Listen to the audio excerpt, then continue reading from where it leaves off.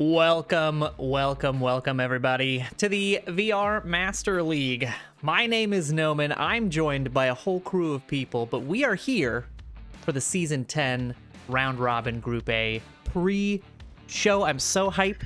I gotta introduce everybody who's on the call, and then we're gonna get started with our little pre-show analysis before we get into the ridiculous amount of games we've got going on today. So, beautiful man to my right, Mr. Nightfire with 2 E's. How you doing, Nightfire?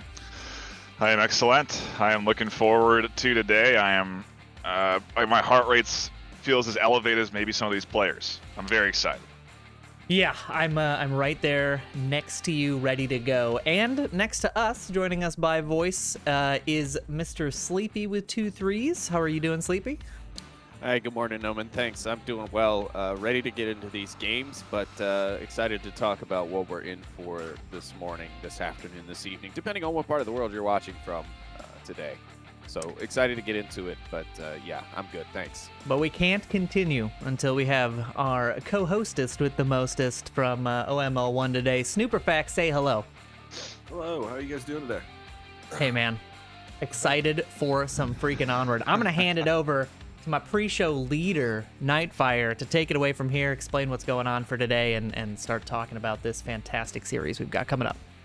Thank you, Noman. Yes, it is a exciting time, dare I say the most exciting time for Onward fans. This is our post-season finale. Over $15,000 in prizing, over 5K in raw cash, 3K in raw cash coming in. There is a heap on the line for these teams and what they're competing for, and it's been, for a few teams, a long draw. For these teams, it hasn't been, but the overall process of the postseason is as such. We've had our Challenger Cups Group A and B.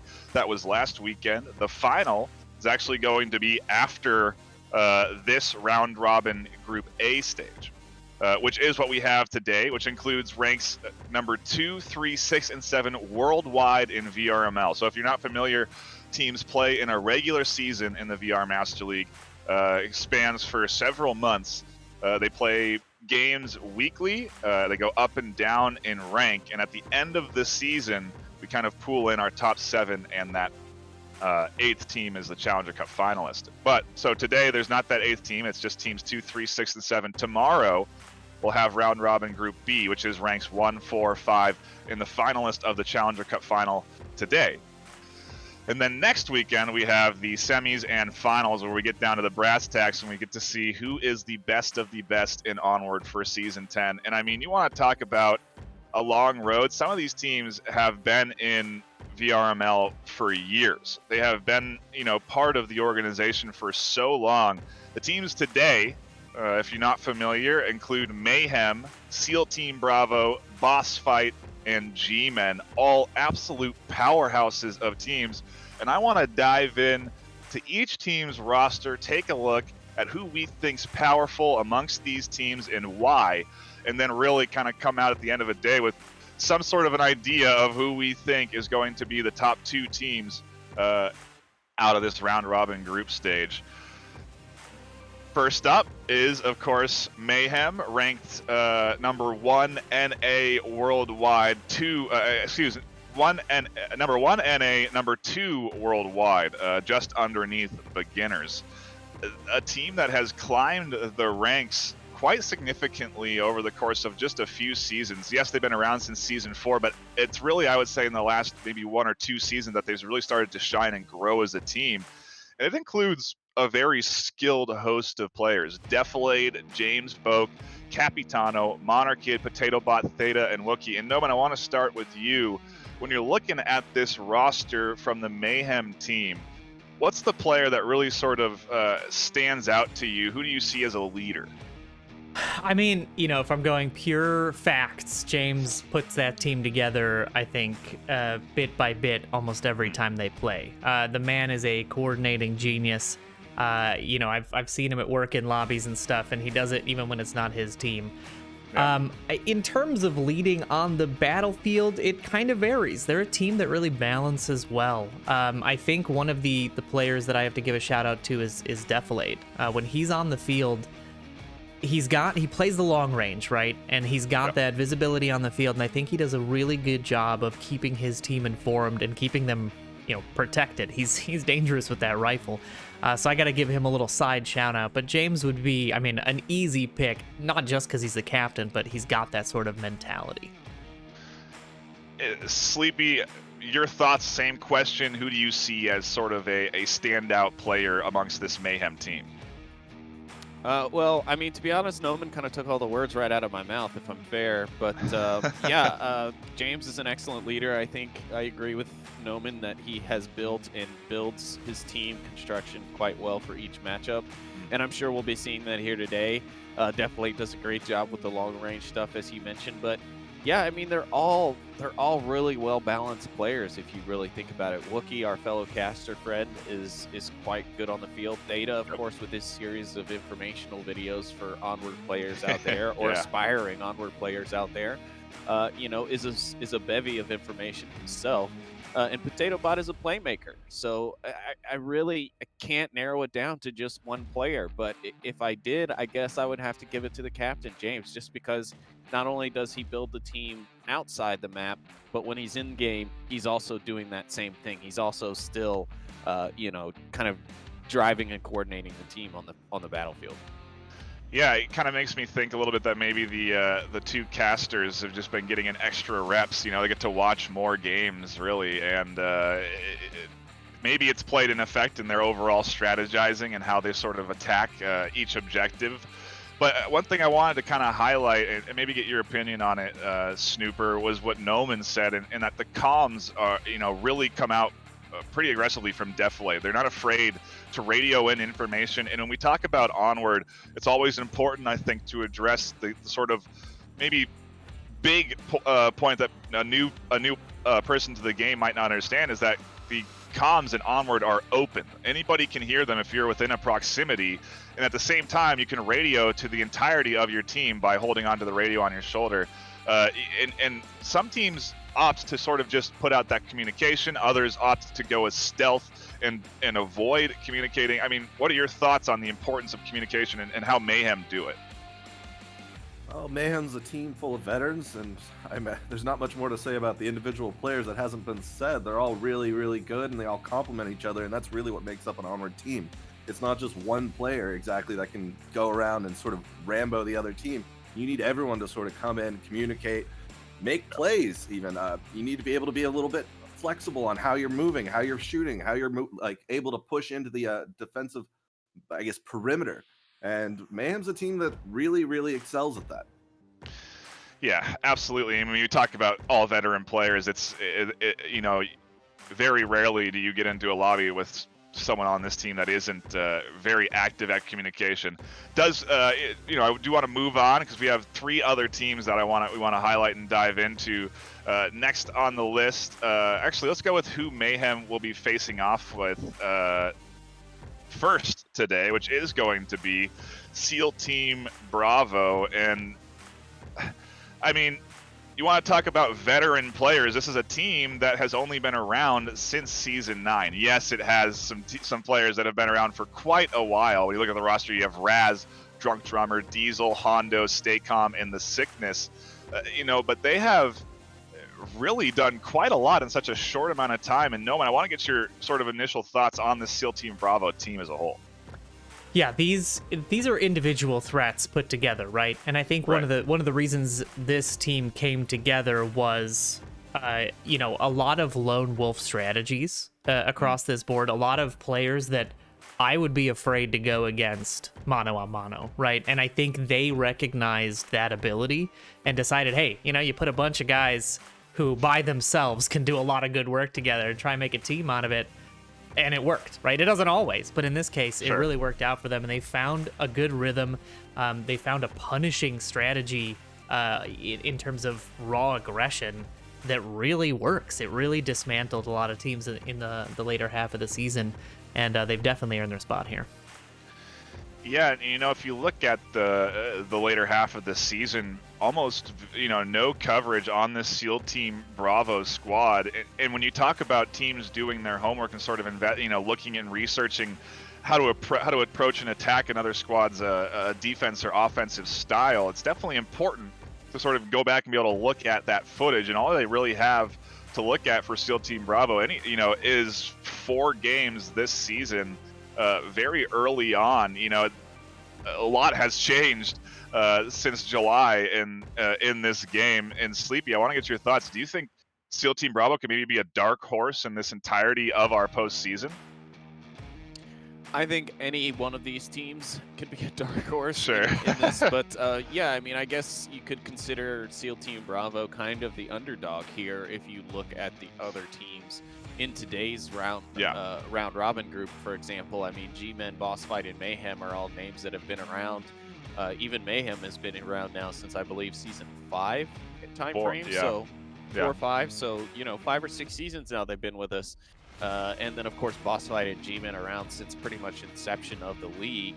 And yeah, so I mean, it is safe to say SEAL Team Bravo are an underdog, but like you mentioned, there are some experienced players on that team. I mean, the Sickness, previously the captain of SMC, and he's also put together other teams as well since that time. He has a knack for actually finding a good quality in players and bringing that together.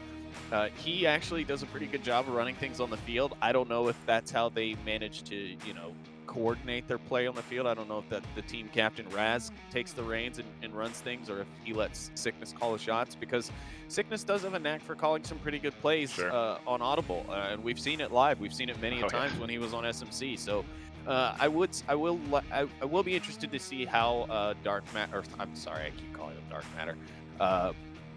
SEAL Team Bravo performs here today, so we'll see, and we'll see how they match up against Mayhem, who we just talked about here, in just a few more moments. Yeah, and I'm looking at the sort of deep dive of the history of this SEAL Team Bravo team, originating with the 3 brothers Raz, Cool, and Seth Bowden. Cool and Seth have since left the team, and recent acquisitions are Sickness and Hondo into that squad. And so, I'm very curious to see, if maybe these pickups are going to play an additional effect that is unforeseen by these teams, because, again, they just don't have the footage to look back on. Speaking of other teams, we have 2 channels live today. We will be, at least. Right now, we are here on VRML, the main, across all of our platforms, YouTube, Twitch, Facebook, and of course venues. Appreciate to everyone that's hanging out in there. We also have matches going on over on Onward _VRML, our main Onward Twitch channel, specifically for Onward games, and this is where we'll see teams like Boss Fight and G-Men. And I mean, you want to talk about a tail end of a group.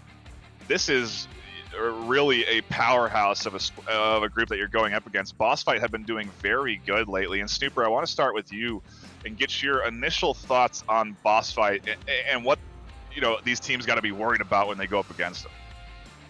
Well, Boss Fight's a veteran team. We've seen them for God knows how many seasons at this point, and they certainly know how to play together. They've got a few really good snipers on their team, and that's something that a lot of teams aren't very used to dealing with. The long-range battle is something, especially with Boss Fight's range. They'll use the 12x and a bolt action to really put you down, or at least a semi-auto, and they're up in the hills. You can't see that far typically with the hollow sights, or even a 2x or a 4x. It becomes a little bit of a dicey deal to pick out snipers like that, but when it comes to the close range, Boss Fight has that too.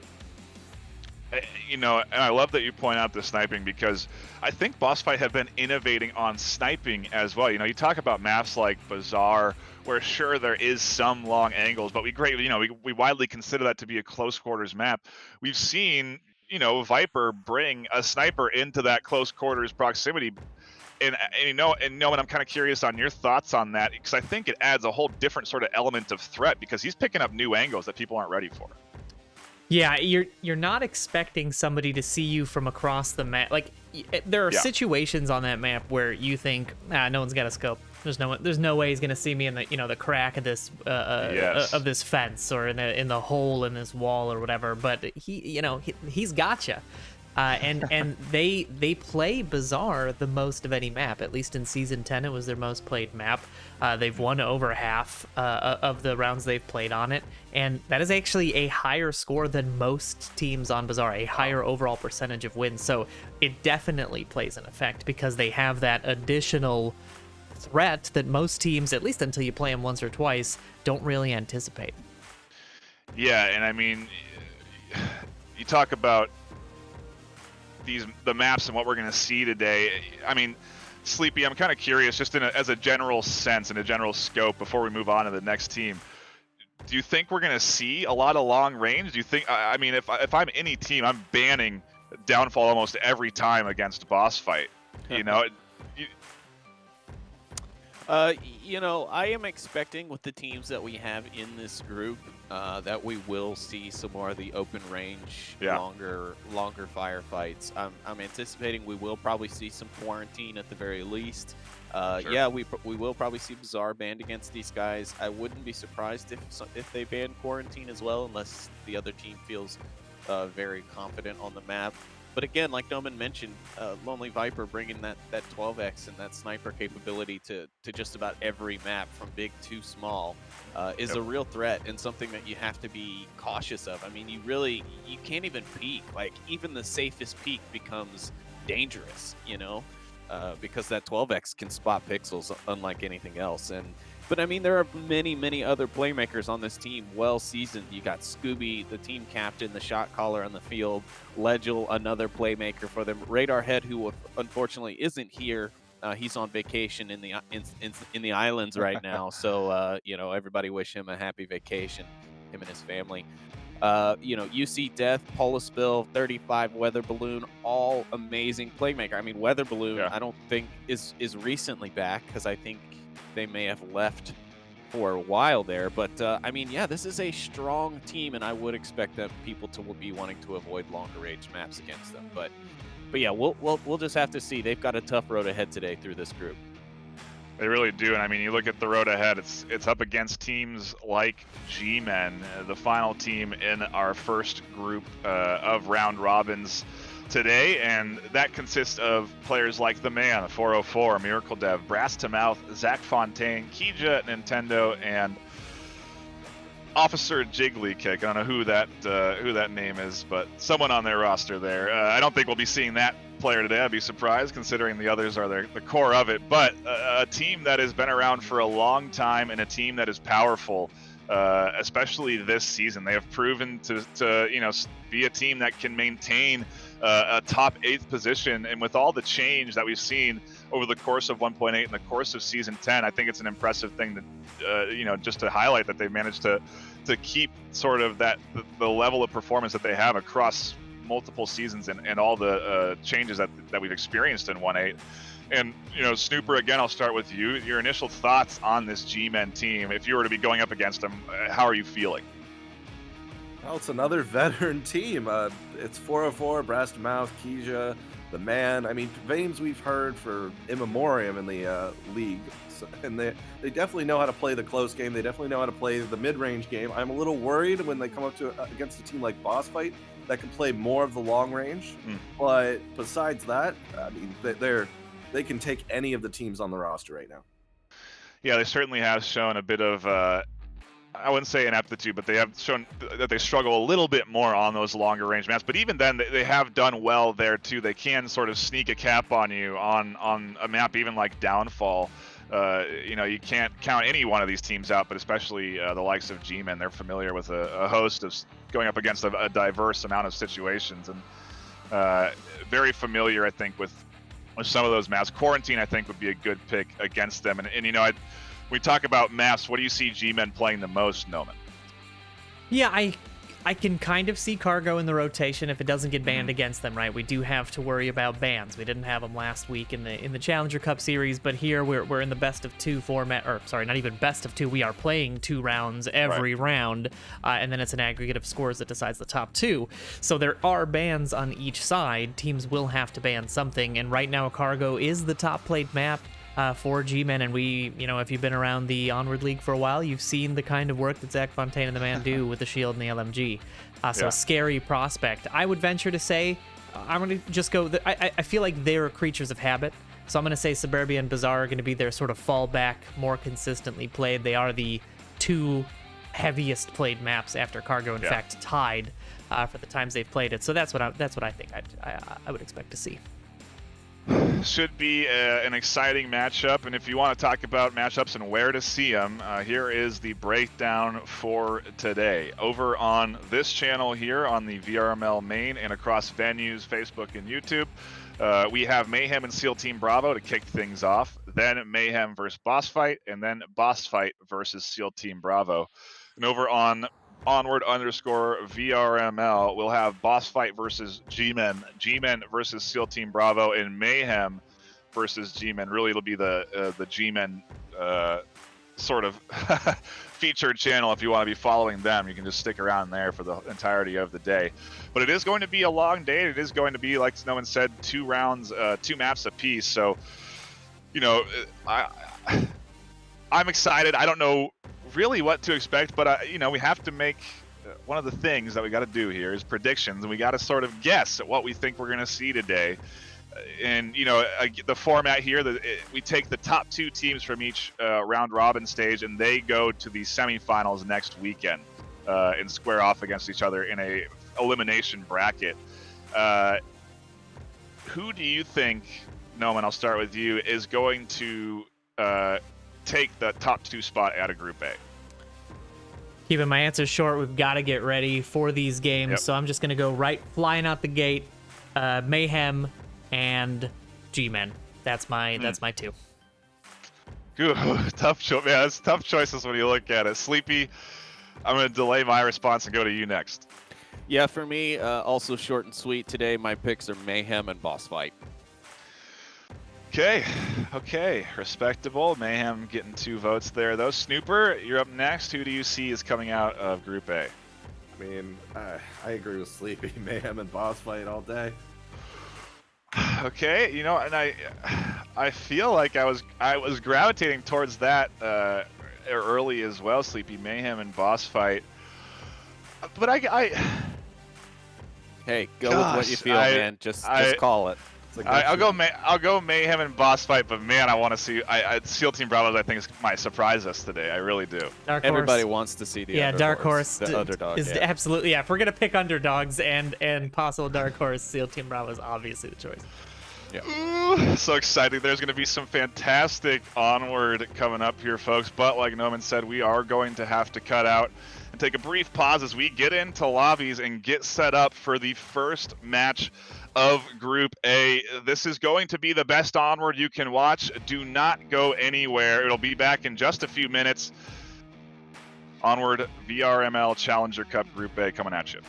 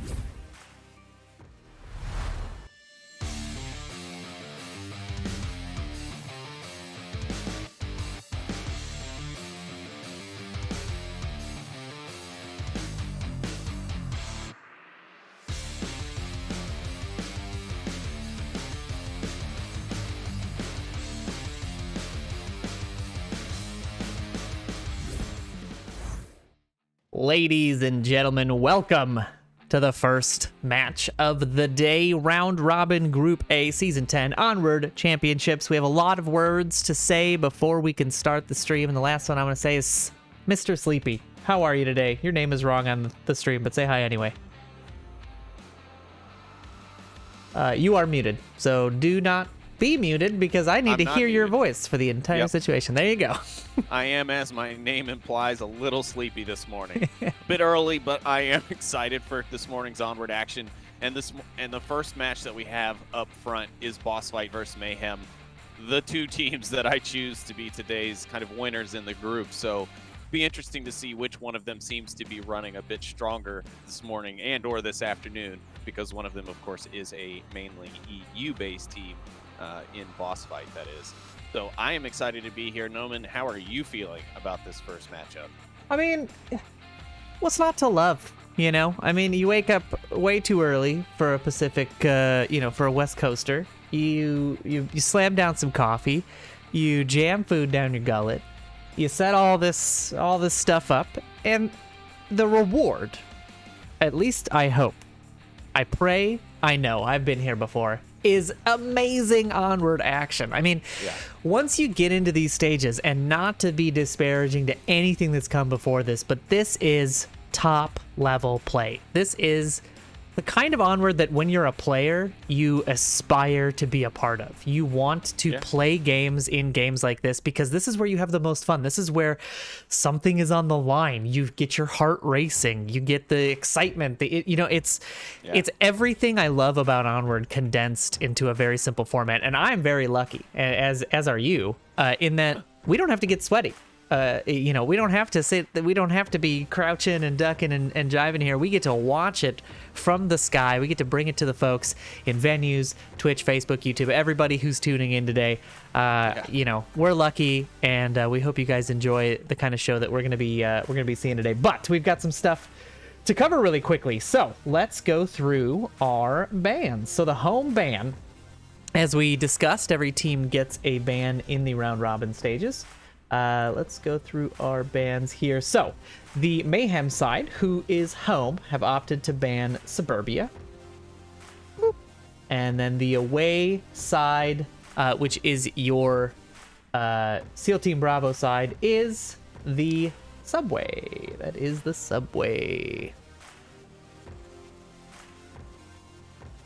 So, thoughts on those bans? Sleepy, the two subs are gone. No subs in this match. All real players and all real maps all the time. No suburbs, no Subway. How does that make you feel? It makes me feel fine. But what doesn't make me feel fine is that I completely misannounced the first matchup, because it's SEAL Team Bravo, not Boss Fight. Hey, that's all right. We've got it on the screen, and the screen was correct for once, so I'm happy with that. Okay, look. I'm going to level with you here. Suburbia for Mayhem kind of makes sense. Has not historically been their strongest map. Subway for SEAL Team Bravo, I guess Mayhem is pretty powerful on Subway. I think it's that North Stair objective, if I had to guess. They are scary on that North Stair objective. Yeah. But we keep hearing the sounds of the false starts, and that means I have to announce our first map because they're just gonna beat us to the punch. They want to get started, and I want to get started. And it's freaking Downfall, Sleepy. Gameplay is kicking off on Downfall, round 1. Underway, Mayhem versus SEAL Team Bravo here. Oh, it's exciting stuff. Did Mayhem? It looks like Mayhem actually opted for Volk. They did, yes.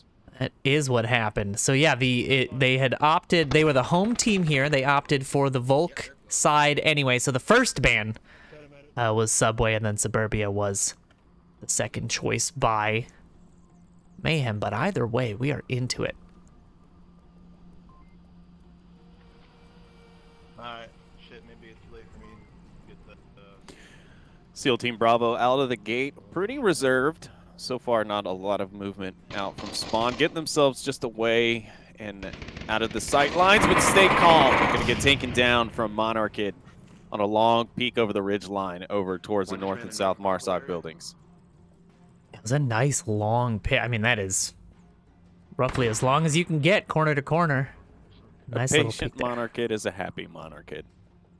Exactly. And now we've seen SEAL Team Bravo here start to tuck in a little bit, get in behind a little bit of cover, and start to try to get visuals on these Mayhem defenders. But they're pinned down. I mean, this is dangerous for SEAL Team Bravo. Once you've stopped the momentum of a Marsoc team on downfall, it can be really tough to start over again, right? If you're not aware of the location of that defense, it can be so nerve-wracking to try to cross any of these angles.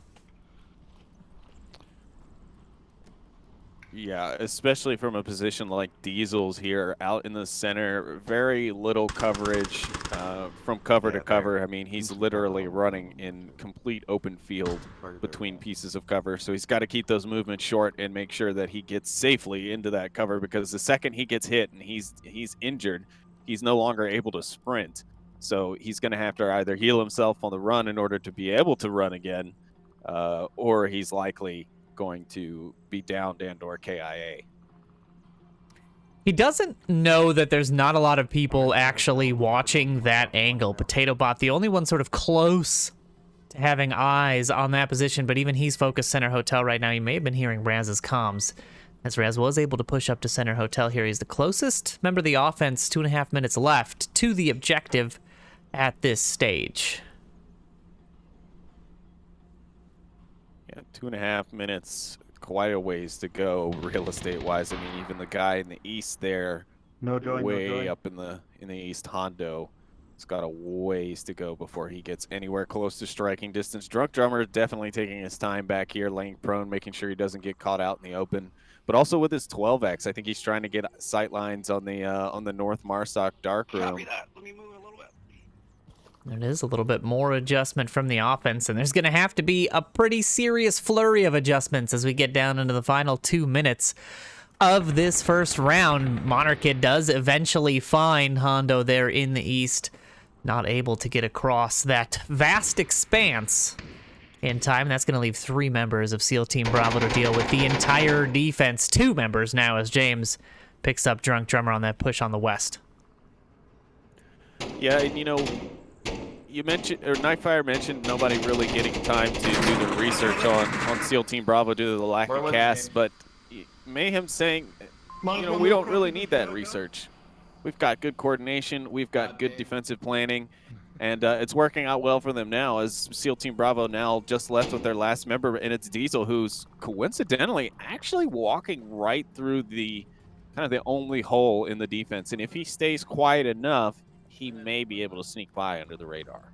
Theta's going to be the problem here. If Theta peeks up over that little, I mean, he's got his head there. He's got the gun up. He spots him out. And there it is. Mayhem will seal the deal on their first defensive round, not losing a single man. But, you know, some will opt to say that the Volk side of Downfall is where the strengths really lie. And so now I'm kind of wondering what this is going to look like when they switch sides. Does Mayhem have a strategy to unseat these very, you know, sort of entrenched defenses, these tight angles? That is the real trick here, but a very solid defense by them to start. And SEAL Team Bravo's got their work cut out for them on Volk in round 2. It looks like somebody from Mayhem has moment. It looks like Wookie there has dropped out temporarily, so we will wait a moment to see if he rejoins the lobby before Oh, go ahead. Sorry, yeah, looking at the map, I mean, SEAL Team Bravo did a good job in their push. I mean, the arc of their kills reflects decent coordination of the team itself. It's just Downfall, like we talked about, is just one of those maps. It's a limits test for you as a Marsoc team, as an attacking team. It's very open. There's limited cover. Granted, they have added some new items to assist with that in recent updates, which have allowed for more attack-based play to be successful. However, as you mentioned, Noman, it is a very defensive-heavy map, and a lot of folks like to play that card when they know Downfall is going to be on the table. And it looks like maybe that's what Mayhem did in order to make sure they get that round win, that map win, for example. But yeah, I mean, still a great play there from SEAL Team Bravo, but they are going to have to step up that pace a little bit if they want to be successful here. Yeah, so I mean, the way this shakes out, right, is SEAL Team Bravo opted to pick into Downfall, and picking into Downfall in and of itself exudes a level of confidence in your MARSOC abilities, right? It is one of the most challenging MARSOC maps currently in league rotation, and you know, I want to see what that strategy looks like. I want to see SEAL Team Bravo come up with some crazy plays here, because for example, that final Diesel push, had Drunk Drummer not pushed all the way up the West Road, right, hadn't gotten picked where he got picked by James, had he applied pressure into the MARSOC towers, kept Theta tucked in, right, Theta was really the only one able to watch that angle, that would have been the play I would have expected to see. And so it's interesting for me to see a team come out on that first MARSOC round and stumble like that. But we have plenty of game to go, and I have got a lot of potential to eat my words. So let's see what SEAL Team Bravo does here on the defense to try to keep things close against this Mayhem squad. And so far out of the gate, they're going to run 3 right out towards the objective. That's kind of to be expected. You know, you want to make sure you have eyes on, especially this objective. Such a sneaky one, as we almost saw there with Drunk Drummer, or with Diesel there in the last few moments. He could have almost snuck in and gotten the cap right under their noses. Stay Calm's going to try and make it over to Dumpster Building. He's going to take a little bit of suppressive fire from Mayhem and the likes of James Boak and Potato Bot. That's exactly what they were waiting for. They're kind of hovering around that center area, looking for that cross, trying to prevent the cross to Dumpster, because anybody getting into this Dumpster building really makes the West Street push extraordinarily challenging. So that is the kind of heads-up play you would expect to see here from these top teams. We'll see how the MARSOC push. I mean, it's looking very similar, right? They've got the same sort of spread, 2-1-2 across the east, center, and west. And they have slowed up in similar positions. So now we're going to see how they break that momentum problem that we saw SEAL Team Bravo run into last round. Whoa, Stay Calm there, having a little bit of a glitch issue. Trying to make a cross and getting pulled back. Now he's over at the building here on the objective, and he wasn't quite expecting that to happen, of course. But it did put him at risk. Potato Bot going to be able to grab Raz off the back ridge on the south valley. Hondo almost taking some shots there as well, but Drunk Drummer. Yeah, with the response. Find the return. There it is. He is downstairs in that little basement. That is a very tough spot to find him in. James Boak and Stay Calm will trade out, but the res is available, and he is in a pretty decent resable spot. All told, Diesel, Drunk Drummer on the objective. Hondo in White Tower on that overwatch position. He's going to have good eyes on that center hotel push. If Modder Kid isn't careful, he's going to run right into the sight lines here. Mono's actually opting for West Street there. James Boak only down there on the field, still giving his team callouts. So again, always double tap those shots if you've got the angle, because if not, you're just allowing that enemy team that intel, that communication beacon. And of course, they do have the option of being revived, you know, as the alternative, which means you're back to square one. Drunk Drummer in the perfect spot here to find these center pushes. I don't think anybody, I haven't seen a lot of usage of that little basement, that first floor spot that Drunk Drummer is in inside of that doorway, but a great usage of that to find 2 picks in this round. I feel like that basement area has been redone a bit.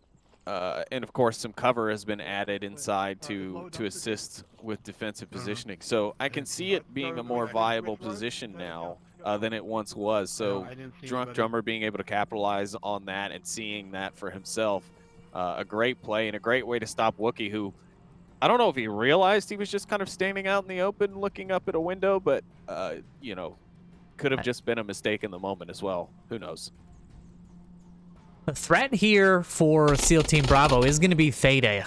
He's going to be applying this pressure from what is essentially their spawn, and this is going to force Hondo to sort of give up his view. There's nobody here aside from, you know, if Drunk Drummer decides to peek out into these windows, which I can't imagine he would.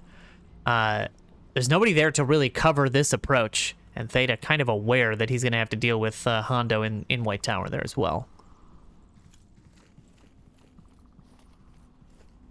Take a look now. 60 seconds left on the clock. Not a lot of time for this Mayhem team to do that work. And this is exactly what I was talking about. These Marsoc rounds are punishing. You have to be very, very diligent to try to win these out.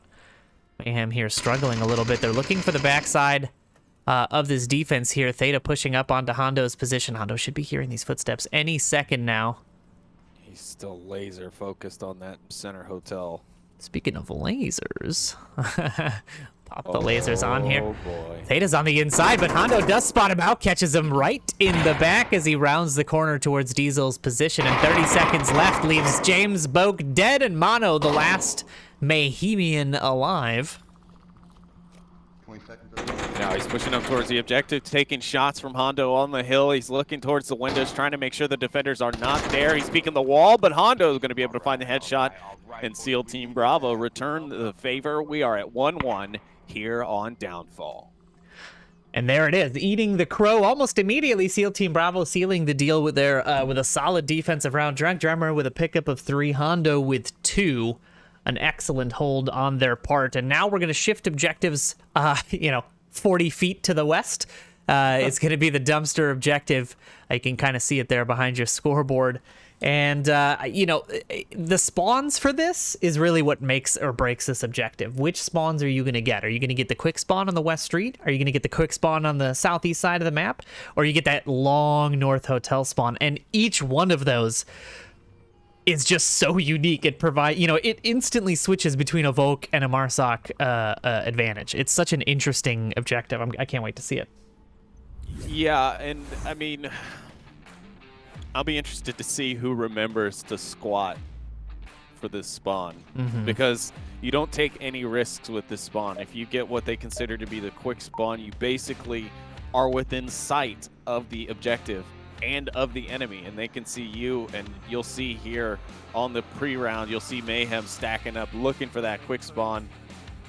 They don't see anything, so they're going to be looking for the alternatives, and one of those alternatives will be that northeast, where you can see in the corner SEAL Team Bravo getting their bearings, getting ready to break out of the gate. And as the spawn gate lists, they are off and spread out, more than likely going to keep themselves on that eastern side of the map. But Raz going to take shots early from Potato Bot and go down. But the possibility for the res is still there, though it will require a bit of coordination and possibly a lot of suppression. Potato Bot looking, trying to get that confirmed if he can. Those shots continue to ring out, but he's not finding any luck there. Diesel stay calm and Hondo here, pushing up this eastern center. Going to be sort of the main pressure for this objective. And interestingly enough, no southeastern coverage by the defense. You take a look at the overhead map here, you'll see the only defender covering that southeast is the White Tower. So leaving it all up to just one person is, kind of. Usually you see a lot of teams try to push that hill, push the eastern side. Plus you get that overwatch ability from that south hill. So to give that up is an interesting choice. They're playing a little bit tighter, realistically. Is all James Boak could be. You could argue that his position could be used to help fend the south, and even the southeast with the way that building is configured.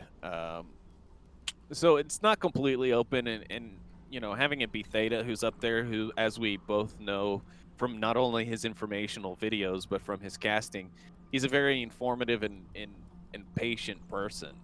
So he's got no problems, seeing someone, radioing it in for now, and then waiting for a better opportunity to strike that person, or possibly even multiple people.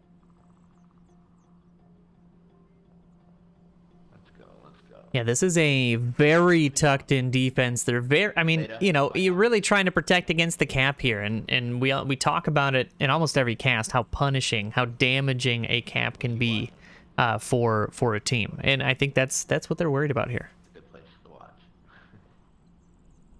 Yeah, the push is coming up the east, or I should say down the east, as they're moving from north to south.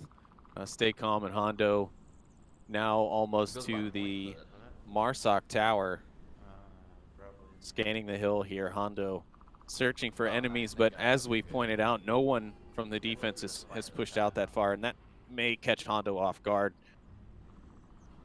You can see he looks a bit surprised as he doesn't catch anyone on the ridgeline, and they continue their push forward. Now, we haven't talked a lot about these new towers in the Downfall realm. These little sniper towers that folks can get into. Now, the windows, I believe, are still not quite in the position that they're intended to be. So a little tall. You got to be a tall boy to look through these windows properly. But these offer a much newer, much higher vantage point than ever before. Drunk Drummer, the nice shot onto Mono there from the West Street. Will down 1 on the objective, leaving just Potato Bot in the dumpster building now to defend. There's another one, dark room, upper dumpster. His ID, the second one. Potato Bot now called out to the team. Drunk Drummer opting for the rotation here. Wookie's going to have to deal with him. Stay calm and Theta, meanwhile, trading headshots on the other side. Wow, excellent stuff there. Ooh, Diesel again. Same route as before. Walking right through the middle with the shiniest of brass ones. Drunk Drummer looking for James on this quick peek. Oh my goodness, James keeps baiting them out. Meanwhile, Wookie deals with the Diesel situation in the center, and that's going to force the SEAL Team Bravo team to try to unseat him from the top of Center Hotel. Wow, Wookie's call-outs, very good. He doesn't know that Drunk is also right out here with Raz, but he does call out Raz and the sniper in the west. Wookie not taking any chances as he goes ahead and pops around to pre-fire those stairs. I mean, the 40 seconds that are left on this clock really are going to push SEAL Team Bravo to make some interesting choices there as Wookie cleans up Raz on that final push. Drunk Drummer now. He's got Pat out. He's pushing the corner here, and I don't think anybody's going to spot him unless Potato Bot is ready for it. Wookie with a nice shot onto Hondo, but no, he's moving a little too quickly. This is a cap right here. He moves inside now. He's even more protected, but he's not because Potato Bot looks down from the window. He hears the cross and gets the kill. Mayhem go up 1-2-1 here on Downfall. And he stayed just a little quieter. I mean, he had the cover of Wookie's gunfire there initially, and as soon as that gunfire went away, Potato Bot was on point in listening for those footsteps and IDing that rush. I know it goes against every fiber of your being to want to stay outside where he was in cap, but in this particular situation, and of course he cannot know this because he doesn't have the view that we do, that was the place he should have capped because that is where Potato Bot wouldn't have been able to see him. So unfortunate there for SEAL Team Bravo as they are unable to convert, but still a great play, and they managed to do quite well there for only 40 seconds left. That was, as like you were, I was a bit concerned with their ability to get to that objective point again. Yeah, the amount of cover fire was almost just right, and yeah, like you said, on the outside corner of that wall is such a dangerous spot, and Potato Bot would have been able to most likely rotate out and grab the pick anyway, but still, the attempt was made, and I can't fault him for it, especially when the clock's running down there. You may as well go for the 2 points when you've got a good bit of defense left. For sure. So it looks like we should just go to the 2 points if you have the opportunity to. I mean, honestly. But then again, you're talking to someone who kind of always goes for those cap opportunities. Right.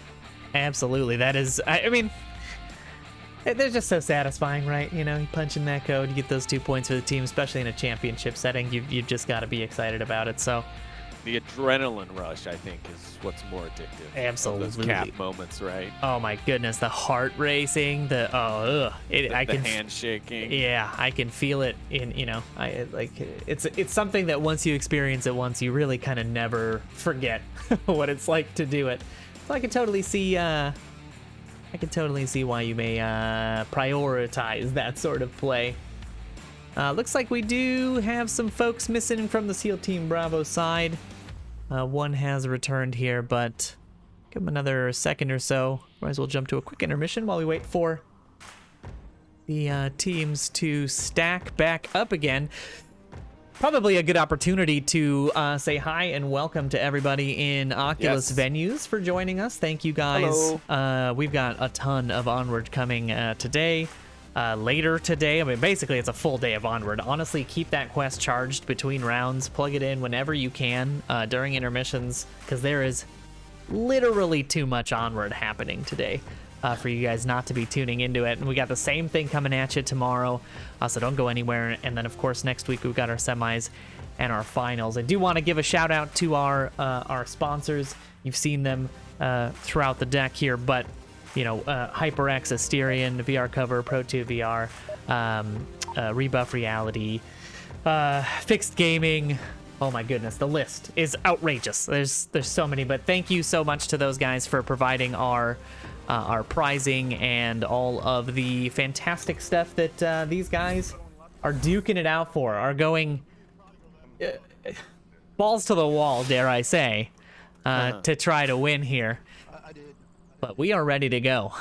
Just enough time, right? A perfect call out and perfect timing as we get into the defensive round of round 4. Raz has to tuck in as James loud call out. applies the pressure there. Yeah, he's got the... Hey, listen, the sound carries. It is proximity audio. Get it out. To a certain distance. And there it is. James putting a little bit of pressure on center hotel. Raz really in a dangerous spot here. James looking to try to get this pick. I mean, he is not going to give up this angle. If I know James, he'll play the patient game until he sees that he can't get the shot. Meanwhile, you've got this push here, Wookiee and Theta, the casting duo from the Mayhem squad, pushing through the south center ravine towards the White Tower. Not that I could hear. It's a good distraction play that's kind of happening in the south right now.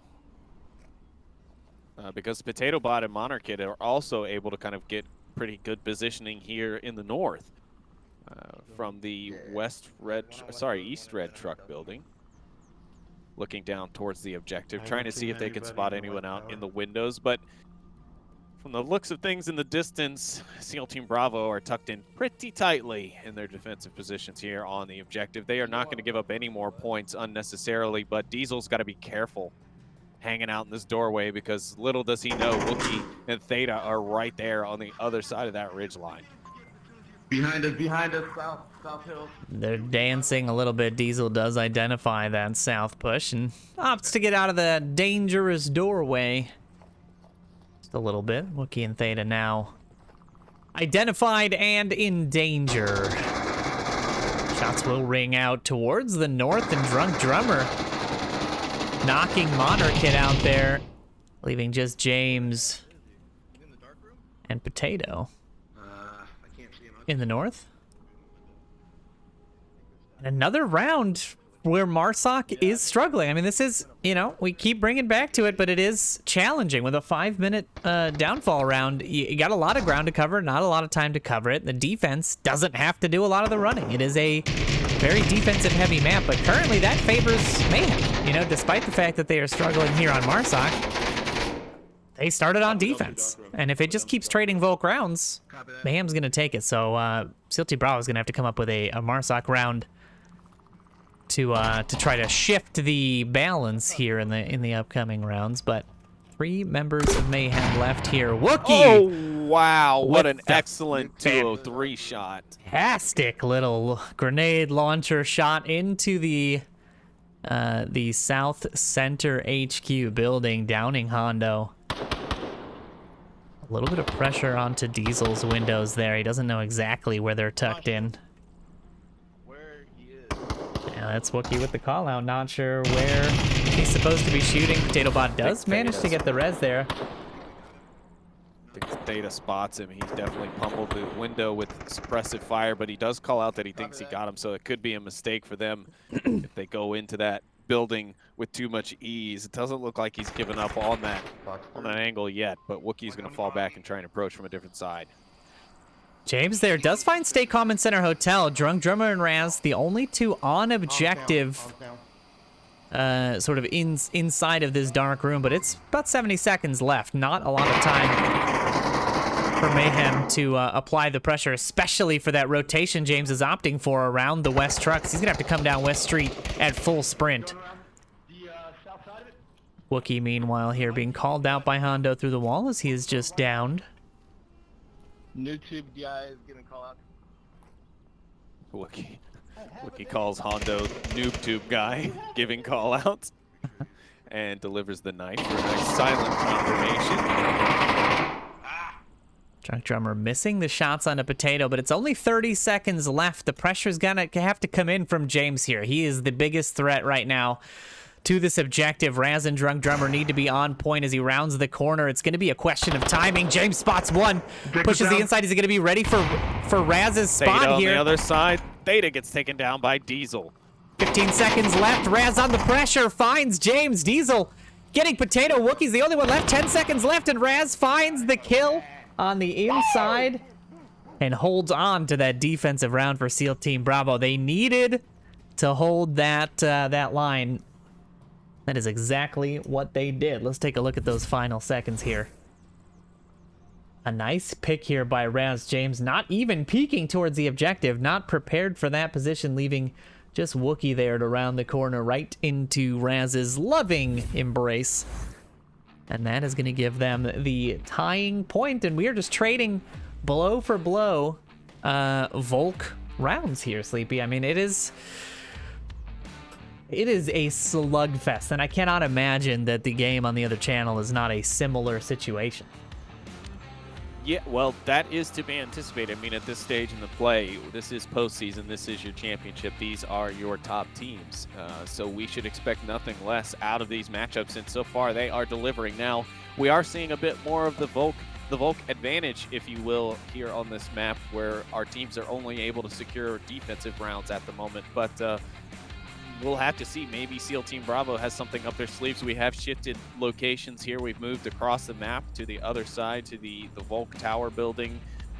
Multiple call-outs, across the league itself. But it's interesting to see. This is an objective that we have seen capped a few times throughout the season and throughout seasons before. So I'll be excited to see what SEAL Team Bravo has. I'll also be excited to see if Mayhem has something, or even has an opportunity to show us their attack on this objective if SEAL Team Bravo is unable to convert an uplink here. Well, we don't have to wait very long to find out, because Mayhem starting off their defense of this objective right now. Right now? I think you heard me, Sleepy. I think you heard me and Mayhem heard me, because they are on their way to setting up their defensive positioning here. SEAL Team Bravo gets that center spawn over the east. Get eyes on early, but Mayhem knows they got to tuck in quick. This is the problem with these Volk defenses, though. You can easily put yourself at a quick disadvantage by being caught rotating, a little too late into the round. You got to get to your spots. You got to get to them quick. And you got to make sure nobody sees you doing it, because that is the hallmark of an effective defense. If they spot the building you're in, that means they know where to focus fire, and you have got to be careful with that. Mayhem, though, doing a good job tucking in. SEAL Team Bravo, though, I like their spread here. They've got the right coverage, got eyes on in every direction. I think this could be the Marsoc round. I'm getting that vibe from the SEAL Team Bravo team right now that they want this Marsoc round. What's uncomfortable to me right now about the Mayhem defense is their entire defense is off objective. The entire thing. Now, they have pretty much every approach route covered, and they have a doubled up coverage on the actual objective itself on the outside. But if SEAL Team Bravo somehow manages to pull a sweep through the west and taking out Potato Bot, Wookie, and Theta, it could spell an unfortunate end, because they can enter in through the basement of the objective building and get that cap from inside, well protected from James Boak or Monarchid. So I don't anticipate Mayhem would let that many people go down without rotating defense a little bit where they could. However, there is a little bit of a flaw in that. Drunk Drummer here. I mean, we're laying down right next to him here, looking down the barrel of his gun, more or less. Of course my tracking starts with He's got ID'd Potato Bot in that northwest HQ building, and he's got him dead to rights in that window, peeking every now and again, but he's missed the shots, had a bit of a tracking issue there with the headset that forced him to not take that third shot. But Potato Bot is definitely in danger here. You see the laser just dancing over his just window. perfectly placed, waiting for that head to pop up into it. And Potato Bot, I mean, he's going to take one peek and it'll be his last. Well, maybe not. Drunk Jumper will start to kind of slowly position himself and out angle. Oh, nope. He's just getting a little bit more elevation. That's all. Yeah, I mean, he's got the advantage there. I don't believe Potato Bot's got that long range scope. So we're going to leave them to their fight. And we'll check in with Stay Calm and Diesel here in the middle, as well as Hondo on the northeast. Now, another thing to note is these teams are playing without smokes. You haven't seen them. They're still temporarily out of the league as they undergo some adjustments, but Downfall, definitely a challenging map when you don't get that smoke coverage, that smoke confusion. And that's, I think, one of the reasons we're seeing such a Volk-sided advantage here. At least the argument can be made that that is one of the reasons we're seeing that.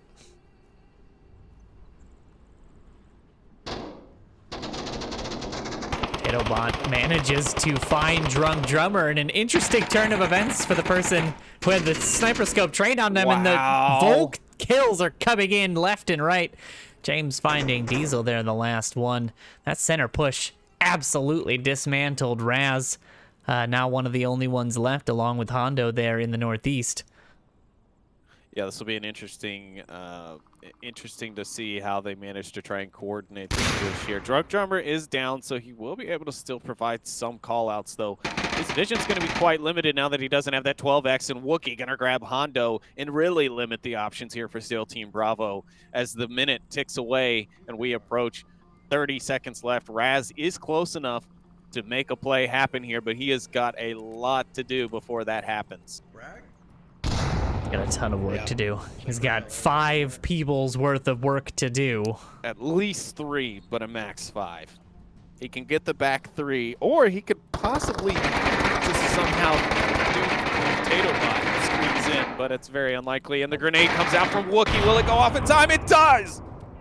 Fantastic. Wookie grabs the frag onto Raz, and Mayhem grab the advantage on the map. There it is. They continue to hold on. Wookie with the 7 kills. James with 6.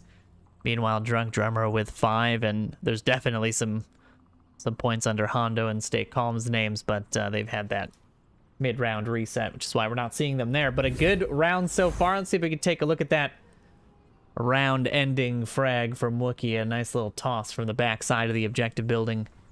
Finds its target and gives Mayhem that point. Now it's going to be SEAL Team Bravo. They got to hold on to the Volk, but then it is the all-important Marsoc round. They couldn't get that center push in this time, so I don't know that you can really push through the mid of this map. Like, I'm kind of watching them do this, and it doesn't feel like that is going to be a good approach. There just isn't enough cover from cross to cross for you to be able to make any sort of maneuverable play unless you have some really substantial suppressing fire. Yeah, it's really going to come down to suppressive fire, and I've been seeing a little bit of a lack of that here today, but to be fair, you're a lot more spread out on Downfall, so suppressive fire can be a bit harder to coordinate correctly because just firing somewhere isn't necessarily suppressing the right thing. You need to make sure that you're suppressing the right areas. Like you can see there, the shots coming out from, I'm not sure, one of the Mayhem members, but they're looking at specific places. They're looking at specific spots. They're not just simply firing in a direction. Now, in certain cases, yeah, you can fan fire and spray out back and forth like your Tony Montana and Scarface, but that's not really effective suppressive fire. You really need to be focused in specific areas, locations that you either know or are places that you might anticipate someone being. Yeah, I'm looking around now.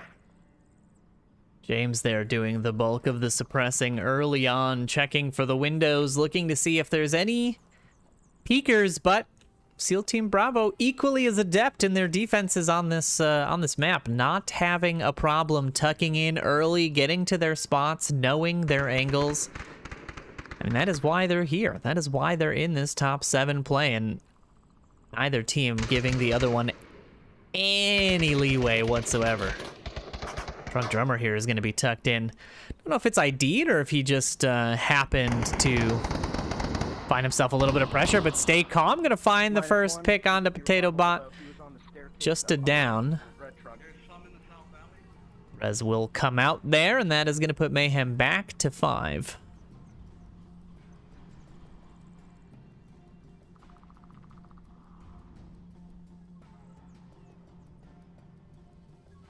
James, Potato, and Mono here at the East Red Truck building. They're kind of pinned. They don't have a lot of options to go. I mean, Hondo and Stay Calm both have eyes on this position to cross. It's going to be up to Wookie and Theta, the casting super team down in the south there, to put a little bit of suppressing fire, draw some eyes away from the upstairs here, but they're not drawing away Stay Calm as he finds James Boak pushing out, and that is the captain out for Mayhem, leaving just 4 with 2 and change minutes left here. I mean, this is what we've been seeing this every round, right? I mean, it's just the Volt gets those 1 or 2 picks, and then the offense has to adjust, and it's just so difficult to adjust on this map. Drunk Drummer there with the shots onto Theta. Long range. Mayhem down to 3. So what I'm really interested in is how Potato Bot and Monarchid plan to make this attack without any sort of effective coverage. They'd be lucky to make the cross, let alone the actual attack onto the objective here from this positioning. Honestly, hey, if you're gonna go, I can. Considering the suspension of the smokes currently, the way that SEAL Team Bravo was approaching was probably more effective. You know, come from the south, you have better coverage to bound between. You also can duck into, you know, the building itself and protect yourself during a cap, whereas you cannot from the approach that they're currently going for. So if Monarchy can get the shot onto Raz... I think that might have been bit of a bug issue there that we have seen in the past with Prone. The gun model there potentially killing Mono. I mean, who knows? Just conjecture from the casters here. But that is gonna leave 2 left in the round. Just Potato Bot and Wookie with roughly 60 seconds left to try to put something together. Potato Bot getting into a pretty good position here. This is actually kind of a... If you could just slow down a little bit. Just stop making a little bit of noise every now and then.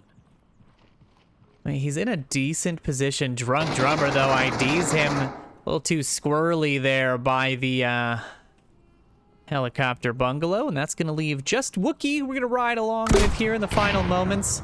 He's going to drop the M203 into the window, but not going to actually find its way inside, and that's going to leave him with 35 seconds. And not a lot of options as he has to push into the objective and right into the defense that is tucked in and waiting for him here. Saw him run in, and there it is. Hondo picks up the headshot onto Wookie. We pick up yet another Volk round, and Mayhem goes into the final round of this first map, round 7.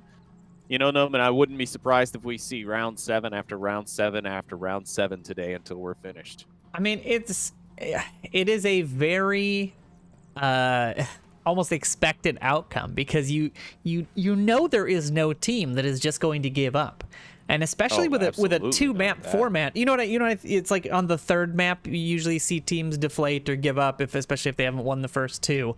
But here you don't have that. You only have 2 maps. You have to play absolutely 110% the entire time. Does not matter what it is, because more than once we have had the score come down to 1 game, to the last game of the series, to the last match of the series. So it's not over until it's over, and I think a lot of teams really recognize that, and we're going to see that level of effort throughout the day, throughout the weekend, really.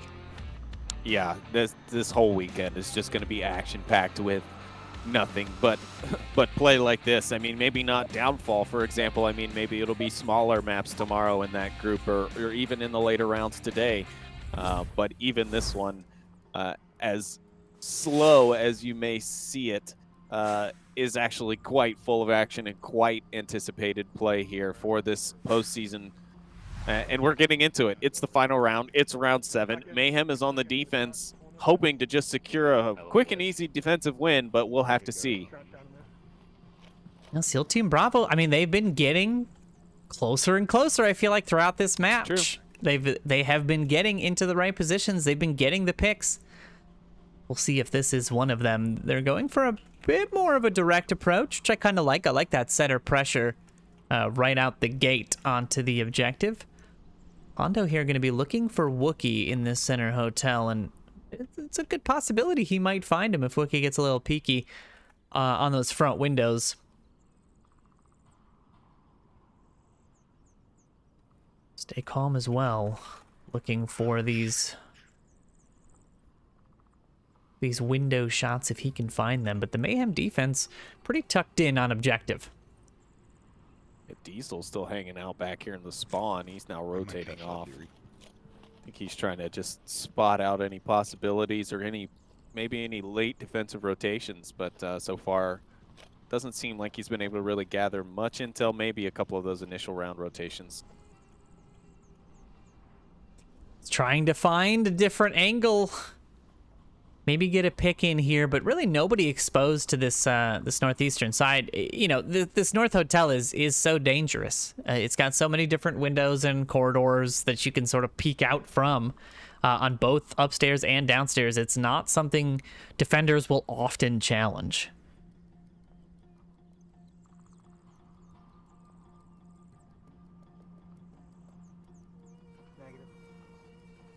Still 3 minutes, 20 seconds on the clock. Nothing but rotations and movement here from SEAL Team Bravo so far. They, of course, not want to give away their positioning too early. And as I say that, Hondo going to let shots out towards that center hotel. Or actually, sorry, towards that brothel building behind. Or as it's so called, the brothel building. But no one's going to be there. It's just some defensive check fire, making sure no one's there waiting to ambush them as they cross through these open passages. If we're taking a look at the positions that are sort of covered, Theta's watching over that southeast area. Mono's got a bit of the northeast, but the aggressive northeast, but the ones coming out from Center Hotel down towards Crater, so they're not going to spot Diesel just yet. Potato watching out towards the west, James watching south, and Wookiee's kind of just the pin in the middle. He's going to be the guy who rotates on a dime, right? He can pop out and sort of shoot in any direction as needed.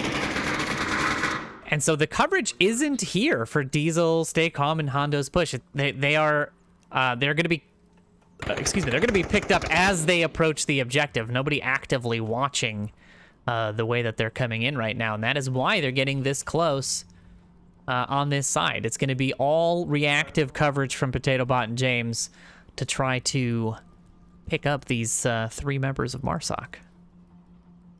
Yeah, Diesel so far doing a great job managing this speed, staying low, making sure not to kind of give himself or any of his other attackers away. Of course, Hondo, having already fired, will have somewhat done that already, but not in this particular approach case. James Boak will find a nice headshot on the Drunk Drummer across the map there in the South Ridge exit. Go ahead and keep firing this for some confirmation. And meanwhile, Diesel gets a free bit of coverage audio that he can use to sneak up on the building. It's a lot of communication coming out from this Mayhem team, and right now, Hondo's. They're moving. There it is. Hondo's footsteps ID'd their Diesel, trying to tell Hondo to slow it down. He was creeping up here, but the shot's coming in. Mono able to react off of that and finds one. The pressure now coming in. Hondo and Stay Calm on both sides of this building. Going to be pinned in by Mono. Hondo peek in the corner, doesn't find love there. Meanwhile, Raz pushing Center Hotel. Going to trade with Wookiee here in just a few moments. Stay Calm looking for the outside. Is Mono going to find the pressure? Raz Still rotating with back on Wookie. There it is. He does find Mono. And then gets traded out with a Wookiee there. Wookiee also going to be able to pick up Raz now. Stay Calm, going to be the last member of SEAL Team Bravo as he is pushing his way up towards the objective building. He's got his work cut out for him, though. He's got Theta inside. He's got Wookiee right there in the center hotel, and that is going to be it. Mayhem pick up their 4th point and the first map here in the series of 2. Was a fantastic series. We went blow for blow. Wookiee, 10 kills. James with 7. Drunk Drummer, 7 on the SEAL Team Bravo side. 3 for Hondo, 2 for Diesel and Raz as well. So a pretty solid showing there. But we went blow for blow in the Volk situation. Literally. I mean, really just, well, yeah, Literally. one after the other.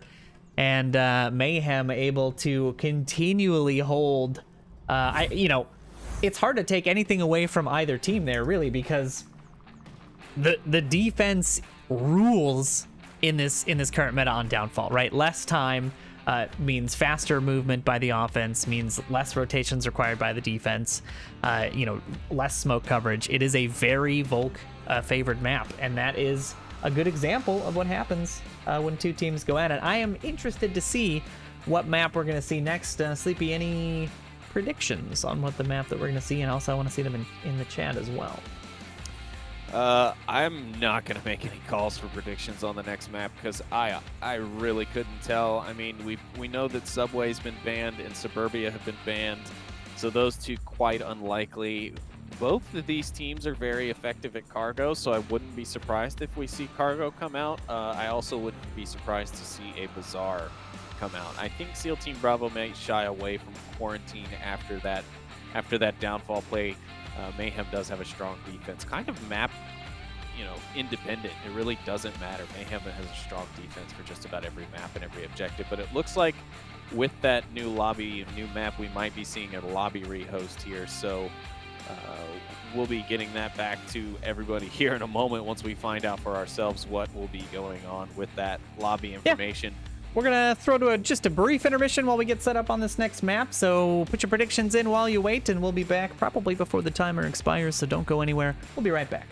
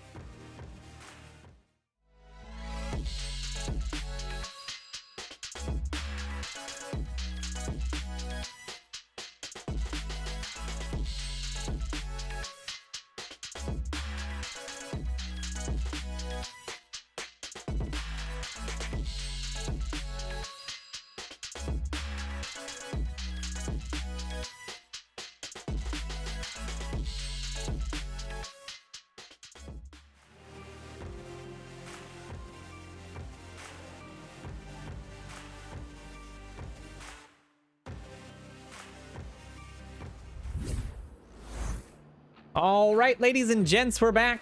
We had a little lobby shuffle there, but we are back in. We have our map chosen. So if your map to guess was Quarantine, then you get a shiny a penny from me next time you see me in real life. So bank that, keep those up here. Bring Because your loafers, folks. if you're short a penny for anything, I'll have that for you. Quarantine's going to be our second map for this first round of play, and I'm not going to make you do predictions, Sleepy, but I am going to ask you, are we going to see the same sort of slow, methodical play here, or do you think they're going to start using these sort of, relatively speaking, newer setups in Quarantine to apply early pressure? We're going to see a shift in gameplay from either of these teams.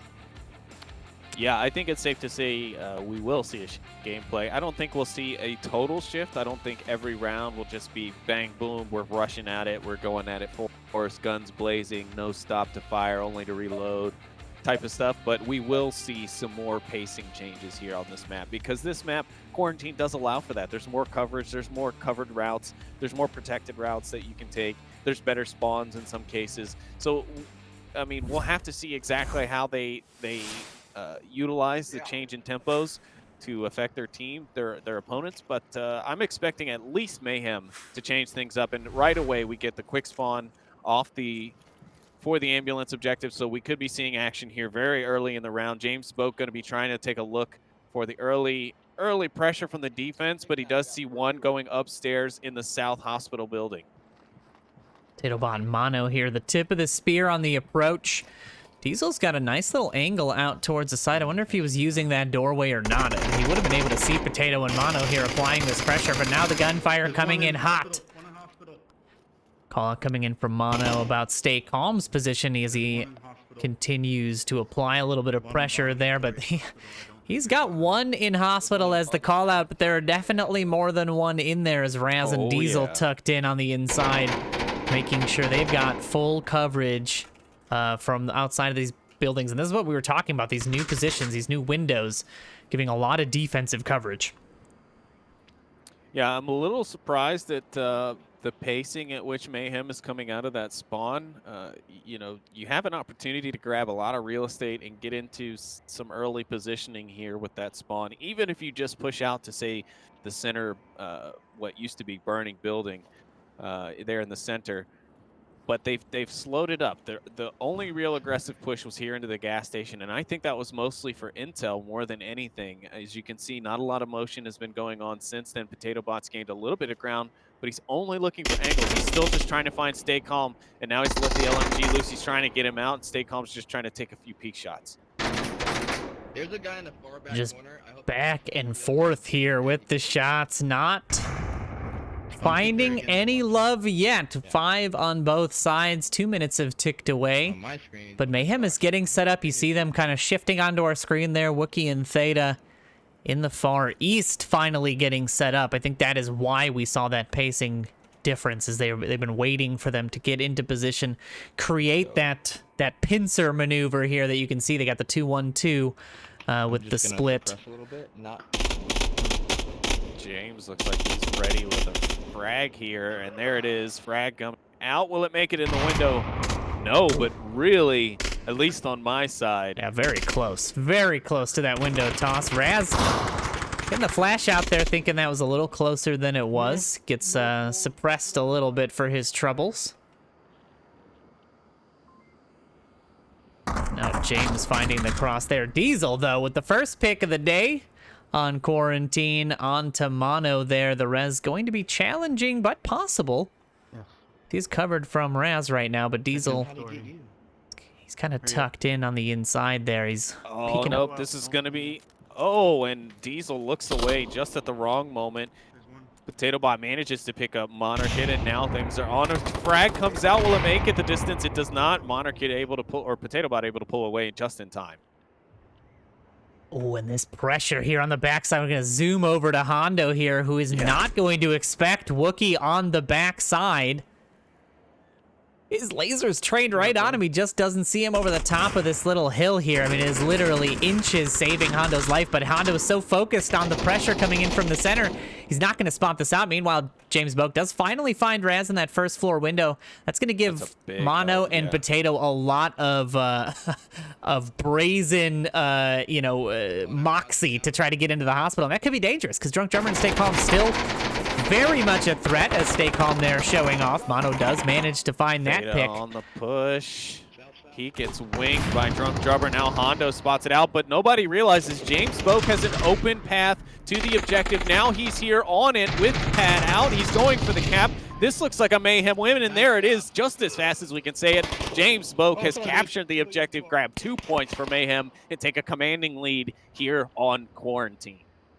That right there is exactly why we saw that pacing slowness in the beginning for Mayhem, right? They needed to get that pressure from two sides. They needed to cause that confusion. It was just enough to get James in towards that objective. We'll take a look at it here on the instant replay. You see Wookie there finding the back of Hondo after he deals with the Theta pressure, but not enough as the rest of the Mayhem offense crashed in, applied that pressure, and James with the quick punch of those 7 numbers in gets Mayhem 2 points here and the first cap of the day, at least on this channel, here in this Mayhem SEAL Team Bravo match. What a series so far. Yeah, excellent stuff there from the Mayhem team and from James Boak. I mean, that was a lightning fast cap there. And honestly, I'm surprised Theta wasn't taken down a little quicker as he pushed out. I mean, Drunk Drummer had spotted him, and he managed to stay alive there for quite a moment there before Hondo picked him up. But either way, a great play there. And, you know, it was a really solid defense from SEAL Team Bravo. I mean, the only exception being that they really didn't have anyone on that front side to protect from the sneak in through the ambulance. I mean, Raz was their kind of their sole line of defense for that north side of the objective, and that you just cannot have that with ambulance. You need somebody somewhere with the sight line to that corner, because once they get around that corner and tuck in, if they're a fast capper, it's pretty much the end of the route. Well, it's the start of this round as Mayhem goes to their defensive round here and is definitely thinking, hey, let's get this to a 3-0 lead early, but SEAL Team Bravo wants a cap of their own. I don't think they're going to let this one slide, and they're going to apply every last bit of effort they've got into trying to get in range of that cap. And we'll see who comes out on top here as round 2 gets underway. We'll see if they happen to utilize any sort of early strategy, any early peak advantage. Diesel going to be the tip of the spear on the push this time. He's looking for any advanced positions, but just like SEAL Team Bravo, Mayhem not taking any sort of chances, with the only exception being they've got James Boak in the position like we talked about, just north of that objective, making sure nobody's just going to sneak in. And Raz going to be able to snag Theta early on with a nice clean headshot, and Mayhem already down to 4.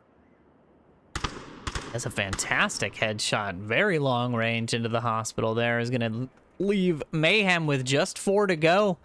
That dream of starting 3-0 is going down already. Drunk Drummer applying the pressure onto Wookie. Tucks in just in time. Not losing his life. Otherwise, that could have spelled disaster. I mean, that is a lot of people to lose within the first minute if you drop 2. So good on Wookie for evading those shots. I like Monarchid's flank that he pulled here. He pushed east off the spawn, went far east, wrapped around through the center, and went through the parking garage to come up into the tank courtyard here. And it's a nice position that, if unchecked, could actually come in behind the offense from the center and push west towards Stay Calm and the gang in the gas station and really lock them down. His only problem is there is a flanker on the SEAL Team Bravo side with Hondo, who's far in the northeast. And he's going to be looking to get some justice of his own. There's a lot of commitment to this western push. And there comes the gunfire pressure, but James with the quick response. Drunk Drummer going down. That's the long-range shooter right there being out. Mono putting a little bit of pressure on to Stay Calm and Diesel there as well. Looks like Stay Calm receiving the brunt of that fire. Diesel rotating now off of those sounds. Going to try to find Mono in that center courtyard. He's getting that elevated position. The grenade, meanwhile, coming dangerously close to Stay Calm. Almost missed it there. But now he's looking for... Mono's going to have to... Monarch's going to have to be careful for Hondo. Hondo sneaking up behind him now through the parking garage. He is. One at gas station area. Just tucking. Shots coming out. Potato Bot does manage to grab Raz in the gas station. That's going to leave a 4v3 for us here. Hondo could find the top of Mono's head, but Mono's tucked in a really tight little spot here, waiting for Stay Calm to make a little peek. That's going to make it difficult for Hondo to find it, but he's going to rotate just in time. Hondo's got the advantage here. He's not going to be ready for him, and there it is, Diesel. Ooh. Almost. Yeah, I mean, that was as close as it could get. Mono definitely not prepared for that flank by Hondo. A nice little toss there of a frag. Not gonna down James. The defense stays 3-3. James looking for Hondo. The pressure comes in, but James wins out in that trade. Yeah, solid play there from James. Didn't get too excited. Came around the corner firing. And manages to pick up Hondo as he approaches in an aggressive attempt at the objective. Now Diesel, they're looking towards the center, hoping to maybe take a shot, take a peek at James, get a better idea of where he is. Oh, he takes a quick look. He might spot Diesel. He does. James Boak picks up the kill. SEAL Team Bravo now left with just Stay Calm, who's quietly approaching the western side of the hospital warehouse here. Just shooting the shoot right now. Potato Bot should have this angle pretty well covered with Wookie backing him up. This should be open and shut here, and it is Mayhem take the round 3-0 on Quarantine as they pull ahead on SEAL Team Bravo. Yeah, that is exactly what Mayhem wanted, and that was, I mean, the pressure was there from SEAL Team Bravo. The disjointed push, I think, is what set them back there, right? We had Hondo putting the pressure on the objective there nice and early, but Stay Calm wasn't in a position to support him. He couldn't help him with James.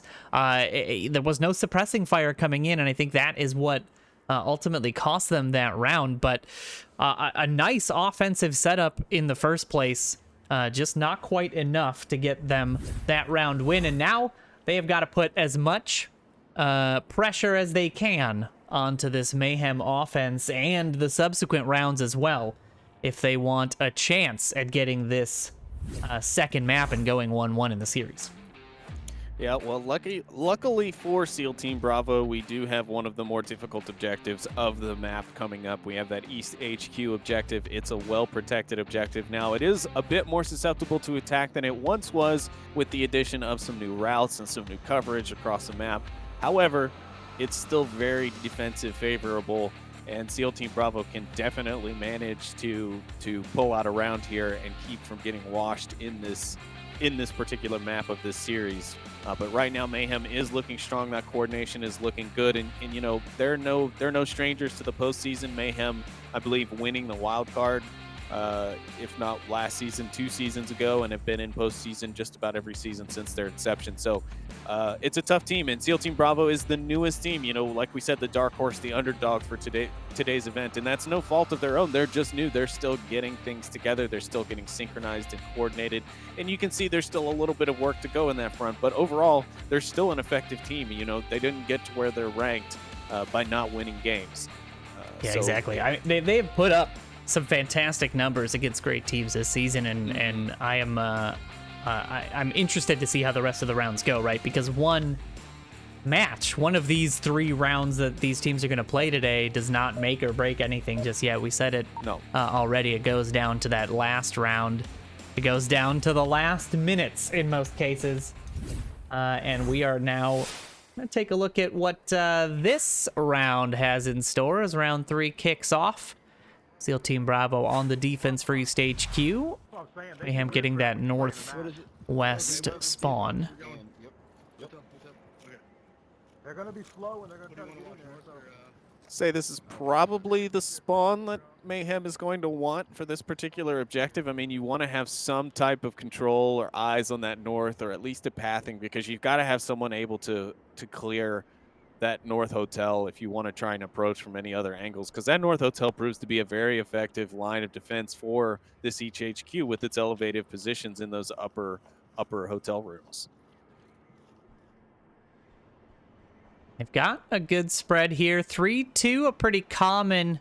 They tend to go 3-2 to a 2-1-2 throughout the matches. They split one off of the three to find a new angle as to approach from an offside position, but looks like SEAL Team Bravo set up in some pretty good spots. Nothing too off meta. Drunk Drummer, the resident long-range man, upstairs. Stay Calm and Raz on objective. Hondo and Diesel in the back, and Monor Kid gonna make the first mistake for Mayhem this round as he unfortunately team kills there. And that is a breakdown in communication. That is not knowing where your teammate is going to be. That's a plain and simple.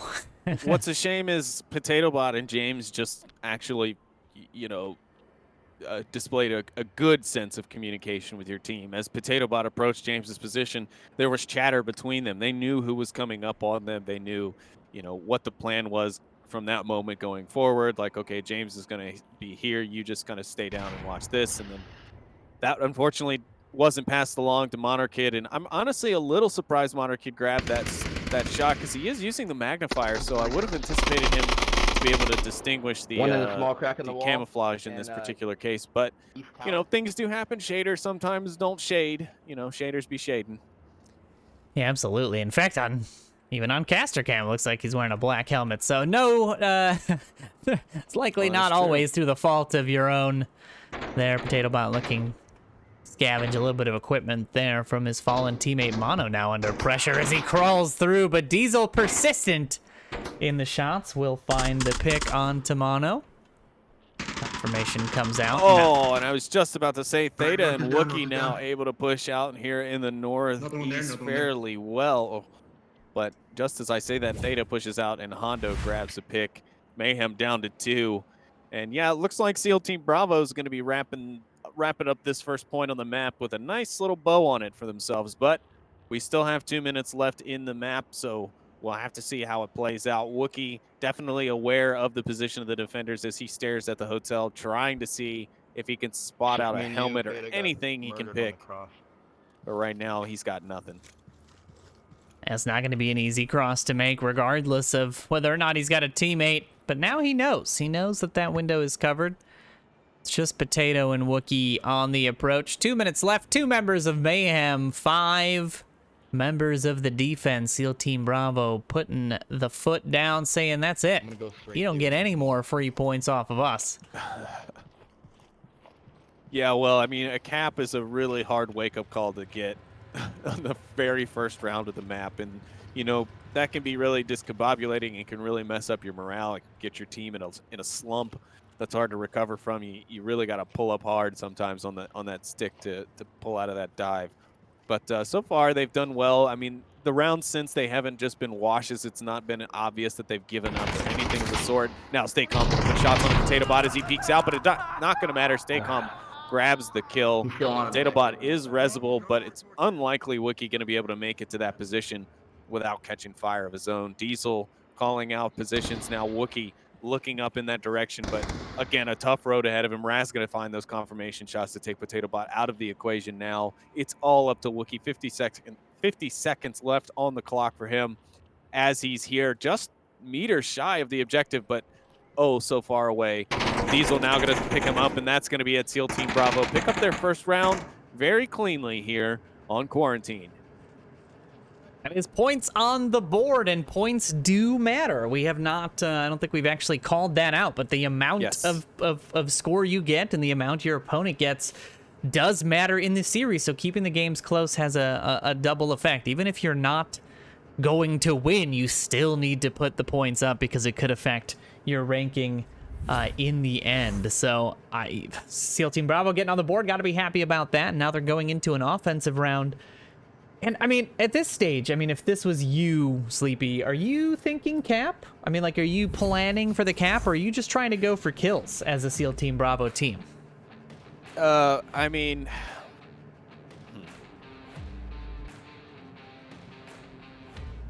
I don't know. If you're asking me as me, I'm going for the cap. That's it, hands down. I'm going for the cap. I mean, that's always my goal as a player, is to go for that cap above all else. The kills happen. I mean, you're going to find defenders as you make your way towards that objective. Sometimes you don't. I mean, sometimes you just find that miracle route that works and you just run right through that defense and you're on the objective and you manage to get a cap in like a sneaky ninja. But, yeah, I mean, I'm always going for the cap when it comes to Marsoc rounds. Yes, getting the kills works, but, I mean, it doesn't hurt to try. Yeah, absolutely. I mean, for me, I would be telling my team, let's just focus on getting the win. Whatever that looks like. If it's a kill win, if it's a cap win, it doesn't matter. I don't want to stick my neck too far out. I don't want to sacrifice players early in a situation where, we're do or die. And so Sure. I'm curious to see how, to use the expression, hard in the paint, we're going to see SEAL Team Bravo go here on this offense. Yeah, it will be interesting. I mean, I'm pretty sure Mayhem, they're going to lock this objective down. There's been a lot of practice on this objective for them, I'm sure. They are not one team to let map changes be a reason why they lose a particular map. So they should be ready for all the various new routes and things, as we saw from them a few, newer non-meta defensive positions on some typical objectives. So I mean, I'll be interested to see. But we see here SEAL Team Bravo, as you mentioned, going hard in the paint here. 4 down the center up top. We'll see if they break down low, but looks like we've got at least Monarchid down there waiting. Potato Bot in the center building at the tank courtyard. And 2 going to rush into the tunnel, but Monarchid going to grab 1. Hondo going to make it down with his life, but will he be able to pick up Monarchid? It's real dark down there. Very difficult to see those Volk players. The flashbangs, or the flashes coming out from the muzzle of Monarchid's rifle will help the offense be able to locate him. But he's in a tough pickle here. He's going to find another one with Hondo. He's got a 3rd one down there. Will he be able to find Diesel as well? He's going to get a bit aggressive now as he pushes up. The laser's coming across, but Diesel going to get the advantage. And he's going to go down. Monarchid not too happy about it. Diesel thinking he got the confirmation, but he does not. Monarchid giving out a little bit more information here. He's dead. Diesel Potobot, still not meanwhile, getting the confirmation. Grabbing Drunk Drummer up top, and SEAL Team Bravo dropping like flies here. Diesel ID'd by Potato Bot just by audio, and now it is up to the 2 remaining members of the offense. You've got Raz out by the armored trucks there, where we saw Wookiee last round trying to bring it back, and Diesel and Mono. Mono should be calling out Diesel like just nonstop at this stage. I think he's trying to pace himself so that way he still gives the info, but Diesel maybe doesn't hear it and leaves him alive longer, and you just keep giving the information out. Because, I mean, the more and more you talk, eventually Diesel will be like, oh, that confirmation didn't work. I'm not just hearing a glitch. Because then, yep, see, there it is. Diesel finally goes for the double tap, and James Boak there and ready to get the refrag, and it's down to just 1 member. And that man is all by himself, Raz, one of the founding brothers of SEAL Team Bravo, and the only remaining of those 3 brothers, I should add, here for SEAL Team Bravo. And he's here by himself in the Northeast, and he's got a lot of work cut out for him. I want to highlight in that instant replay, Mono waited for the last moment. As soon as James pushed down that ramp, he called out to your right at the car. I mean, he saved that call out right for the last moment, and James able to get that kill. They were calling out a nice job to Mono. I did want to highlight that. That's exactly what you were saying. He was waiting to utilize that call out, so he didn't get confirmed again, and it worked out quite nicely for him. But yes, right now, round 1 all sits on the shoulders of Raz. This is the kind of pressure we were talking about early on. This is what you feel when you're in the game. It's all riding on you. You got to try and keep your team alive in the series. He's got 4 members of the defense to try to take out here. I mean, this is as much pressure as you could possibly have, but we have seen crazier things happen. I think last week we saw a 1v3 clutch for a round win happen in one of the matches in the Challenger Cup Group A stage, so anything can happen here. We're going to ride along with Raz, see how he opts to make this final approach. He's got a good idea. I mean, from where he's at, he's making the right move to make the approach. He's fairly well protected from Hotel. Eventually, that will be an issue for him too. But his biggest problem in making the cross over to the objective location, which is currently, not really being watched, as in there's nobody directly on that building. He could get in there if he manages to squeak by, but it's just so very unlikely that that will happen considering the defensive cross-watch. And there it is, Theta looking over at the last moment to see Raz in his prone position, grabs Mayhem the map and the second map win, the series win, with a nice 4-1 lead. So a great series there from both teams. I mean, really just going back and forth the entire time. I mean, obviously downfall, a slugfest to round 7, and there, you know, we still made it up to round 5, or I'm sorry, round 6, before we finally had a winner determined. And a cap off the first round, again, can be very deflating to a team. So we'll see as the day goes on if SEAL Team Bravo, of course, bounce back from that. But Noman, your thoughts on that series? I mean, that was fantastic play from both sides. They had very interesting Marsoc strategies that I had not seen. This is exactly what I expect to see in the postseason is Marsoc strategies you don't expect to see. We saw some that were refined. We saw others that definitely need a little bit more work. Overall, I think both teams played the hell out of those rounds. I don't think any of those were gimmies. No one gave up in those. You know, I mean, it's exactly the level of championship play I expect to see. And we're obviously going to be keeping an eye on both of these teams throughout the series. I believe our next series is Mayhem Boss Fight, if I'm not mistaken. But we are, I think, still waiting on a round to wrap. So what we're going to do is we're going to reset here on the casting side. We're going to go check in with the teams as we get set up. So we're going to throw you guys to a relatively brief intermission. And we will be back as soon as we are ready for that next game. So keep an eye on the countdown timer. I'll do my best to make sure it stays updated. If you're in venues, go charge that headset. This is the time. Plug that sucker in and tune back in 10-15 minutes and see if we're back live. Otherwise, stay tuned with us in Twitch, Facebook, and YouTube. And thank you guys so far. We've been watching the chat. Thank you for your support. We'll be back in a few minutes.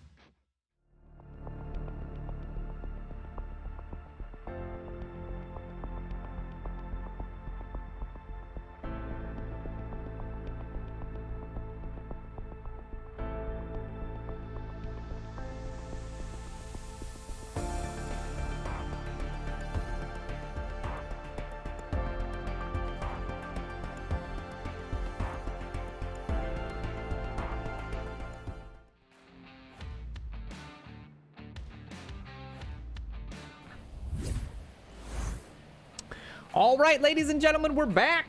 The intermission was not brief, but doesn't matter because we're back and we're getting ready for our next round. I'm going to get set up here for our discussions because the teams are discussing their lobby hosting strategy. So we're going to discuss the ban strategies. Sleepy, Mayhem's ban, give it to the folks at home. Yes, so Mayhem's ban will be Suburbia, so no short-range Lonely Viper Sniper today. And from Scooby and the gang at Boss Fight, they are banning Cargo. So two of our smallest maps off the board. So we're looking long range here today. I'm thinking Bazaar, I'm thinking Quarantine, or Downfall. Those are my three maps, but more than likely, I'm thinking Quarantine and Downfall. Well, the first map is up, and it is an interesting one. It is the one that was banned in the last series that we cast with Mayhem, and it is going to be Subway. Subway is the first choice here for Mayhem, who does appear to be opting to pick the map. So we are, it is their map choice, and so, you know, interestingly, was banned by SEAL Team Bravo in that last series, and I think an apt ban. You know, I wonder what it is that makes them so scary. C4s aren't back in play, right? That made Mayhem very dangerous on this map. There's no smokes still, right? There are Vogue drones, however. But outside of that, I mean, I don't know. It's really grenades, right? It's placement of grenades. It's coordination. Yeah. It's the way they make the approach. That's what makes them a threat on this map. And I feel like Boss Fight kind of equals them there. I don't know if that's just me, but yeah, I feel like they're not. It's not a disparate, spread between skill levels on this map. What do you who do you think is going to be the bigger threat? Who do you think we're going to see that level of aggression and pressure come from the most out of these two teams? I'd say for chances at most aggression, I'd probably go with Boss Fight, to be honest, because Lonely Viper is a wild card. Scooby is good at making a lot of on-the-field calls and changing things up, to include getting a little risky sometimes. He himself has gone on many a successful flank, so you really can't count out the unpredictability of Boss Fight at just about any point in time. So I'd say that you're more apt to see wanton aggression from, well, not wanton aggression, but aggression nonetheless, from Boss Fight here, more so than Mayhem. However, like you said, I feel that these teams are quite equally matched, maybe different in pacing, but we should be seeing kind of what we saw with Downfall in our first series here, where we go to probably around 7 decider. Yeah, I do have a feeling it's going to be relatively blow for blow, but I'm going to say we're going to see caps here.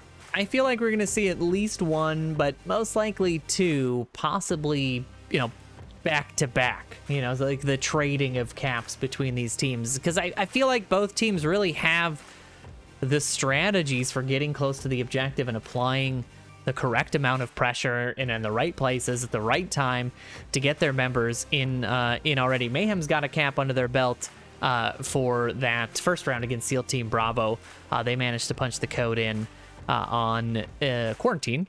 And I think they've got what it takes to do it here on Subway, but Boss Fight definitely going to bring that same A game here and punish Mayhem if they're not prepared, if they don't have their defense all lined up. So I think it's going to be a pretty good one. Honestly, the series so far, all the games so far have been fantastic to watch. If you've been tuned into this channel, either on Venues or on Twitch or any of the other platforms, or to Onward VRML, to the G-Men boss fight match that happened in that first round. It's been a banger. It's been a good one to watch, and there's plenty more still coming. We've got this round. We've got one more after this where we're going to bring you the results of the boss fight SEAL Team Bravo match that's going to be happening here, as well as Mayhem and G-Men happening on Onward VRML. And then later today, 4 Pacific, 7 Eastern, we're going to be giving you the Challenger Cup final, which will decide that 4th team that goes on to the Group E stage tomorrow and fights for one of the 4 spots in the semifinals next week. So lots of Onward, lots of action, and perfectly timed as the rounds start for this first round of Subway. Let's get underway here as the defense boss fight look to hold against Mayhem on the offense. Go to cup one. That's the Viper, side if they're there's going to be people on. above you, face Yes. above you, don't get Yep, Mayhem going to be trying to push out straight away. They're going to send 3 down the tunnels. As you mentioned in round 1, when they were up against SEAL Team Bravo, they like to run either a 3-2 or a 2-2-1 split. And so far, we're seeing that 3-2 split right here. I wouldn't be surprised, though, to see one of those 3 in that group going downstairs break off. But for now, Wookie and Theta up top. Waiting for these south stairs. They're going to have to deal with 35, and he's in a tucked-in position. Huge advantage at the bottom of those stairs.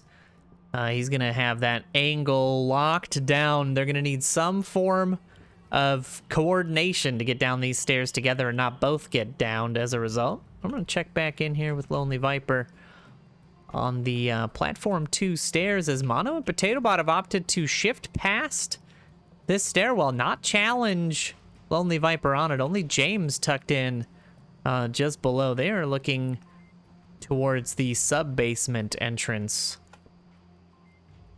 See how that works out for them. Let's check back in with Wookie and Theta. Not much progress to report there. You've got Wookie being very cautious here as he pushes down the stairwell, and for good reason. You've got 35 just down there taking a defensive positioning behind those soda machines, and they're not going to be giving up any room anytime soon.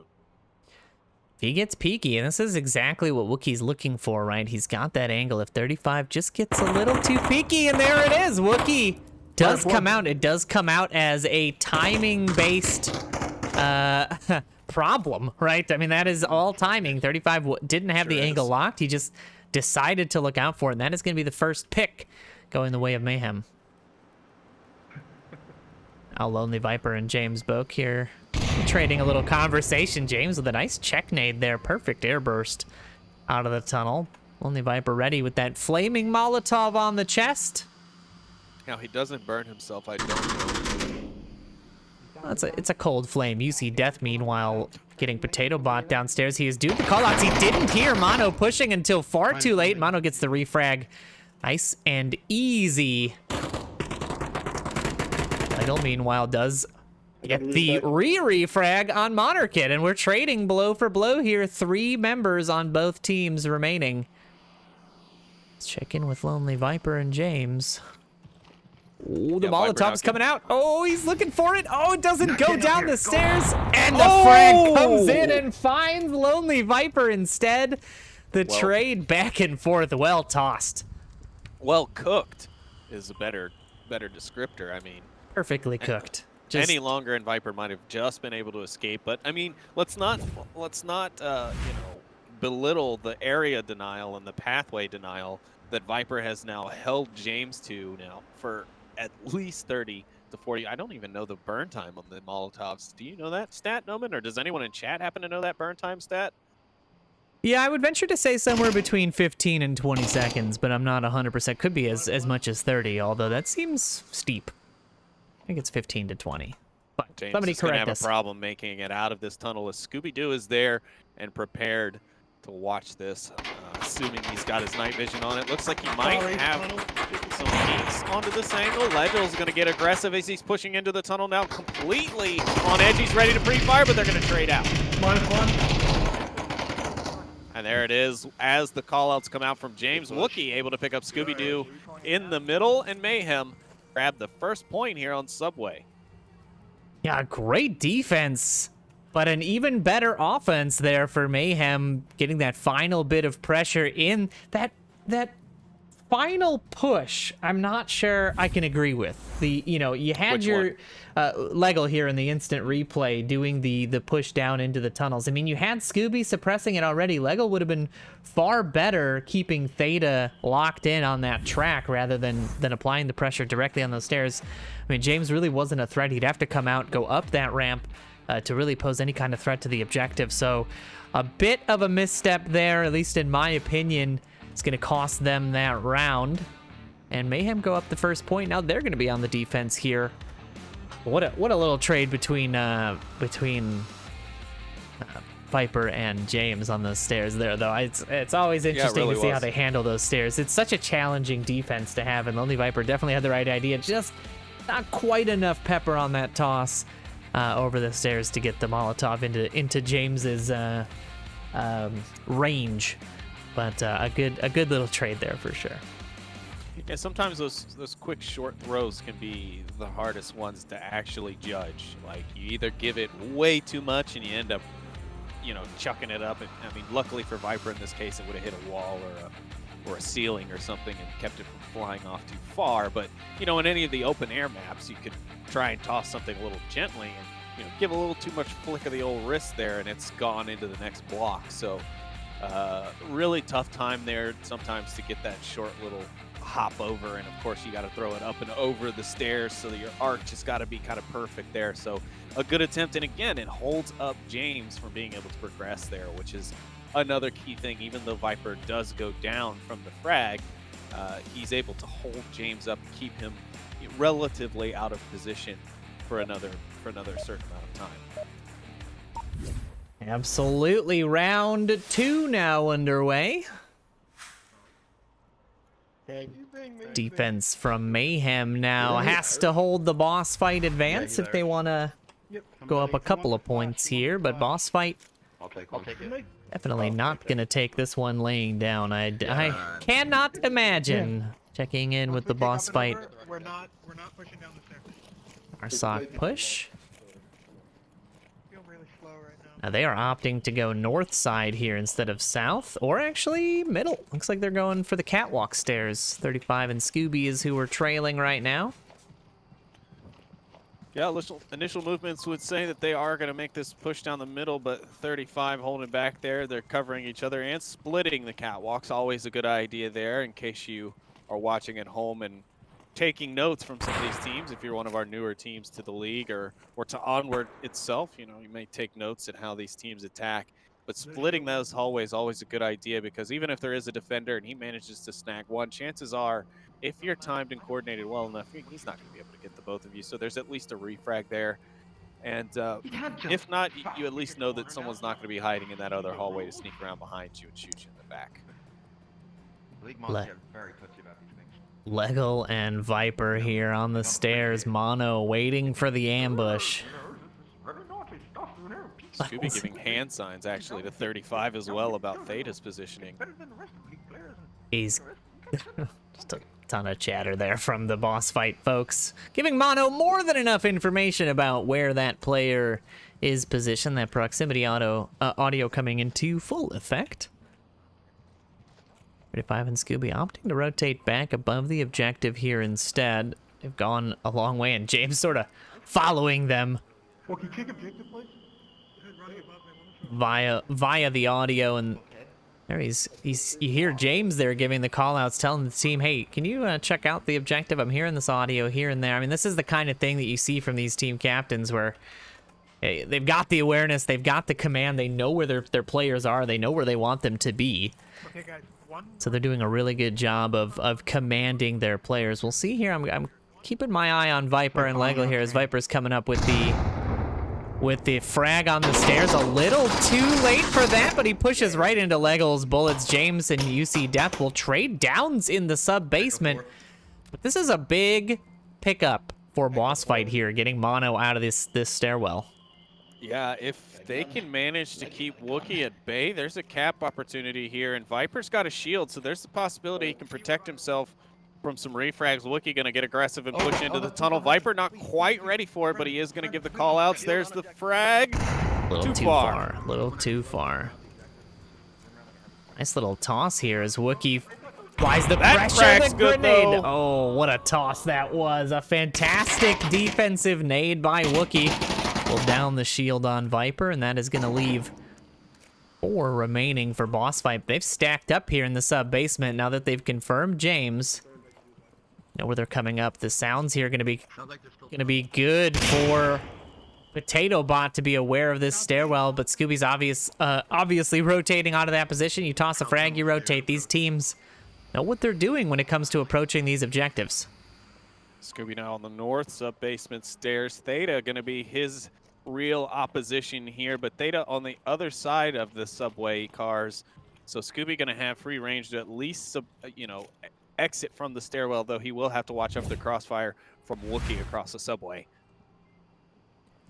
Yeah, Wookie now switching with Potato Bot's position. You see Death looking for it. I think he saw Wookie cross here. Just continues to watch for him, and boss fight down into the almost final minute of play. They've got to start making their push here. They do have the man advantage. If they apply the proper pressure here, it could be the cap they want. Wookie there getting a little peeky onto UC Death. Really should wait for Potato Bot to clean him up on the backside, but Wookie primes an 8. Potato Bot finds one as Scooby pushes up those northern stairs and goes down to that shot. Meanwhile, Leggle still in that that track 2 position, closer to objective. 45 seconds left. UC Death now hearing the call-outs of Potato Bot. Knows he's got to be watching both sides. 35 needs to get into a position where he can help his team. Is still in the sub-basement, not able to apply any of this pressure, and Potato Bot finds another as Lego pushes out onto track 2. UC Death finding the bullets of Potato Bot as well, and there it is. Just one member left, 25 seconds, and boss fight's dream of a cap here dies with 35 as Mayhem deals a little bit more damage and gets the second point here in round 2. Wow, great round there from Mayhem, really kind of turning that one around. I thought boss fight was going to be able to take that one fairly handedly there at the end, because we know how they are with coordination. I mean, you could hear Scooby calling audibles or reminding the team of the play if it was them following their strategy still at that point. But I tell you, Potato Bot's rotation there towards the end when he grabs that double, starting with Legel, was very key. And he might not have even realized how key it was at that time, but his movement there kept Legel off that objective, because at that point, he was completely clear. Wookie, Potato Bot, Theta, all of their attentions were drawn away from that objective area at that time. Legel was free and clear to walk up onto the objective and get that cap, or at least get in behind that pillar to give himself some protection from some of the defenders in case they did a quick check peek. So a great job there from them, even if it by coincidence, and a great attack from boss fight. I mean, there at the end, they were man advantage. So still great play from both teams, as we expected from this round and from the rounds carrying forward here and on the next map. Yeah, absolutely. They have done a really good job on both sides. We're seeing, you know, the strategies happening, adjusting on the fly. We saw so many rotations from Boss Fight there. You know, at one point they had 2 on the stairs, then they had 3 on track 2 stairs and 2 in the sub basement, and then all of a sudden, just 30 seconds later, they had them, you know, 3 or 4 stacked in the sub basement again. So we're seeing these constant adjustments by these teams to get into new positions and to constantly reevaluate what's happening on the battlefield. It's great to see. Yeah, it really is. And now Boss Fight have another chance to lock down a point here on this map and get things going their way again. It's 2-0 now, but we've seen Boss Fight come back from much worse. They're on defense. They should know this objective well enough. They should be prepared to handle it. Viper going to be the first one on the pressure. Wookie and the boys have already made it up the south stairs, however, and he's going to go ahead and just stay back. He's not going to pressure it out. Not yet. Can't imagine Viper's gonna stay still for too long. Is it still or quiet that he has trouble staying? Hey, why not both? Scooby! The pick on Potato Bot there, not ready for that northern stair defense, and that's gonna slow up James, the captain, as he watches his teammate mercilessly confirmed by Scooby-Doo from the top of the stairs. Putting Mayhem down to 4. No mercy in a match, Noman.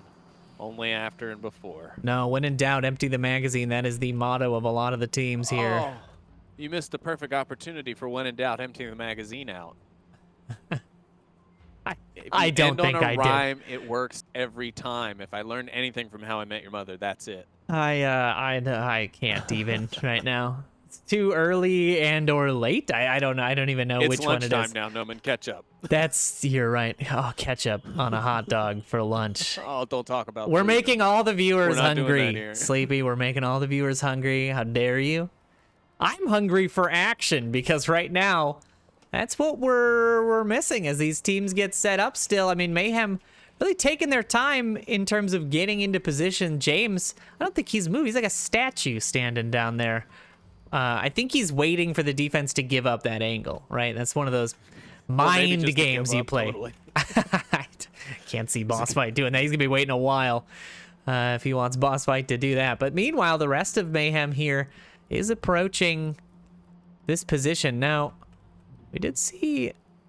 Oh, there he is. Viper retreated all the way to Catwalk. He might be looking for a flank. I think he's thinking flank. I told you, he's a squirrely one. He's not going to stay still in an alleyway for long. Yeah, and don't let his antics and stuff fool you. I mean, I love Viper, and I love his kooky antics and stuff myself, and his sense of humor and whatnot, but the guy is a murderer. And I say that in the nicest sense. He is a killer. The dude is... He makes plays. It's not like, oh, he's just this kooky character that puts on a show and streams and has this persona. Like, no, the guy is good at this game. James's patience, not waiting, not working out there. Scooby finds 135 on the peak, grabs Mono, but Theta nice on the refrag there. He's gonna have to deal with Lonely Viper, who I don't think he's gonna be ready for, as Lonely Viper sweeps through the spawn here. Is Theta gonna be prepared for this? If he tucks in, he could. Viper's already managing his noise, excuse me, with the crouch. He's pushing up. Theta probably not going to hear it. Will Viper see him before he breaks the corner, though? Oh, he's going to sneak. Oh, gosh. Is Viper going to go for the knife? No, he's not going to take the risk. He takes a headshot instead, and Theta goes down. It's one left for Mayhem, and it's just Wookie who's approaching from the Ladies of the Night alley, shall we? We shan't say that. No. On the instant replay there, yeah, Lonely Viper taking his time. He was thinking about it. We all know he was thinking about kooky play there, but he's gonna run push out. right. Wookie and Lonely Viper gonna trade. Yeah, into the at hands. End of the round. And there it is. Boss Fight getting a little point there on the board. And in map 1 of round 2. In round 3, we really need better nomenclature for these things. There's a lot of rounds and matches going around in the casting jargon. That's a plan for season 11. Let's clean that up so the casters don't have to trip over their words. But either way, Boss Fight nabbing themselves a point and starting to starting to close the gap a little bit. They've got to make something happen on this offensive round if they really want to start putting the pressure on.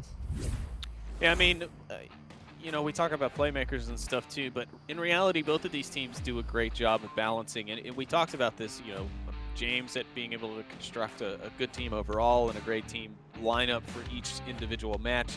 Scooby has that same reputation, and again, both of those players have a great on-the-field calling ability as well. So in apples-to-apples comparisons, I think Mayhem is kind of the NA boss fight. They have a similar play style. Again, boss fight might be a tad more aggressive. In fact, boss fight always wearing the kind of most aggressive in the EU nomenclature quite proudly, as they've never been the slowest teams and out of what is typically known as a slower region and play style. Not always the case. That of course changed a lot back in the season 5, season 6 era when that started to become kind of a talking point between the two regions. But now we're seeing a lot of different play styles develop from all different areas of the world. I mean, take OJC, for example, over in Japan, really rocking it with a very methodical play style, but a varying pace as well. They can go slow, they can go fast, but they know how to work the clock and positioning to their advantage. So really seeing a lot of varying metas come out now here in Season 10. But anyways, we're into round 4. Mayhem now on the defense here in the red light district courtyard objective. Boss fight going to be charging hard up the south stairs, 5 strong. Pre-fire out early from UC Death. No opposition from Mayhem, but they are going to have that knowledge now that they got to spawn in the south. Yeah, they've got pretty good lines here set up. They're prepared for any defensive push. Mayhem not going to opt to give it to them as they stay tucked in the hallways of the objective and inside that courtyard. Yeah, in postseason, you really don't. You're not surprised to see teams playing a lot more defensively, especially when it comes to their defensive rounds. They're not going to be necessarily going for those riskier flanks that might lose them a team member. They instead opt to more usually stay close on the defense, not give any unusual peaks or unnecessary peaks. And the offense has really got to work for it here in postseason. So that's where you start to see who's well balanced, who can do the offense and the defense. And when you can convert these offensive rounds on these tighter defensive, what we usually like to call like box defenses, you really start to show your true colors as a team and as with your coordination. A little bit of audio cues there, I think, coming in from Viper may have given a little bit more intel to Mayhem about where they're coming from.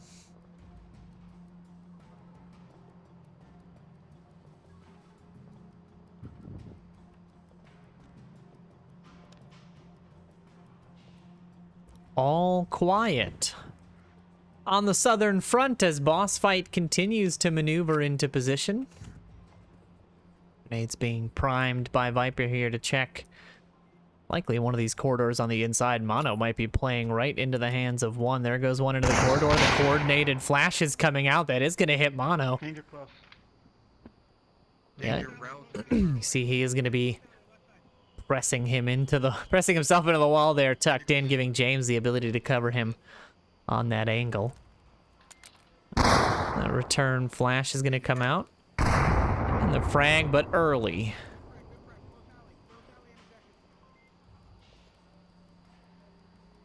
A lot of comms coming in between these teams, or between each players of these teams. More frags coming out from James.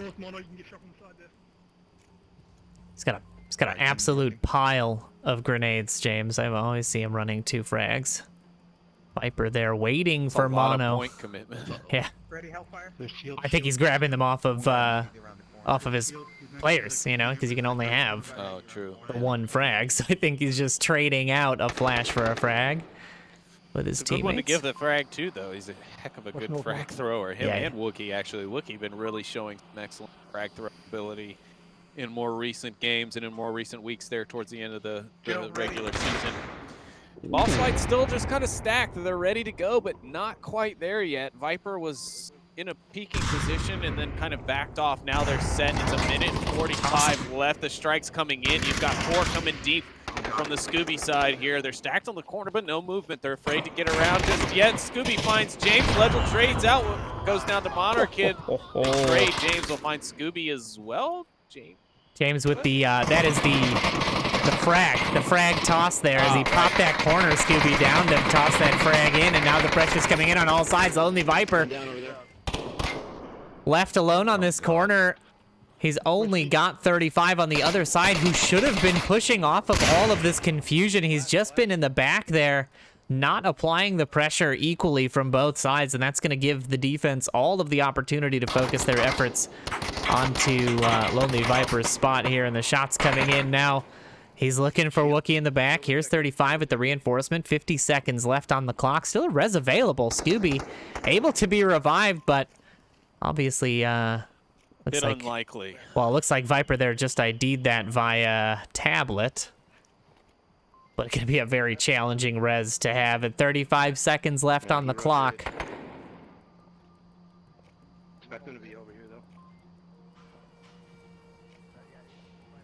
Communication coming in. They still expect them on this side, so they know they're checking. There it is. Wookie peeking, grabbing Viper right as he goes for the gun to drop the shield, and Mayhem nab themselves another map win. Map point, correct.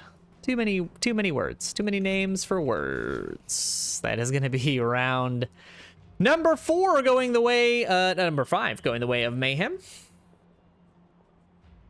No, number 4. Man, what is even words or stuff, you know? More like maths. What is even anything?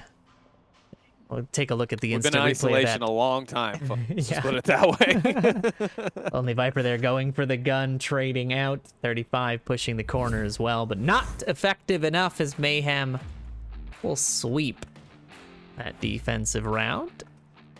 Now it is all up to boss fight to try to stay alive in the series. They've got a defensive round, so good opportunity to close the gap a little bit more. Mayhem on the offense this time around, but do they have what it takes? Chat, I want to see what you think. Do they have what it takes? Maybe do they have what it takes before I wait for chat 5 minutes from now? I was just going to sit here quietly while they pondered. Yes, they do. If we know anything, Boss Fight is not a team that you can count out really at any time. Unless, of course, they've kind of given up faith themselves. If they've given up hope, then no, they cannot. But I don't see that happening from this team. I don't see that happening from Boss Fight or from Viper. I don't see it happening from Scooby. I don't see that happening, no. So I do think they could still do this, yes. No, I like Am I holding my Well, we're gonna find out if Sleepy's prediction is correct as round 5 for real this time goes underway. Which route do you want to take? I'm gonna go south there. Like our last 649, 7968. That's good. 7968. And as we wait for the spawn box to lift, it looks like Mayhem is going to take a similar strategy approach to their last round, going to the subway. They're going to split 2-3, with 3 going directly into the basement level, the sub-basement level, I guess I should say. Going for a direct subway tunnel insertion here. Wookie and Theta not taking as much time to get down the stairs this time as before. Obviously, the defense not having quite as much time to get out there. 35 and Wookie spot each other, but 35 able to make the connection, and Boss Fight grab their first pick on this map.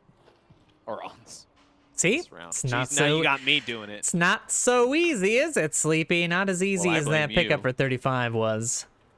Able to nab that first pick. It's gonna leave Theta marooned up there in the south, wondering where 35 was. Now, you know, it brings a question of, like, do you, as a member of the offense, do you go for the shot on the person you just saw, or do you back off the corner and feed the intel right there? You know, it's one of those things that you don't know. Oh no, Scooby downing himself with that frag grenade. Nice one. That was a long reach on that frag. Obviously not tossed where he wanted it to go, I don't believe, but downing himself behind that box is going to give the offense a bit of an easier push onto this corner, and now the sub-basement a little bit more available.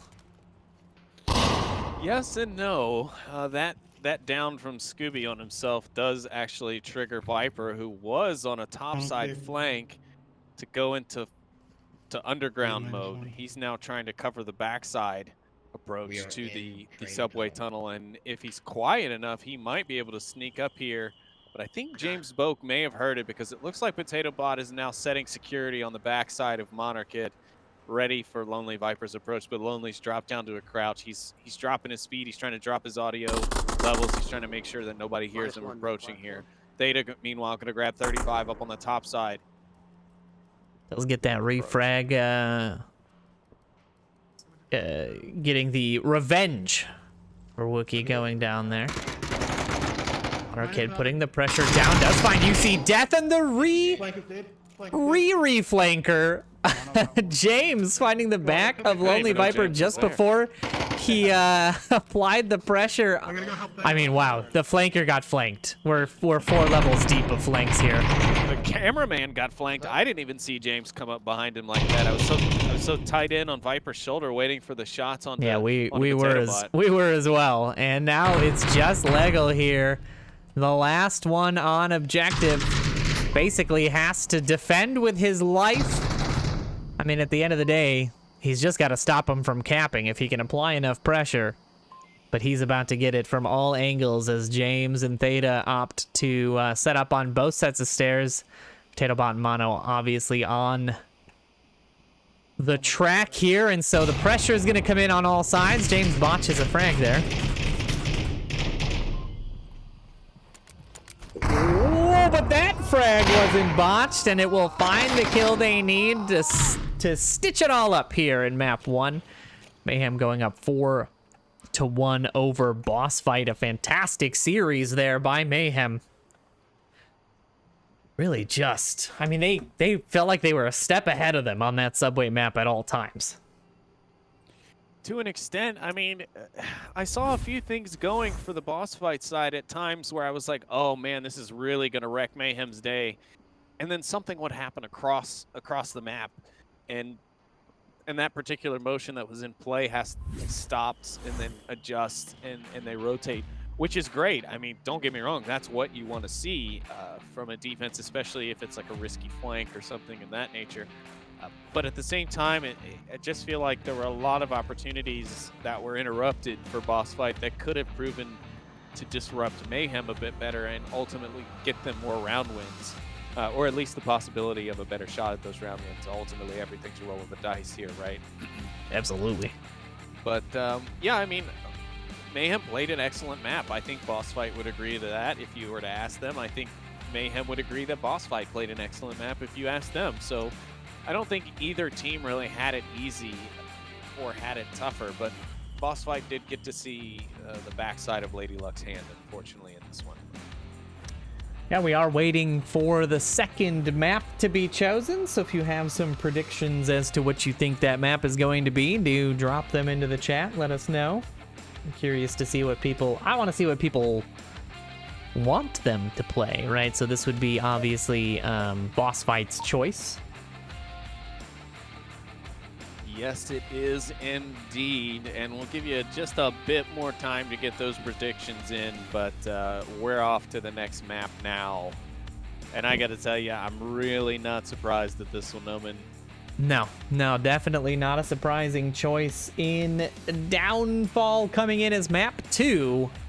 Bow, bow, bow, bow. Yes, Air noise sounds intensify. exactly. That is the Boss Fight pick. They are taking Mayhem. Now, we saw Mayhem deal a good bit of defensive damage to SEAL Team Bravo in the first round of Group A here. So, I mean, we know what we're stacked up against. And this was a map that was played in the series between G-Men and Boss Fight. G-Men did take that from Boss Fight. So, I don't know. Do you think they're coming in rattled? Do you think they can reset and do what they need to do on this map?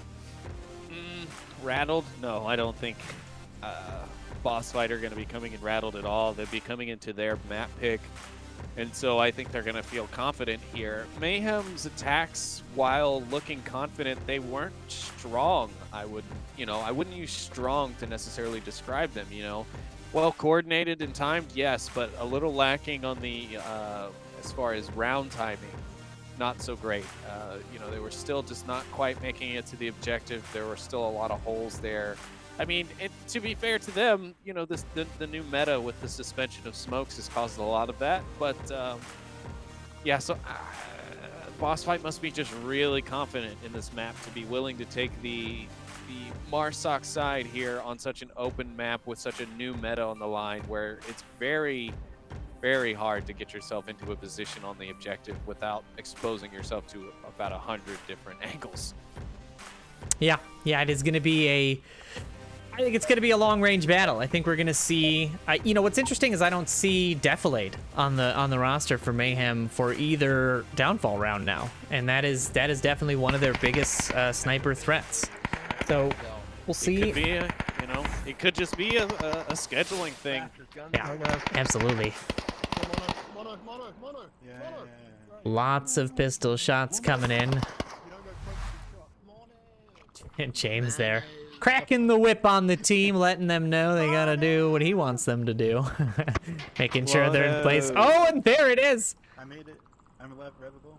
James does manage to get the res here, it looks like, but he does get caught with bullets. Funny enough, that's what James was warning him about.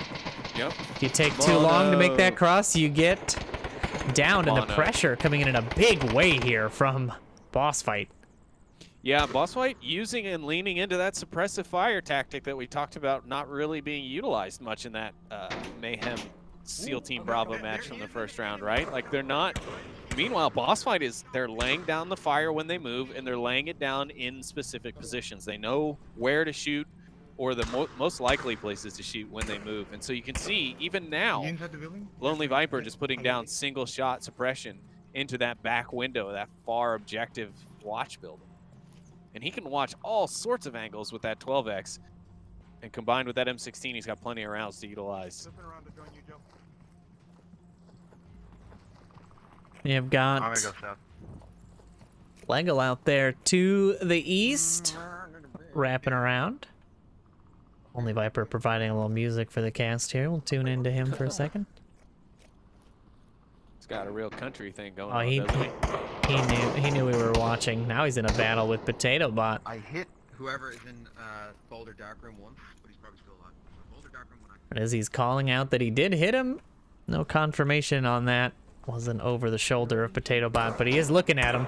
He's looking at him in a big way. Potato Bot has been in that situation before. He was dealing with one of the members of SEAL Team Bravo in that same window, but he did win out in the end. We'll see if he can deal with the likes of Viper and that 12X he runs. Meanwhile, checking in on objective here. It's a very similar defense, almost actually identical, except they've got James and Mono a building over. No, Potato, do not peek. Yeah, James telling Potato, do not peek. James knows the danger of that 12X. Let him get close. Viper just made the mistake of calling Potato dead as well. He said he's definitely dead. That is a mistake, unfortunately, on his part. Potato is very much still alive, though keeping himself safe. So Viper may keep himself safe here by not being exposed to who he thought was a danger. And he does check it again, though, so maybe he's not 100% confident in his death. See that laser panning over the map. He's looking for Theta in that window. The laser, trained, waiting for him. He wants it. That's a level of stability right there on a sniper scope at this distance that you don't often see. Very, very difficult to be that Wow. accurate. And there it is, the headshot onto Theta. That's going to be in a Lonely Viper clip later this week, I'm sure. Well, it's going to be in one of our clips because we're going to show it on the instant replay here. Theta getting himself punished for getting his head out into that window.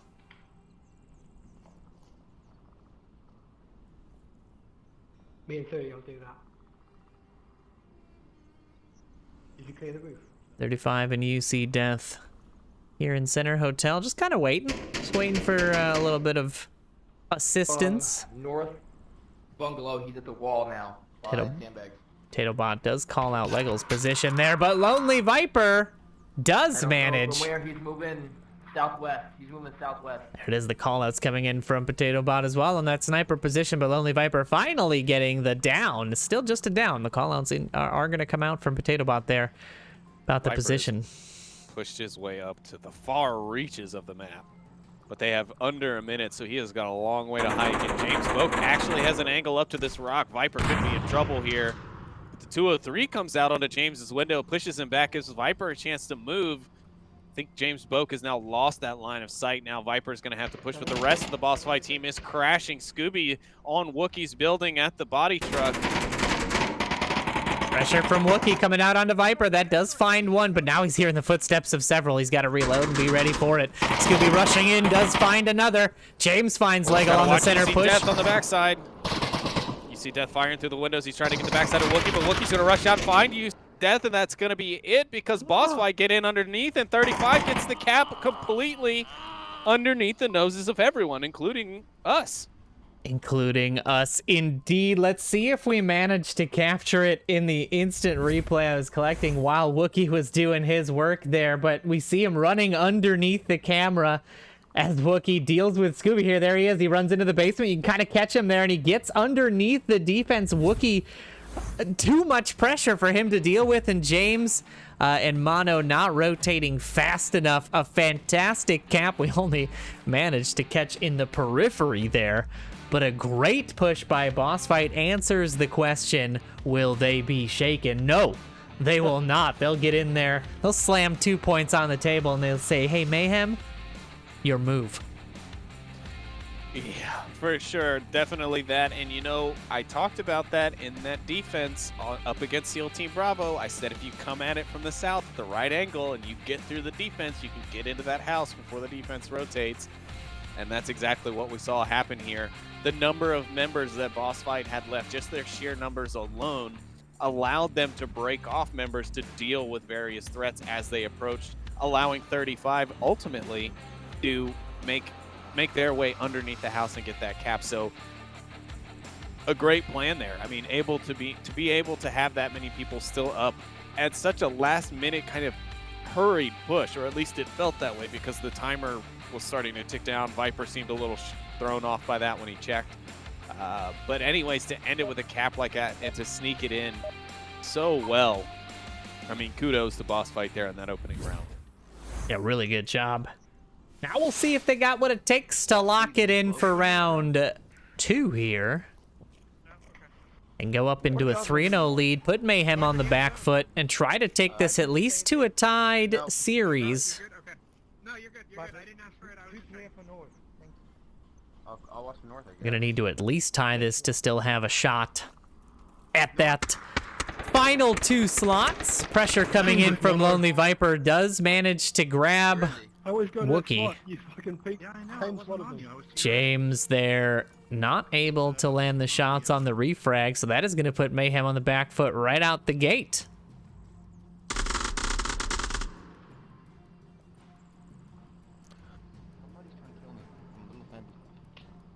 Viper getting offended by someone No, let me try that again. Sleepy gonna try that again, folks. Lonely Viper getting offended that everyone is trying to kill him. He does not take kindly to that, so... Well, he's in the trying wrong to buy him game. a Christmas Christmas gift. He's not playing the right game if he That's gets true. offended by people trying to make sure he's not alive. Virtually, not alive. Yes, correct. Let's clarify that. Definitely want to play more of the, well, I don't know, Minecraft type situation if you don't. But Chicken away. yeah, he's yeah. I mean, there's all kinds of block joke. I don't know. It's too much work. Honestly, we're too far into this series for me to come up with anything witty or charming to deal with, because Boss Fight's gotten me all rattled with that cap they sneak in underneath the noses of both the casters and the opposing team. Without us covering. Yeah, they should have told us. They should have announced it to the casters that the They should have cap ran was by coming. the camera and said, "We're gonna cap." God, Rude. They should have said, this cap's for you, Noman. That's what I want. I want somebody to dedicate a cap to me next time. So just you know, write that in the books. We're bantering because there is not a lot of action as Mayhem does get set up here. Just positioning. On both sides. So we're taking our time here as the shots are just kind of check fire. We're not seeing a lot of actual pressure coming in from the Mayhemians as 3 minutes remain in the round. Will they be ready for Scooby's spawn here? I don't think they will be.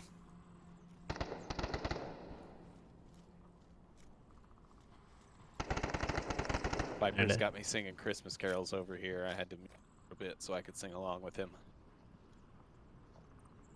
Scooby does ID the position on him. I saw him reach for his radio there.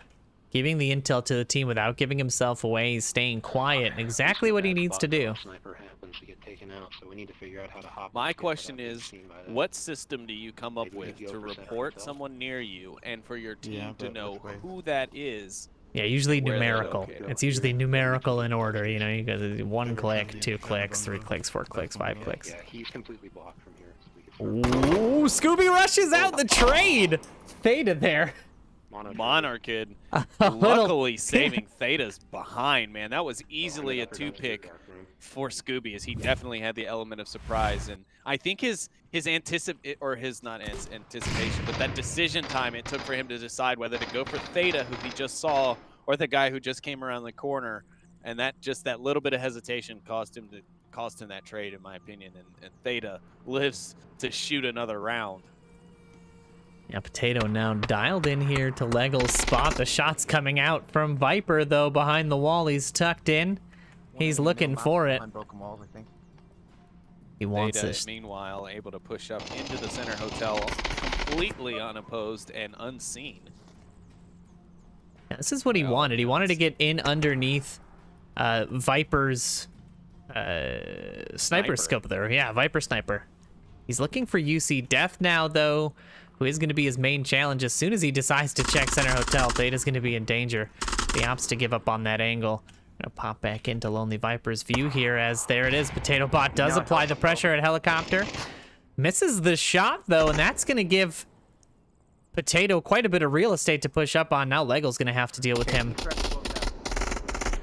Theta suppressing Lego's window, gives Potato Bot the ability to push up a little bit. He's going to be in the view of Viper here in just a few seconds. You see Death applying the pressure there. Potato trying to keep 35 tucked in, but Lego pops out, grabs one. You see Death nabs Theta, and just like that, that middle push is absolutely decimated, leaving just James to try to deal with the remaining push, and that is easily scooped up by the Lonely Viper on the wall, giving Boss Fight that 3-0 lead that they definitely are looking for. They want to keep this point spread as high as possible going into this next series, because they've already got 2 losses under the belt. They need it, or 3 losses in terms of maps under the belt. They're going to need to at least tie this one and then win the whole next series to be in contention for that one of those 2 top spots.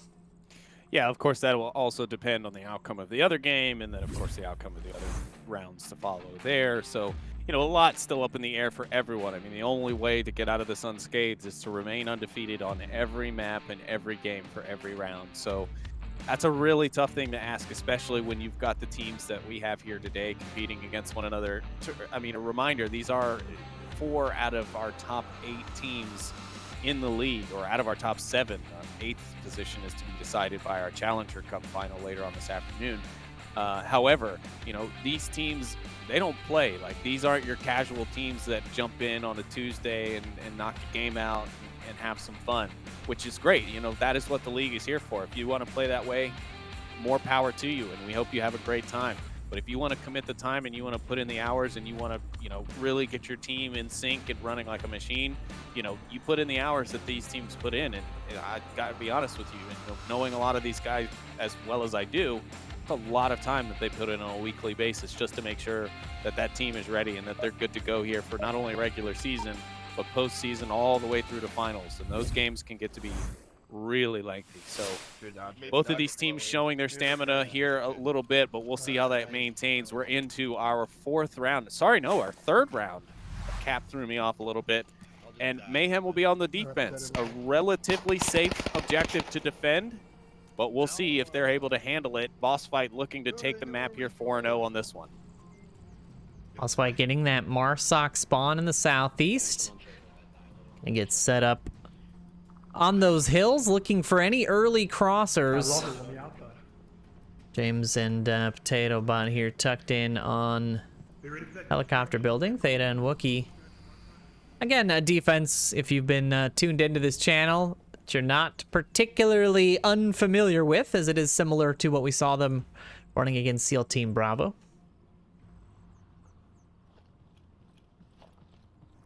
Boss Fight, though, definitely handling the Mayhem strategies a lot more efficiently than SEAL Team Bravo was. I mean, Mayhem has not been able to put a point on the board. They did get capped on here.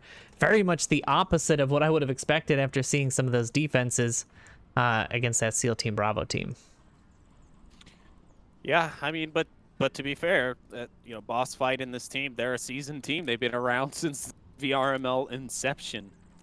So to say that those teams are different in skill and experience isn't a lie. I mean, Boss Fight just have this experience, and they've been in postseason every season. I don't think there's ever been a season in the 10 seasons we've run the VRML that Boss Fight has not been involved.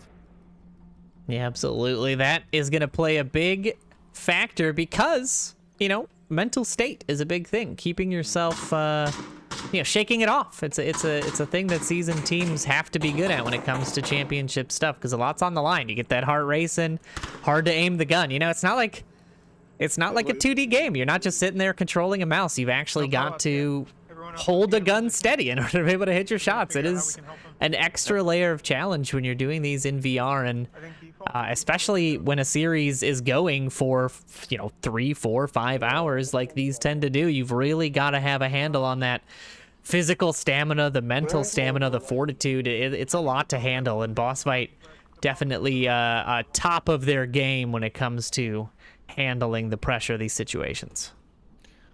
Yeah, and you really mentioned it there. I was going to say we haven't really talked about that much yet today, and probably because we're still in the earlier rounds for this afternoon's events. Is physical stamina is right. Like, these teams, they're on their feet, they're up and down, they're crouching, they're on their bellies, they're proning, they're throwing their grenades, they're holding their arms out in front of them for long extended periods of time. And while they're not necessarily holding up, you know, 8 to 14 plus pound weapons, you know, that is still physical exertion on your body. It does still require energy, and being able to measure and maintain that and the endurance of that stamina is a key factor in these postseason games and tournaments, especially because they are, as Noman said, long events. It's a lot of games, it's a lot of rounds, and it's a lot of time. So you have to be ready. You have to know how to break between rounds. You know, actually take a break, sit down, get off your feet. So it's meanwhile, Viper. He does find that the back of Monarch Kid, they're not prepared for the positioning of Lonely Viper rotating all the way around the northwest. You can kind of see him there on your mini-map, a little tiny push. But off of that, Lego and Scooby gaining some ground in the center, trying to get up as close as possible, but he's not. Lonely Viper getting dealt with by Potato Bot as he pushes through. Yeah, that's the tough part of that particular side of the map. If you can figure it out, you might get the element of surprise like we saw there, where he was able to get the one pick, but then you are very, very exposed, so you have to be careful about your routing after that. And, you know, he kind of learned that lesson, and I'm sure he was aware of that. You know, Boss Fight doesn't do anything without knowing the implications of that first, and I'm sure he was well aware of the risks, but he did manage, again, to get a pick before he goes down, and that is helpful to the team. So. Pressure coming back out towards UC Death. Wookie, meanwhile, manages to scoop up Scooby as he approaches the objective building corner there. Actually sweeping almost around the fence before he picks him up. The confirmation shot's coming out. And that's James applying pressure onto UC Death on West Street. And quickly, Boss Fight losing members here. The defense finally starting to really work out. The fantastic nade from 35. They got a grenade on me. Scoops up Wookie, tries to get out of that building, not quick enough. 35 almost loses his life on the pressure there from James. a nice flash, well timed right at the front of the window. But it's not going to matter. James Vogt finds both Legel and 35 at the end to secure Mayhem their life-saving round. But now they've got to do it on offense and defense and offense once again, unless they get a cap here, of course. But they do secure the round and stay alive on this map. Boss Fight probably a little upset there. A little surprised that flash wasn't enough to blind James in that window, but maybe it was a spectator desync type of thing where I wasn't seeing exactly where it happened to go off. But still, James, the linchpin there at the end. Yeah, absolutely. We had to take a look at that 35 frag into the center hotel again, because that was an absolute beauty to down Wookiee. But James able to capitalize in the end, and yeah, keeps him alive. But now the pressure's on every round. Every round now is going to be a life-saving round. Every round is going to be the thing that gets Mayhem closer to either potentially clinching a spot or having to duke it out in that final matchup against G-Men. Boy, I do not envy Mayhem right now. I don't envy Boss Fight either, because Boss Fight realistically needs to win every round from here until the end of the event to really make sure that they lock in one of those top 2 spots. Because of that first round loss to G-Men on both maps, it puts them in a really tough position. I think after the scores were settled due to point spread and all the other additional factors in, Boss Fight coming into the second round started at the bottom of our leaderboard coming into round 2. So they are fighting literally every point now matters for them. No round is inconsequential to them. They need to secure every one that they can. So even that 1 point there that they gave up to Mayhem could become a determining factor in them taking either that second or third or even first slot in a tiebreaker scenario. So you have to keep that in mind. And I know Boss Fight knows this, but they're playing well, and you can see they definitely came to play here on Downfall as we roll into the next round. Mayhem, the lifeline still extended. Can they hold on to it? Just saw there, Bono Potato, a synchronized duck as they get under the bullets of Lonely Viper, who applies the pressure on the hill as he is wont to do, usually on those walls there. Really using that scope to his advantage. James? I wonder if James is going to try for this peak yet again, or if he's going to try to get up into North Hotel. Gonna just crawl right past. We're gonna check in with the rest of the team as they get into positions. 2-2-1 is the approach, or I should say 1-2-2 if we're going top down from the map. Spreading themselves nice and even, getting all the different angles that they can before they make their approach. And this is something that, you know, we've seen consistently from Mayhem. They want to make sure they've got good coverage on the map. They don't like being surprised by any players coming from behind them. You know, remembering that subway play where Lonely Viper was on that flank approach, and then James reflanks the flanker and cleans up Lonely Viper before he does any damage. I mean, that is the kind of preparedness Mayhem like to have here, and Boss Fight doing a really good job in Downfall of punishing every little mistake that Mayhem has made.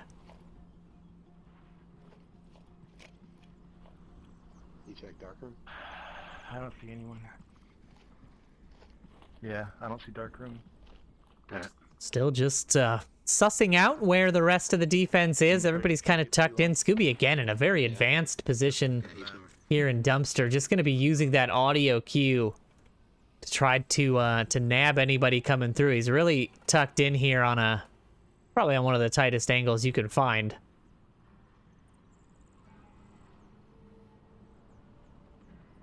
Take a look at the objective. Lonely Viper and UC Death. Backside of the objective, 35 up in helicopter 2-story. Now, Scooby-Doo's position, the only problem with it is the distance. The distance to the objective is pretty hefty. If things start to go awry here, crossing from south to north with the way this offense is set up is going to be very dangerous. But he may not have to worry about it because there's only 2.5 minutes left. And that is the first pick we see as Potato Bot nails UC Death in the head. Nice little position there. Lonely Viper, meanwhile, with the response. I didn't even hear that shot. Only Viper thinking Silence, he Nick. got the refrag, but he is not correct. His Potato Bot is still alive. He did get James, however. Ooh, Lego looking towards Potato Bot's position. Doesn't quite have the angle on him. He's going to have to deal with most likely Mono as he pushes through. But let's check in with Wookie and Theta as they approach Scooby again. Here we go. The same push. He's coming out on the backside. He doesn't catch two. I mean, he keeps trying for it. Well, this time he got Theta at least. Last time Theta escaped. This time Theta did not. But Theta does get the trade. Wookie gonna rifle through a little bit of unmentionables there. And we continue on with the push. Mayhem still 3 strong, so not unfathomable that they can do this current objective, but it is tough. I mean, this objective requires some really tough crossing. Unless you come up the West Street where you probably have the best kind of quick jump over to where you can cap from, this has a really tough approach to be coming from this eastern side. And Legel's going to see Potato Bot here.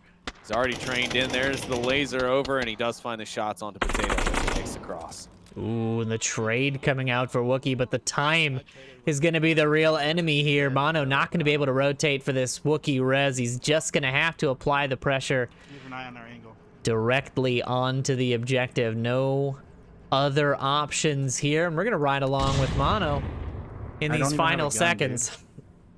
Oh, he lost his weapon. Mono doesn't have a weapon. He just made the call out to Wookie, and he dropped his gun. He had to go back and pick it up.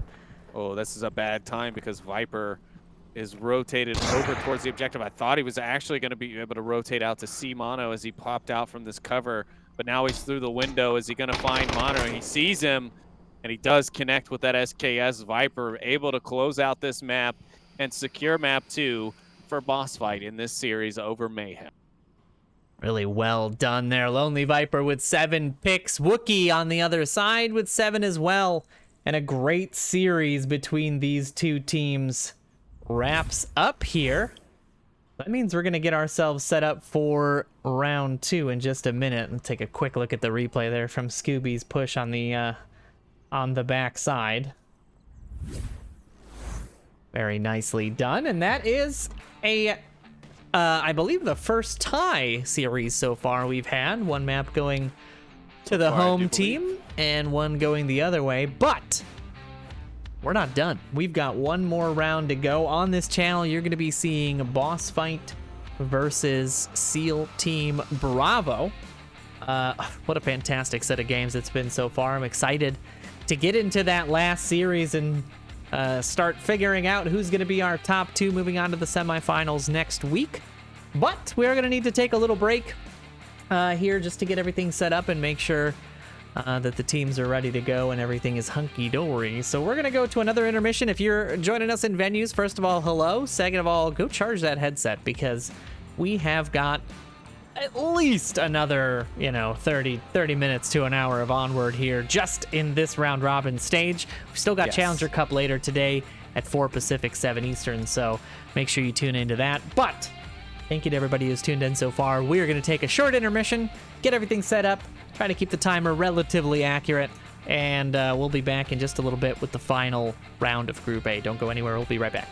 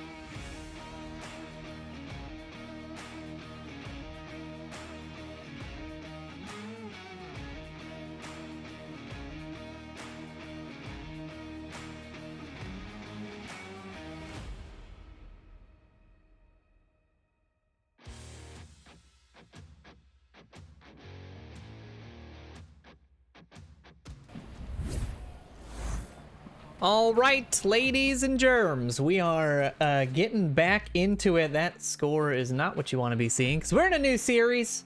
We're in the final series of the day, round 3 of the Group A matchups we've got for the day. And you see them at the top of your screen there. Boss Fight versus SEAL Team Bravo is our final matchup of the day. So we're sort of getting the information as we go, but let's go through the bans first. So we've got that information from the teams. The ban on the home side, which is Boss Fight, is going to be Quarantine 1. And then on the SEAL Team Bravo side, Suburbia. So anything stand out to you there? I mean, I find Quarantine an interesting one to ban always, but what are your thoughts?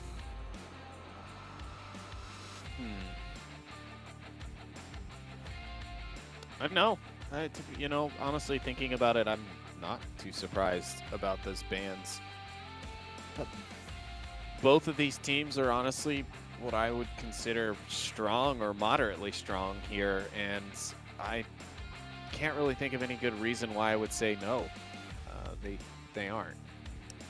Yeah, the only one that's kind of curious is, with Boss Fight having the long range option to take Quarantine off the table is definitely curious, to not feel like they're a threat on that map. But, we do have first map chosen, and I don't think it's going to surprise too many people what that first map choice is going to be for Boss Fight. Not really. We're going back. We're going back to Downfall for the 3rd time. You're going to see it 3 times. Today we have not seen Suburbia, we have not seen Cargo, we have not seen Bazaar. We haven't seen Bazaar. What a wild series this has been to not see one of the most played maps of the season in rotation today. Would you say it's bizarre that we haven't seen it? I think you know that I would. I think you know that I would say that. No,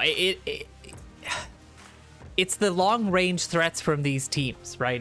That's why they want to do it. Bazaar is confined in close quarters, and they want to punish each other at range. Now, we've seen it across all teams, right? We've seen SEAL Team Bravo duke it out with Mayhem back and forth. We've seen Boss Fight deal a serious amount of damage to Mayhem on this map. How do we translate that, right? Is it Boss Fight sweeping this for SEAL Team Bravo? Is it another blow for blow? What are your thoughts? I would have to give the advantage to Boss Fight on this one. I mean, granted, we'll be seeing SEAL Team Bravo at a different level. Either we'll see them more warmed up and possibly more prepared, more ready for this map than they were in the first round against Mayhem, or we're going to see them kind of on the tail end of stamina getting worn out, and yes, we will see a Boss Fight rollover. However, I wouldn't count them out. They have been proving a formidable team all day against all their opponents. So I really wouldn't be surprised if this one stretches the distance either. I mean, I know we keep repeating that, but at this stage in the tournament, that's why these days are so long. These matches stretch out, they drag out, they go 1 for 1 down to the wire, down to the second, to the minute. And that's exactly what we signed up for, honestly. That's what we want here, especially in the postseason. So I think Boss Fight has chosen this map with confidence. I think they should be confident in it, considering what we just saw in the previous round versus Mayhem. But if SEAL Team Bravo are here to play and are ready and warmed up now and are sighted in and ready to go, then it could be much harder for them than they think. Yeah, interesting take on it, and especially the stamina, right? We talked about in the last game. It's who can outlast who in terms of physicality. We're not seeing a lot of subs come in. We're not seeing people trading, round for round swaps or anything. So I mean, it's the same players playing for several hours straight. It's a lot of effort, and it really, at the end of the day, shows who physically is more prepared for the toll that this kind of series can take on you. And I think we're getting very close to getting underway here in map 1 of this last round. I'm curious to see what the chat thinks and what folks and venues are chatting about in terms of who's going to take this series. We are still waiting on those round 2 scores to check in so that we can update the standings and everything, give you sort of an idea of where things are at the end of round 2. But we are kicking off right about now into our next matchup. So let's get into gameplay. See what SEAL Team Bravo on defense brings against Boss Fight on the offense in the Marsoc spawn. Yeah, they want us to take a point. What they don't know is we might take 2 points. Right, let's see how the Boss Fight team opts to split. SEAL Team Bravo in the spawn box, all corners ready to go, splitting across the map, getting into position. Meanwhile, Boss Fight zoom on over here as they get set up in this southeast corner. A little bit of height on him. Lego looking for that long peek into the center hotel. Diesel just out of reach. I got no movement. I'm backing up. Lego. Anyone who's met Lego knows height is one thing he definitely possesses. Yeah, this window is definitely a boon for him then.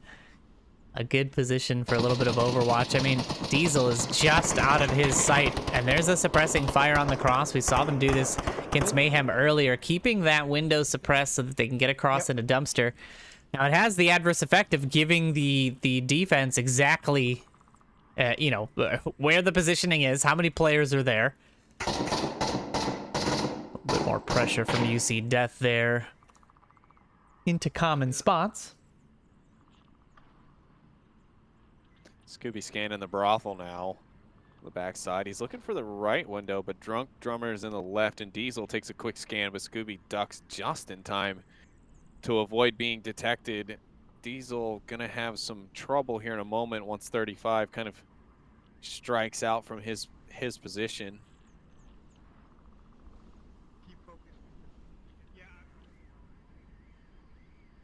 Raz and Stay Calm, both good coverage on the actual objective west side here. If Diesel stays tucked in, he could catch 35 and you see Death on their approach. I mean, he's going to hear those footsteps. If he's not ID'd early, it is all a win for the Boss Fight squad. Pressure coming in from UC Death now onto 2-story helicopter, just keeping anybody from peeking. And there it is, Lego finding Diesel on the inside of Center Hotel is going to open things up for the south just a little bit. They still got to deal with Drunk Drummer and Raz, though.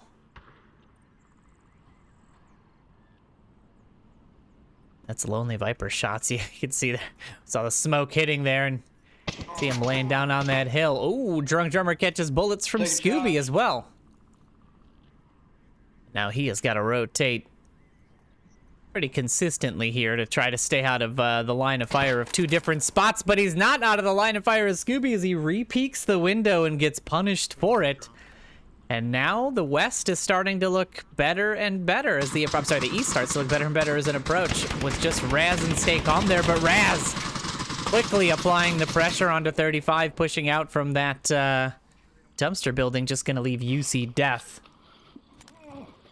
Oh, he goes for the grenade throw. Oh my god, he almost botches it, drops it there. Oh, swish right into the truck. Not exactly what he wanted, but I'll give him 2 points for effort anyway. You see Death with the response. Nade coming out, almost close enough to grab. I think Viper's got the angle on Raz, but it won't matter because UC Death will go ahead and solve that problem for him first. Now he's just gonna exit from over here with some early fire, and it's just the 2 remaining defenders on objective. Well, one on objective, Hondo just off with the crosswatch and route approach defense, but Viper going to be scanning those areas, so Hondo going to want to stay out of that doorway if he knows what's good for him.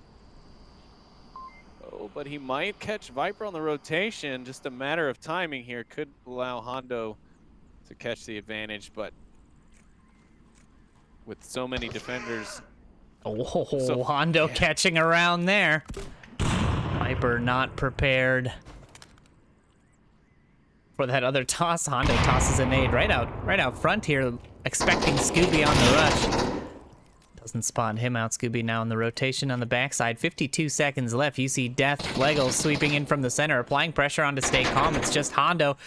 But Stay Calm does manage to nab UC Death off a center hotel. That's going to make it a bit more of a fair fight here as Hondo trades out with Scooby, and that's a big pickup. Scooby getting that one is going to mean that, yes, Stay Calm has to rush out onto the objective. There was no visibility, and there it is. That is going to be Boss Fight taking that first round.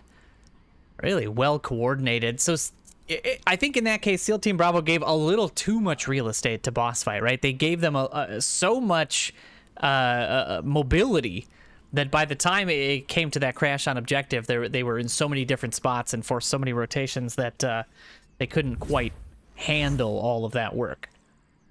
Yeah, I mean, to an extent that's true, but it also almost worked. I mean, at the end there, I'm not sure the rush out to check the actual objective front was needed.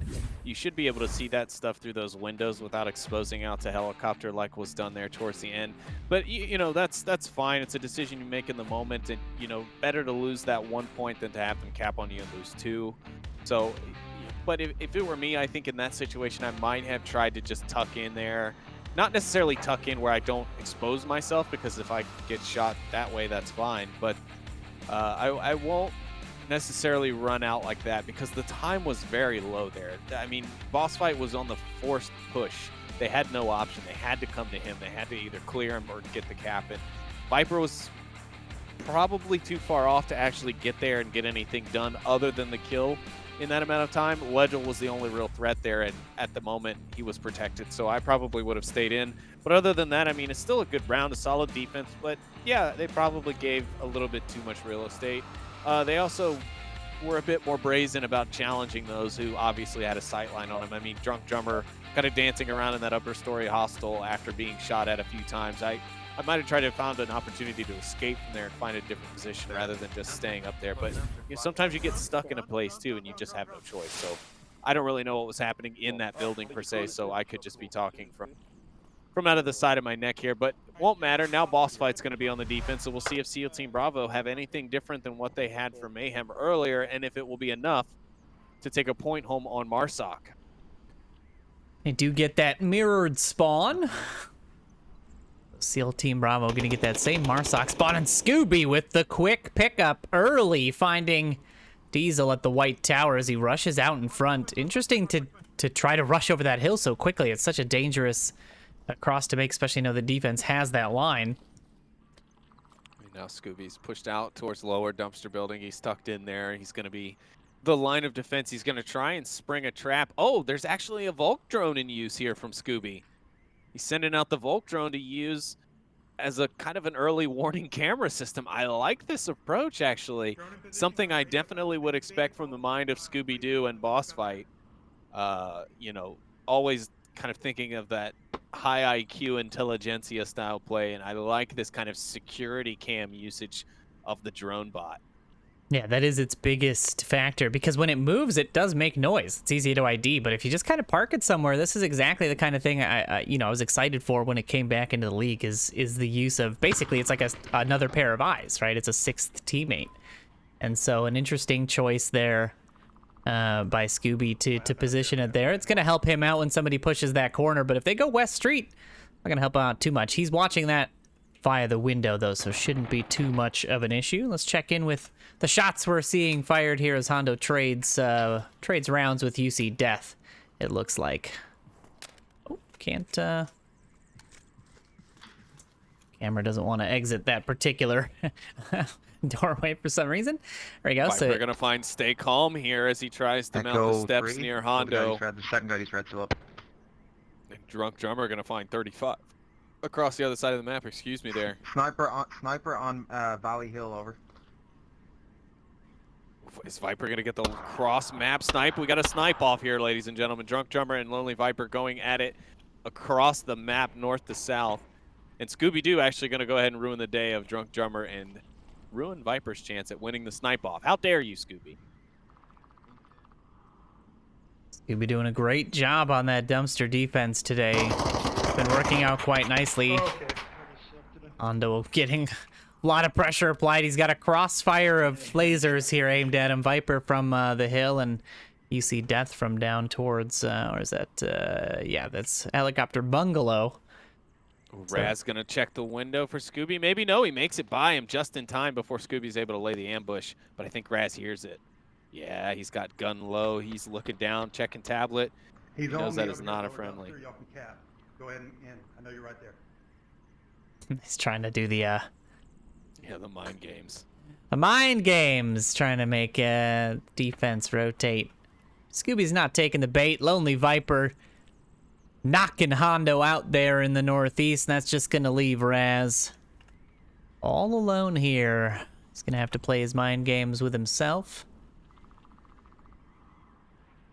What is that utility he's got? Oh, it's just his tablet. He's got his tablet on the corner. I think he's trying to bait the shots out to get him firing first so he could pop around the corner and get the kill. I'm trying to see, where did he reposition that drone to? Because I know he moved that drone somewhere. I think that's what he's watching. Raz now on the outside here, getting past Scooby. I think he's going to make it too far, as we just saw. Only Viper scanning the area here. Oh, the timing just working out perfectly. Raz pushing the inside here. Does not ID Scooby's position properly, and that's intel for the rest of the defense as the shots ring out. Lego on the peak. Quick enough. Is Lonely Viper going to spot him out? The grenade comes out. It's a flash check. I think Raz is indeed blinded. See, lays down here. He throws a frag out. Now Scooby on the rotation, putting the pressure on the backside. Raz not going to be ready for this. He does spin around. He's looking for him, but Scooby over the top finds the pick. Seals the deal for point number 2 of Boss Fight's charge here in map 1. Yeah, I mean, kind of what we saw in the game against Mayhem, right? Really effective, kind of on both sides of the board here on Downfall, and to be expected. This is a map that Boss Fight has performed well with over the seasons. Is it their strongest map? No, but it's one they still are very strong on, and you cannot, discount them even if they, act like they don't want to play it, or they may say they don't play it very well. And maybe they feel that way. Maybe they feel they don't play Downfall that well. But in my opinion, they're very strong on the map. And so I think we're seeing exactly what we kind of expected based on what we saw in round 1 with Mayhem and SEAL Team Bravo on this map. But we'll have to see what happens here. SEAL Team Bravo far from out of this thing. It's only 2-0. Score lines lie a lot of times in Onward as far as how close things get. And they are making a commendable push. They're not just getting squandered out each round. Yeah, I mean, it could have easily worked out had Scooby been nabbed early on. He was one of the linchpins of that defense. So if somebody had picked him off, definitely could have been a different fight for SEAL Team Bravo. But now they're going to have to rethink it as they swap objectives. Now we are on lower dumpster objective building. Now, I mean, we'll see. We'll see how SEAL Team Bravo's defense holds up here. I think if they just tuck in a little bit more, right? I mean, it's a sniper really running rampant. Lonely Viper doing the damage that he is very much known for on this map, that causing SEAL Team Bravo no end of strife. See if they find a way to deal with that here in the 3rd round. And we don't get a quick spawn here for the lower dumpster objective. We mentioned it earlier. You're just down the street from your opponents, able to be seen and able to be shot immediately once that round timer has started. So you got to be careful. They've identified that it's not a close spawn, so they will be checking for any of the other remaining spawns that are available on this map. So for now, they'll be trying to make it to their positions while staying safe from the other possible look points, which is always unnerving, knowing that there's multiple other locations that you are unaware of that they could be shooting you. Yeah, just panning over the east as Boss Fight gets set up. Taking a look at the defense here from SEAL Team Bravo as well. Nice little V-shaped defense there. 2-2-1 split between the inner buildings.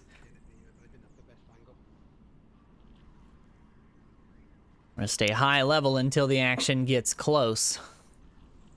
Yeah, I wonder, it's interesting. They sent Scooby on the far out east route, pushing the edges of the map boundaries.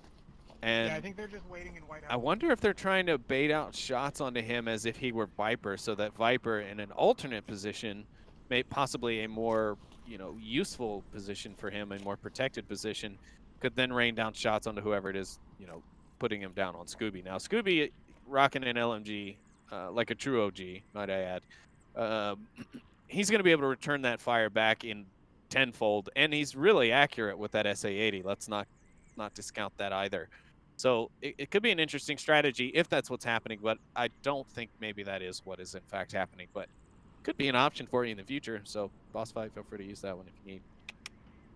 I think the idea there was for Scooby to check White Tower at a distance and just try and see if there was anybody in there, but he still had the opportunity to duck down, behind a little bit of cover, because if you cross on the low side inside of this valley, when you go to check it, you're kind of already in the kill box. So going the elevated route first to check everything, and now they are in position here in the Marsox. 2 minutes have ticked on by. If you take a look at your map, what's pretty insane is Lonely Viper's position there, getting back around to the northwest side. This is one of the problems of a defense that tucks into buildings, right? You have completely obfuscated your view of 90% of the map in a lot of cases. Yep. You've got very small window-like views, and that allows, sneaky snakes like Lonely Viper to get around into these unexpected positions, and then when the pressure comes in on one side and you focused on the side you believe that the offense is coming from, that is where he can do the most damage. So I'm going to keep my eye on him here for just a little bit.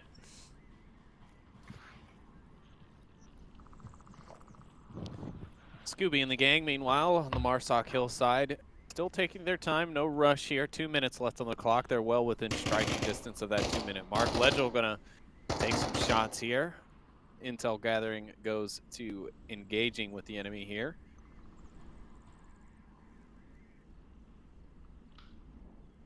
Otherwise, still quiet. Neither team getting any picks. It's a 5v5 with a minute 45 left. This is the other thing, when a defense tucks in, this is what happens. You end up, things are probably going to start going off all over the place at one time, and maybe, just maybe, Boss Fight will be able to capitalize on that confusion, but just as easily that confusion could go into chaos and turn against them. So hard to really tell what's going to happen here, but Only Viper continuing to make his stealthy approach, so far completely unnoticed here. If he can stay quiet enough and not be seen, he can sneak in and cap this. He is staying as quiet as possible, looking for the backs of any enemies that are exposed. Stay calm, meanwhile, manages to grab the first pick as you see Death goes down on that approach. Now Lego pressuring Hondo's building here. Callouts should come out soon. He's going to tuck in on the corner. Gotta be careful here. Stay calm does have an angle still on this position. He doesn't tuck in time. Him or Raz. Viper knows he's been made. He's called it out. Drunk Drummer calls out Viper's position by the red truck. Meanwhile, Diesel grabs 35. And a frag comes over the deck from Stay Calm. Viper returns favor with a flash of his own. He's under a lot of pressure here. A lot of weapons pointed at him at this point in time. And he's got a lot of work to do, and he picks the wrong time to rush out. Scooby trades out with Hondo there in the end, and Stay Calm with the final pick onto Scooby seals the deal for Boss Fight, as SEAL Team Bravo nab themselves the first point of the series here in round 3. Yeah, great play there from SEAL Team Bravo. I mean, a tight defense. You let you allow the attackers to get in much closer than you might otherwise if you were actively checking angles and whatnot. But at the same time, you know that your objective is pretty well protected. I mean, as you saw when Viper was called out, there were 3 different weapons pointed at him at certain times there, and he was receiving frags and flashes and just a lot of pressure because they knew how close he really was by getting in to that perimeter. And then, things unfold on the other side, and even with numbers, it only trades out the one who was immediately refragged. So SEAL Team Bravo, even though you might not want to see them always running a tight defense, in this case, that tight defense really paying off for them and securing them that needed point here in this map. Yeah, fantastic job by SEAL Team Bravo. I mean, again, you know, it's one of those trade-offs. You give a lot of real estate, but if you can hold the angles, if you can hit your shots, at the end of the day, you're going to win out there, and they did a good job of coming back on that series, getting themselves a point, getting on the board, but now they've got to convert Marsox, and that's what we have not seen SEAL Team Bravo do on Downfall today. Yeah, no, not at all, unfortunately, in any of the rounds so far. I don't know. I mean, maybe they grabbed one if they played Downfall in their last series, considering we were not covering that team. But, yeah, so far, no. And they really need to turn that around here, preferably. They did get close to a cap, however, in the Mayhem game, and it was on this objective. So maybe they'll have that opportunity again. I think it was Drunk Drummer in that game against Mayhem who was close to getting that cap had he just stayed outside. We'll find out, because the next round, round 4, is underway. Mirrored spawns again, northeast for SEAL Team Bravo. See how they opt to spread out. So they're going a little bit more heavily in the north and the west commitment. 2-1-2 split here as Diesel charges down the middle towards the objective. He's going to meet 35 here in just a second, and there it is. 35 on that aggressive positioning. Such a dangerous spot to get into because, yeah, you can really do a lot of damage from these windows. They're so difficult to see inside of. And if you can get there, if you get lucky on the spawn, you can do quite a bit of damage to the offense, specifically for this northeast one and the west.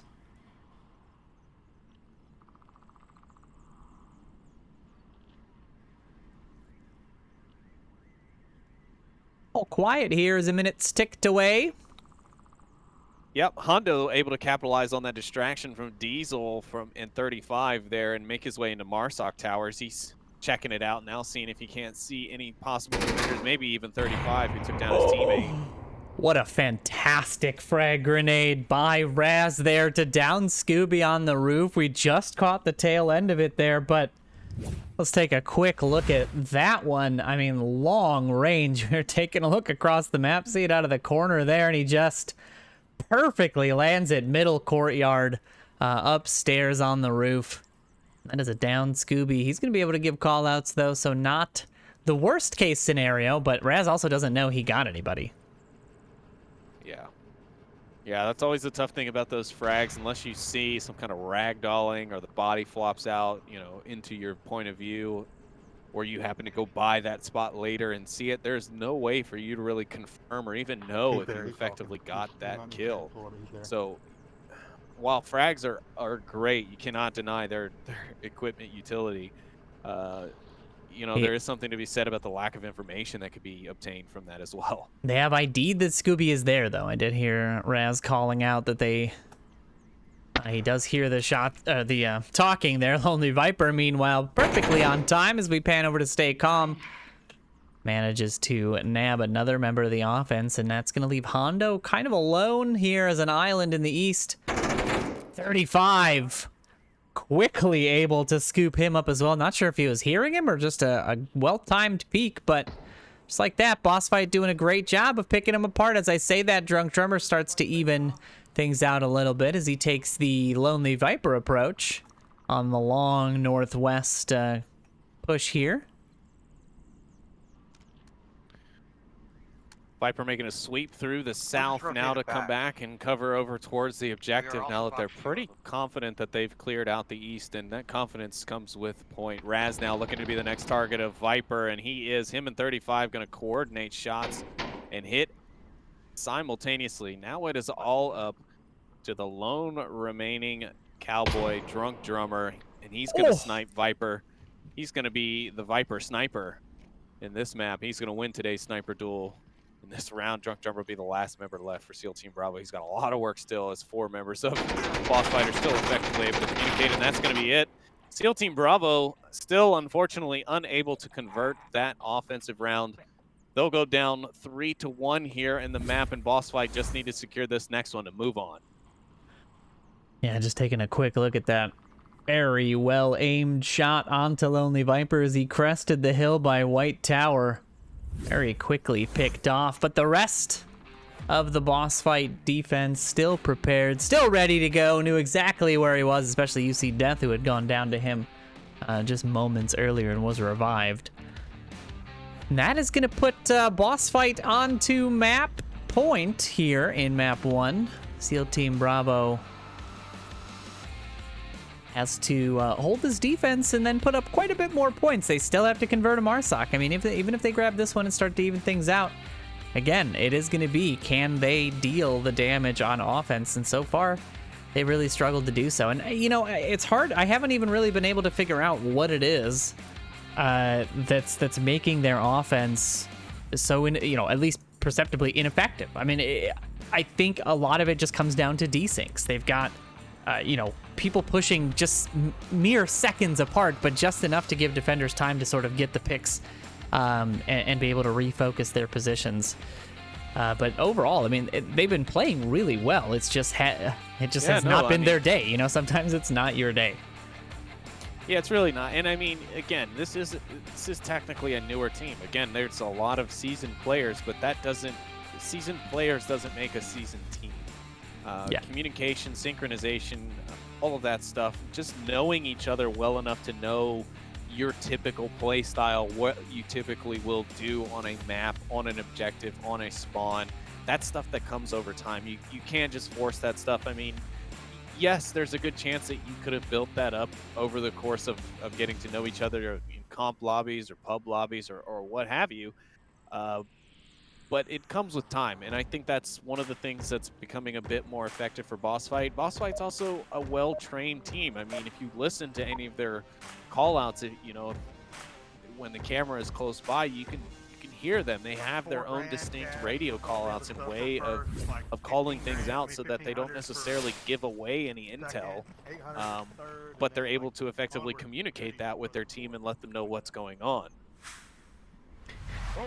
Yeah, absolutely. SEAL Team Bravo now on the defense of their lives. Defense of the day. The defense that's going to keep them in this series as the shots ring out. Stay calm. Ducking bullets like Neo from the Matrix. And bullets rain down all over this objective building on both sides. They've got two sets of guns firing. Lonely Viper had a few shots in there. And Scooby-Doo. Oh, and it looks like Scooby-Doo just dropped. Oh, we literally saw him vanish before our very eyes on the roof of the North Hotel there. He was popping in and out there just before the round started, so I don't want to say I'm not surprised, but I will say far better to drop when a teammate knows you've dropped. Because having somebody drop out mid-round and then you don't know that they have vanished really can screw up your push. Now Boss Fight at least has the ability to adjust and understand that they're working with one less. But, that's the problem with doing internet tournaments. You're at the mercy of the connectivity of the day. Your router has some weird problem, your local internet goes out. That's the struggle, but hey, the price we pay for being able to run these across regions, across countries, it's a big deal. Just running a local event is subject to the mercy of certain people. Your electricity, what happens, your power goes out. Then no matter what kind of an internet connectivity you have, you're still not playing. Raz gonna grab Viper there. He's still up. Lego with a very nice M203 shot into the objective. Drunk Drummer, though, gonna get that res out. And now Lego's looking for any sort of confirmation here if Diesel re-peaks. It's gonna be a 3v5 now, I believe, if I've got my numbers correct. Let's take a quick look at that replay there as well. We saw Lonely Viper shot and then just catching the tail end of Lego's nice little M203 shot. Hondo may be able to catch the back of 35 here. I think 35 is aware from the frag that Hondo tossed out the window, however, that he is up here, so it'll be interesting to see how that works out. But Legel, meanwhile, going to find Diesel on the objective once again.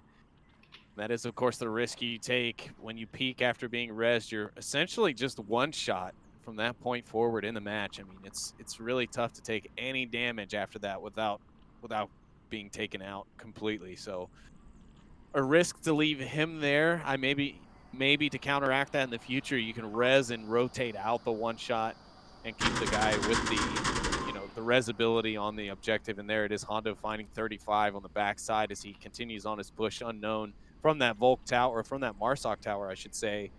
And it is a 3v2. I love this Sorry, a 4v2. rotation from Drunk Drummer. I mean, immediately getting into coverage on that objective room. You know, I mean, he was there within seconds. Stay calm. Nabbing UC Death is going to leave just Lego alive. At least standing. There are 2 reses available, but unlikely to happen here in the minute and a half ticking down, especially with their relative positions right now. Not likely going to be something that's going to work out for them. Lego scanning over the windows. Hondo should be able to spot him out here at that distance. Maybe not. Possibly just going for the call-outs here. Yeah, I think it'd be easier for Hondo to just give the call-outs. Stay calm. Drunk Drummer and Raz are all in positions to where they could effectively take out Legel as he approaches the objective. He's going to be in a rush here soon enough, as we just crossed the 1 minute left in the round. He'll get that 30-second beep on his watch here shortly, and that will put him in a position to have to make moves. And granted, they do have that buffer. They can lose this round without being in too much trouble, but I think Raz going to spot out Legel here on the corner. Yeah, you see his laser come up, but Legel going to pull off. There it is, the information, just enough. Hondo there able to find that nice long shot. Get SEAL Team Bravo their second point here, so getting closer, but again, now comes the bane of the day. The Marsoc round on Downfall. This is, I feel like this is going to set the tone, right? I think if SEAL Team Bravo gets a cap here, or even if they get just a round win here, I think they could start to build the momentum into the second map, and I think they absolutely need that.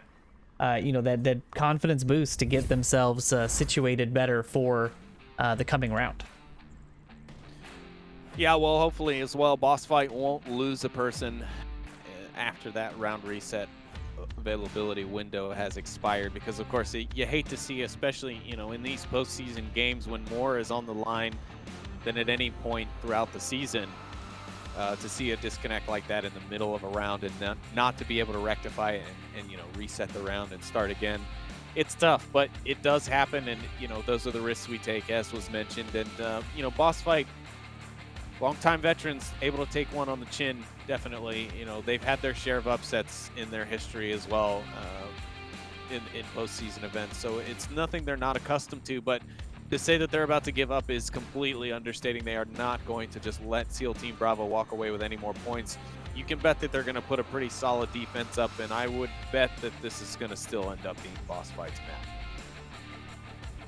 Well, we will see. We've only got a few more moments until the round kicks off.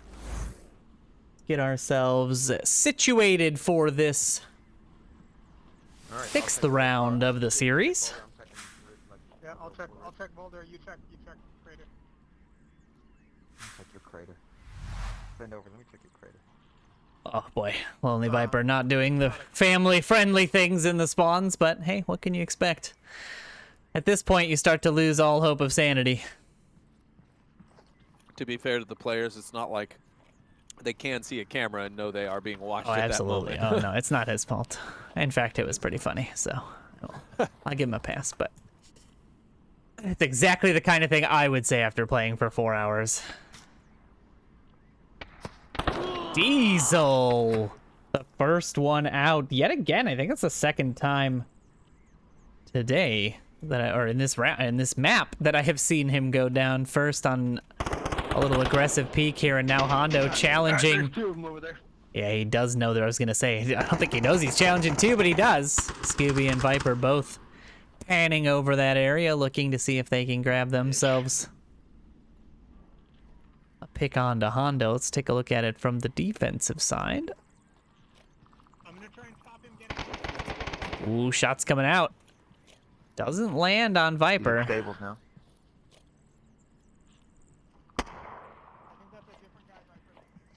Maybe that means it's 2. That means it's 2. The water Interesting to see the defense so heavily invested in the East. I mean, one person on OBJ, if Stay Calm slips through 35's grasp, and, well, I guess there's Legel in that North Dark Room to watch down, but, I mean, otherwise, things could go wrong. I think that should be the new tagline for Onward. Things could go wrong. That's if that doesn't just describe every Marsoc push I've ever been a part of, I don't know what does. A quick look at that replay from earlier in the round. Nice little pick onto Diesel. Kick things off. Still the only pick until I say those words, and 35 grabs a nice kill onto Stay Calm there. Gonna put SEAL Team Bravo down to 3. I mean, this is not where they want to be. No, I mean, they have plenty of time to get where they're going, but they really don't have a lot of support to help get them there. Raz going to be unsupportable from Drunk Drummer's position currently. And UC Death just decides to take a quick look and spots out Raz. There's no shot at a refrag from Drunk Drummer at the moment, and Hondo is just unfortunately, you know, with the other members of his team having gone down, he's just so disconnected. In the East, whereabouts? Not to his own fault. I mean, again, it's because of the spread across the board being thinned out by the defense, not because he has intentionally, you know, put himself out of position. But UC Death is starting to check this West Street. He should have seen that push across from Raz, and so does Legel. Legel now looking in that direction. Viper should be able to see it, however, from the high elevation, and he does. That SKS with the 12X really coming in handy. Now it's just 2 members of SEAL Team Bravo left. Drunk Drummer going to be one of them, so Viper needs to be careful. He could end up getting himself sniped again, but unlikely considering the positioning here versus previously.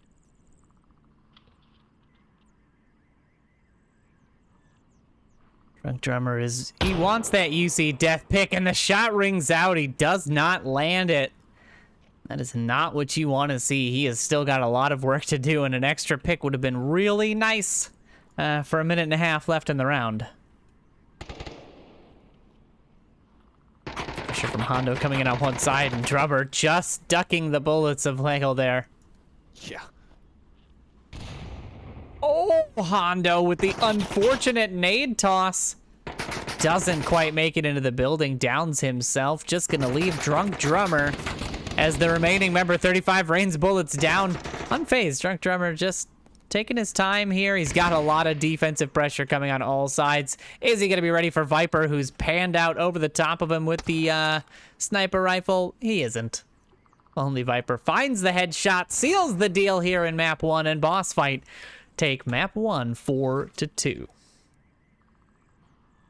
Well, I mean, there we have it. Like I thought, Boss Fight able to take the map. SEAL Team Bravo still, as you mentioned, not able to get those conversions on Marsoc. I mean, they just cannot seem to get the point. They've had opportunities. They've had looks. There was even a cap attempt in that first matchup on this map versus Mayhem. There's just still something going on there that they've got to work out in order to just be more effective on Downfall. But overall, still a great map, still a good battle between these two teams, and I am not disappointed in either of them, realistically. No, nor should anybody else be. It's been a great series to watch overall, but now we're ready for map 2. If you heard the spoiler sounds, that is the music of the game telling you what that map is, then your prediction doesn't count. But if you have any thoughts on what that map is going to be before I pull it up, now is the time to put it into the chat, because map 2 is gonna be, that's my drum roll, which is terrible, Bazaar. Talked about how we haven't seen it, but now we are gonna see it. And that is, that warms my heart. It's one of those maps that personally, not a fan of playing, but I do love casting it. I do love watching the action that these teams bring to this map. The strategies are great. The aggressive play is great. And I think SEAL Team Bravo, you know, picking into this map, obviously confident, but they definitely have had some fantastic plays on this map this season. I remember at least a couple of games where they made some really fantastic plays. So I'm excited to see how they deal with it. But Boss Fight, again, not a slouch. I think they're going to make them work for it. Absolutely going to make them work for it. I mean, Boss Fight is it's not weak here. No, not at all. Not by a long shot. We see some really sneaky stuff come out from Boss Fight in this. I've seen some really impressive snuck-in caps from their team on this, on this very first objective that we have for this map. So we'll see. But SEAL Team Bravo really need to bring it here. There are no ifs, ands, or buts. Every round, every point, big deal for them. Just like we said, every single matchup is going to be, you know, important. There's no, you know, throwaway rounds here. It's the 2 rounds per per series, and final scores will dictate it all. So you've got to put 110% into each and every one. I mean, we're gonna see maximum effort in round 7 of map 2 here in this final series for sure. If it gets that far. If either of these teams let the other team get that far, that's what's going to happen. Yeah, we shall have to see about that. I'm sure Boss Fight are like, please, Lord, let us get this over with. You know, they are about 8 hours ahead of us now, so they're coming up on about 10 o'clock over there in the EU. So I'm sure they're all hoping to get this over and get their tea in or whatever it is they might have before bed and crawl into their beds, get nice and warm, and get ready for tomorrow. It's 2 o'clock in the afternoon, and all of that sounds great to me on the west coast of the United States. So I am with you, EU. Let's drink tea and take naps together after this series, because it has been an emotional roller coaster on this series. So let's get right into it. We're not wasting any time. Boss Fight heading into the series on the defense. We'll see what they opt to do. Is that... Oh, I thought I saw a shotgun on the back of one of these teammates. I was going to say, what? Who picks shotgun? Yeah, I was going to, you know, come on. What strategy is that to follow that player the whole match? Trying to see what strategy that's going to be, but no, it's indeed a rifle. So let's take a look here at the push from Stay Calm. He does catch a couple of rounds from UC Death, who is gonna ID that cross. So Stay Calm does not have the element of surprise anymore now. Legal over there gonna be waiting for him in ambush.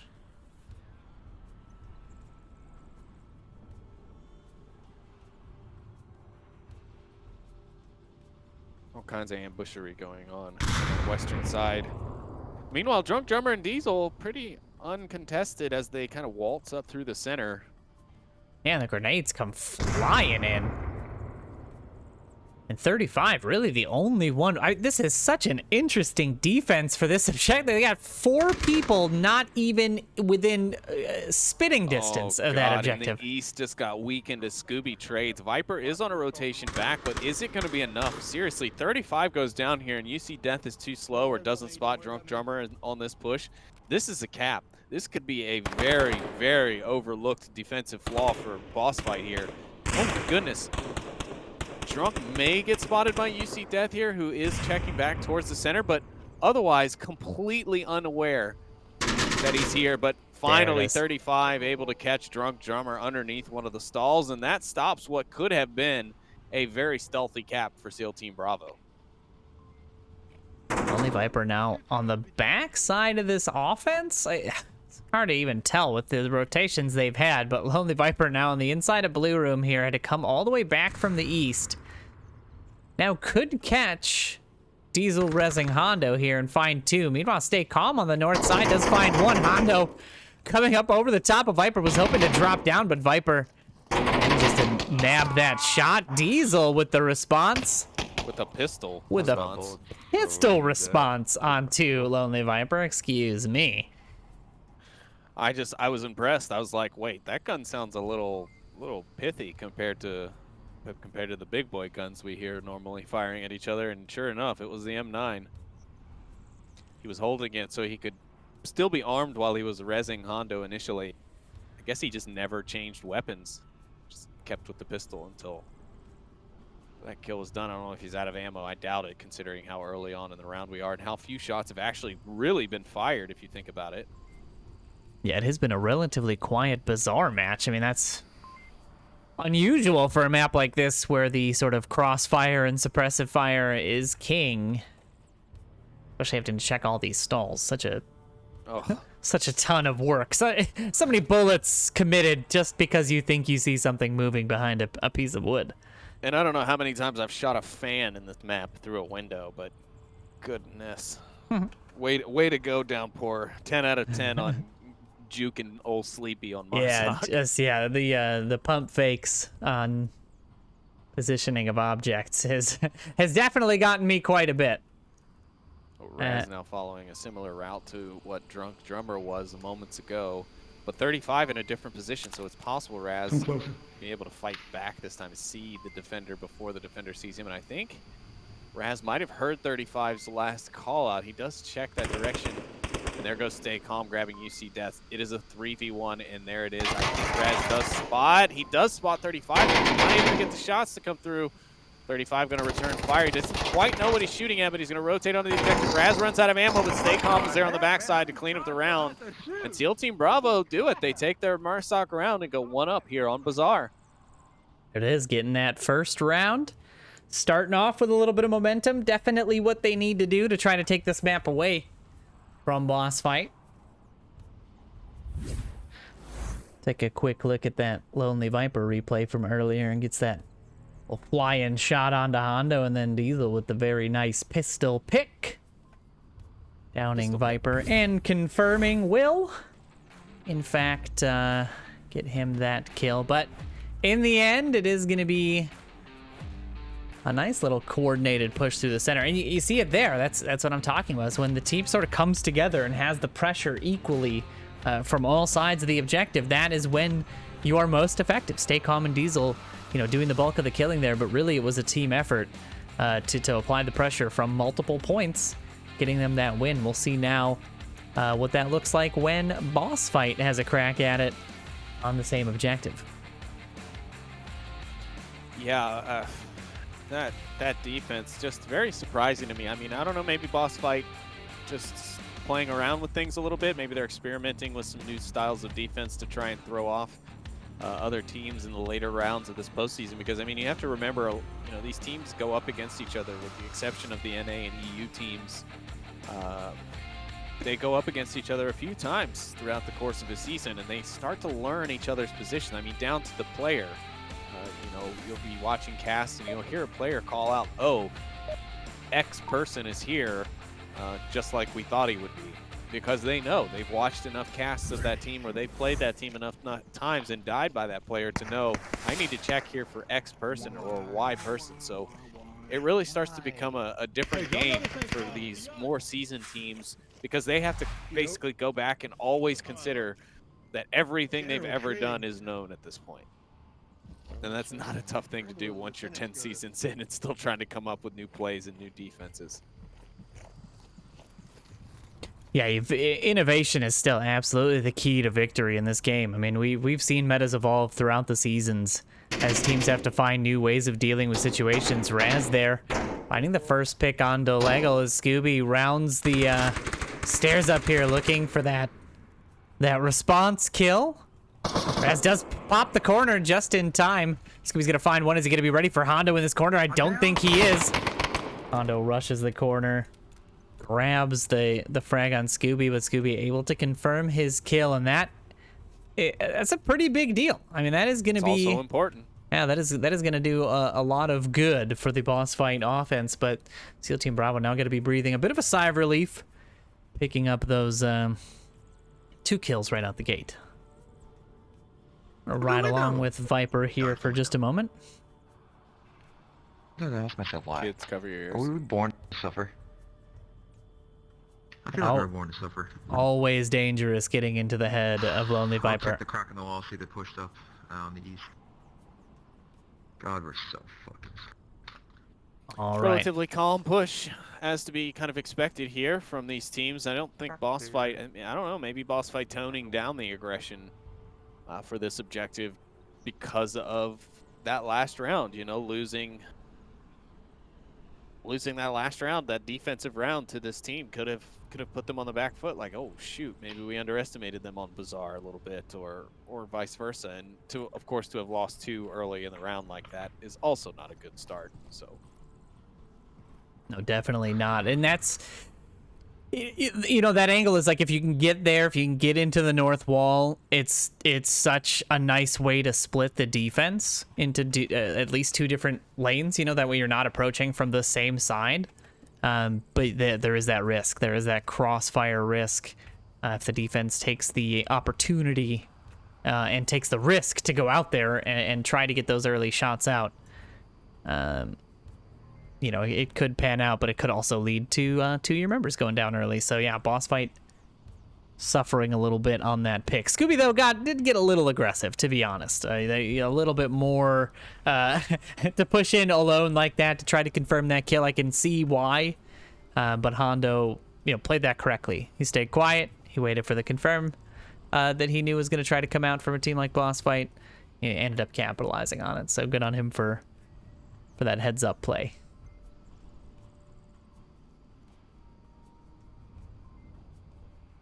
All quiet here as 2 minutes tick down and the last 3 of boss fight get set up in the east and I'm sorry, the east and north. I do have my directions correct. Yes, this map is oriented correctly, so north is up. Unlike downfall, which gets me every time, and I'm like, pick out the north spawn. Oh wait, that's east. Just take a quick look at that Scooby replay. I forgot I've got that queued up, all ready to go. Nice little pick by Hondo there.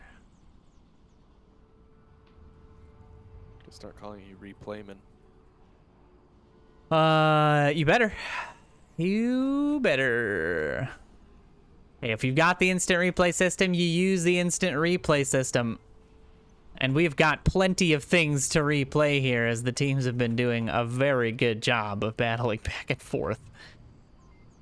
Honestly, it's hard, you know, you don't even know which one to pick sometimes.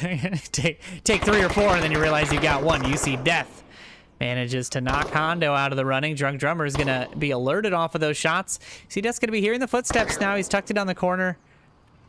See Death just... You try to just wallbang him right there? I don't think that works. No, I think he anticipated a push out from the main exit there. Okay.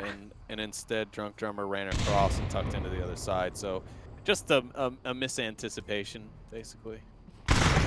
See, Death rounds the corner. Doesn't get Drunk Drummer. He's just on the right side of it. Stay calm. Also not in the correct position at the correct time. But Drunk Drummer there does manage to nail Lowly Viper. You see Death rounds the corner, finds another, and 27 seconds remain as Stay Calm pushes the inside. But SEAL Team Bravo will be the one that gets that round win on that final pick. A really nice pickup there in the end. I mean, you know, blow for blow, basically, and they nabbed up that final seconds type of offensive push really, really well, and they are up 2-0 on that, what I consider to be a pretty difficult objective to both attack and defend. Yeah, both teams really have their work cut out for them on this next one, but you know, it's another one where we do see caps on it on a semi-regular basis, right? I mean, and if not caps, we see a lot of teams getting really, really close to it. So I expect to see the same here. Not really sure which team will do it. SEAL Team Bravo's gotten close to a couple of caps in this map and others. Boss Fight have also done the same. I really don't know. I think this might be the map SEAL Team Bravo is able to overcome Boss Fight, though. They are looking fairly good on this map so far. Absolutely. Now let's take a look at what objective we've got to deal with. Looks like Mini Market is where we're going to be heading next. I don't know. This one with Boss Fight on the defense... You know, they definitely got punished for that defense in round 1, right? The way off objective, super far rotation-y type of defense. So I wonder if they're going to learn from that, tighten things up a little bit, try to stay closer to the objective, really deny that sort of final push rather than reaching and trying to grab points early on. Or if they're going to get, you know, they're going to get a little boss fighty as we saw them get. Or boss flighty. Boss fight or boss flight. We'll find out which one is coming at you here as round number 3 gets underway.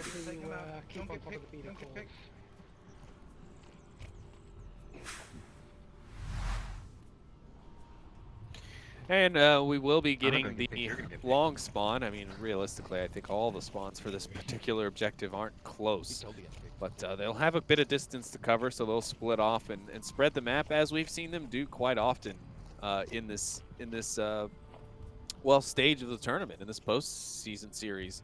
They've constantly went with that kind of solo, spread out, you know, they don't want their team to be all clumped up in one area kind of strategy. And so far, it's been effective.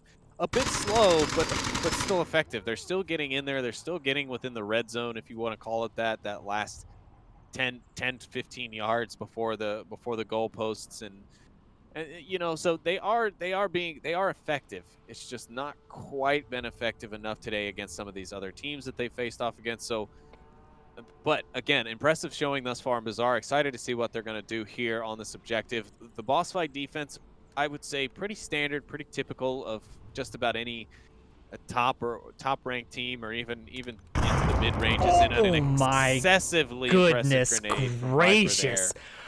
Oh boy, Alberto, that surprised even me. Let me go ahead and play that replay because we did capture it. Just sitting here minding our own business, looking at the mini map. We see Lonely Viper push that corner. I'm like, hey, why is he rushing up that corner? And kaboom, a fantastic nade toss. Couldn't have been placed really any better if he'd have tried. Viper hit the nuke on zombies. Kaboom. Kaboom indeed. 35 manages to nab Diesel in a tucked in little position in the alleyway there, and that's gonna knock SEAL Team Bravo down to 3. Now it's a repeat of the last round, but the team names have switched. SEAL Team Bravo gonna have to attack an objective with just 3 up.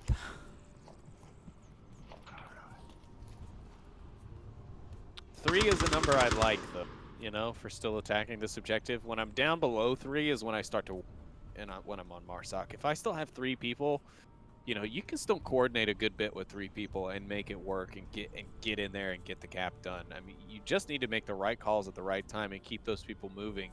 And you can definitely overcome a situation like this one. I mean, they are blind in certain areas still. You can always slip through gaps, because no matter where they're positioned, they have to be looking the right way. And then above that, they have to be shooting at you to get the kill. So there's a lot of conditions available to where you can make your way through. It just has to be the right timing and the right call. Raz here does make it around to the north wall. I think UC Death has ID'd him already, so he is going to have a hard time making the rest of this push without the pressure from Hondo and Drummer in the south, keeping some of that attention. But there's a lot of boss fights still left to chew through here. Oh, and Scooby with the fantastic shot onto Hondo there in that that street cross. Holy cow.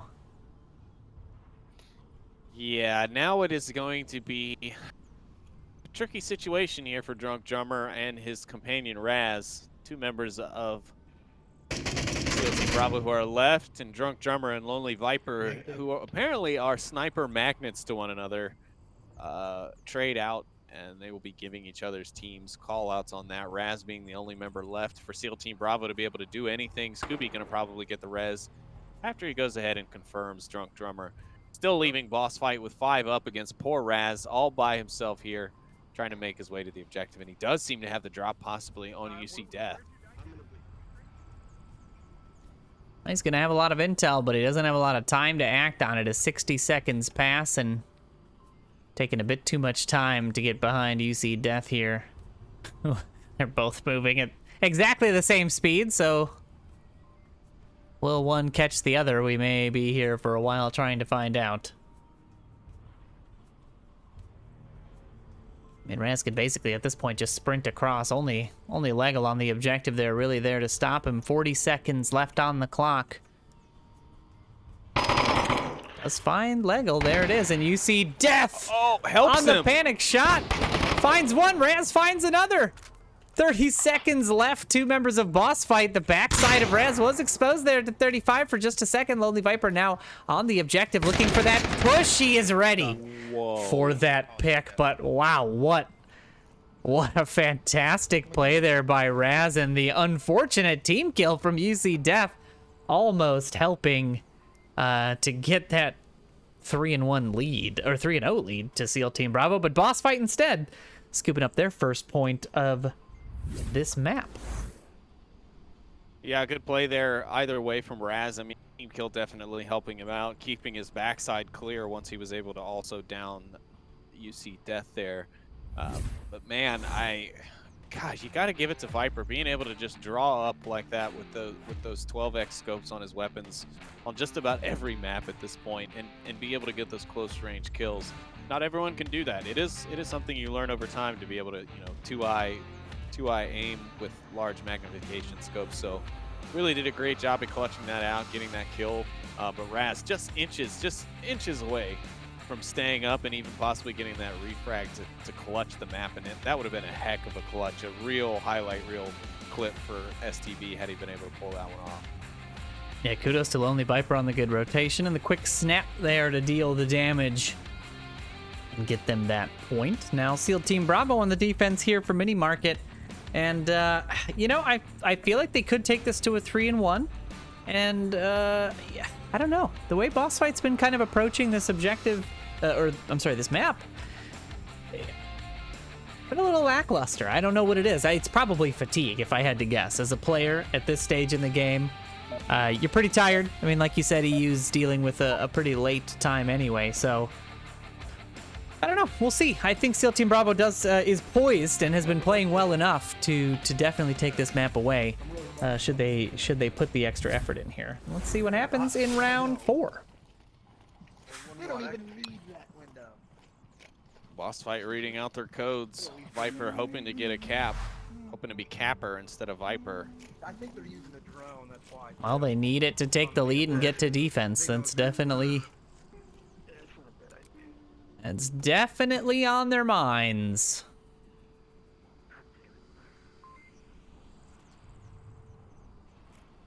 Offense getting set up on the eastern side, sweeping across the courtyard here. You can see Scooby UC Death and 35 kind of covering the push across the east. Scooby going to clear the upstairs kayak, but the rest of the defense, SEAL Team Bravo, all tucked in. Not getting too far off objective. And there's the pressure from Legal onto Blue Room. Does not find a pick. A little more suppressive fire, but nothing the defense has to deal with just yet. Now, what's interesting is they've stacked most here on the western side. Usually you'll see 2 or 3 members going into this courtyard on the east, but they have opted to stack almost all on the side of the objective, sort of giving Boss Fight all of these buildings to work with. I don't know. Don't know that I would give up all of the building. You know, at least Station 1, Drunk Drummer's kind of a last, like a point of failure for, or the final point of stoppage for anybody coming out of that courtyard, but he's only one man. You're gonna have quite a bit of crossfire to help deal with that. Meanwhile, Legal, I mean, like a one-man army, putting suppressing fire, throwing nades out into the courtyard here. Really Viper trying to make it seem like the team is coming from this south side.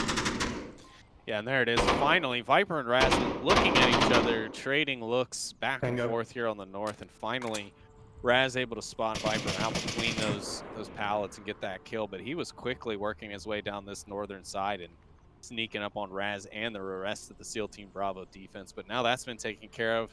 It's a 4v5, and SEAL Team Bravo is looking good for their 3rd point right now, but we still have a lot of this round left. 3 minutes, well, 2 minutes, 40 seconds left on this clock. Yeah, they've taken residency inside of this courtyard, so they have started to use this real estate given to them by the defense.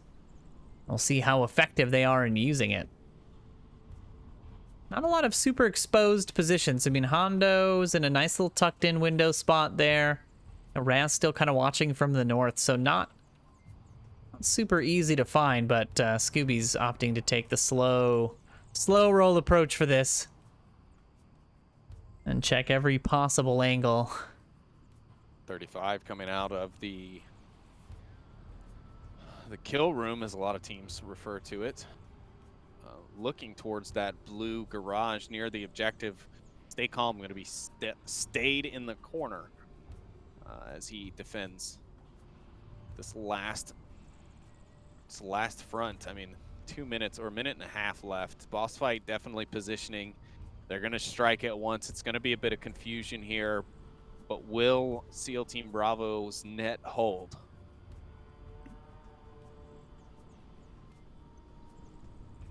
Scooby just inches away from Drunk Drummer's position in the corner here. He should be ready for somebody here. This is a pretty common little spot for folks to sit in these days. Especially when you've got this whole courtyard, you know what I mean? It's almost like a trap. Like, hey, I don't... why is there nobody in here? Enemy blue. Ooh, stay calm on the rotation. Does get caught out. Scooby does have the look on that, but he will get killed and confirmed out by Raz there. Stay calm, meanwhile, still engaged in the UC Dead 35 firefight. Now it's a 4v2. Last two members of Boss Fight dealing with 45 seconds on the clock and not a lot of time to do the work they need to do. Honestly, surprised I'm not seeing more rotation back towards the objective from the defense. Mostly from Raz, just to give a little bit more support on objective. Because Stay Calm and Diesel can technically go down and lose out. I mean, there you have it. I mean, Hondo and Raz almost not able to grab 35 there as he crossed the road. So that could have ended differently. And, you know, things are always unpredictable here in Onward. But either way, SEAL Team Bravo does pick up 35. They pick up their third point and continue their lead here with a 2-point stretch on Bazaar. Boss Fight really going to have to make every round count from here on. They are on the lifeline. Yeah, they still need these points. I mean, they had those early losses against G-Men that they wanted to recover from. They managed to take one away from Mayhem. They took the first one here, but this would be the 3, right? This would be the right down the middle, 3 out of 6. And then it would come down to basically a points tie, points for and points against. Yeah. So, you know, they can't be giving this up. They've got a defensive round. They got to win here. And then they got to come back out on offense and try to convert. They got to try and put to at least the kills. You know, they got to just win by kills from here on out. But that's 15 kills you got to get across 3 rounds. No small feat. Yeah, no small feat, even across 5 people. Yeah, that's just asking everyone to do their job and get 1 kill, just 1 pick. Mm-hmm. But I mean, heck, how many rounds do you go sometimes in a match where your team wipes someone and you've not seen the first lick of a pixel of an enemy, you know? Yeah. You know, I've had many of those rounds where I'm still running towards the objective, and next thing I know, it's like, victory, the enemy team has been eliminated. I'm like, I didn't even see the enemy team to be eliminated.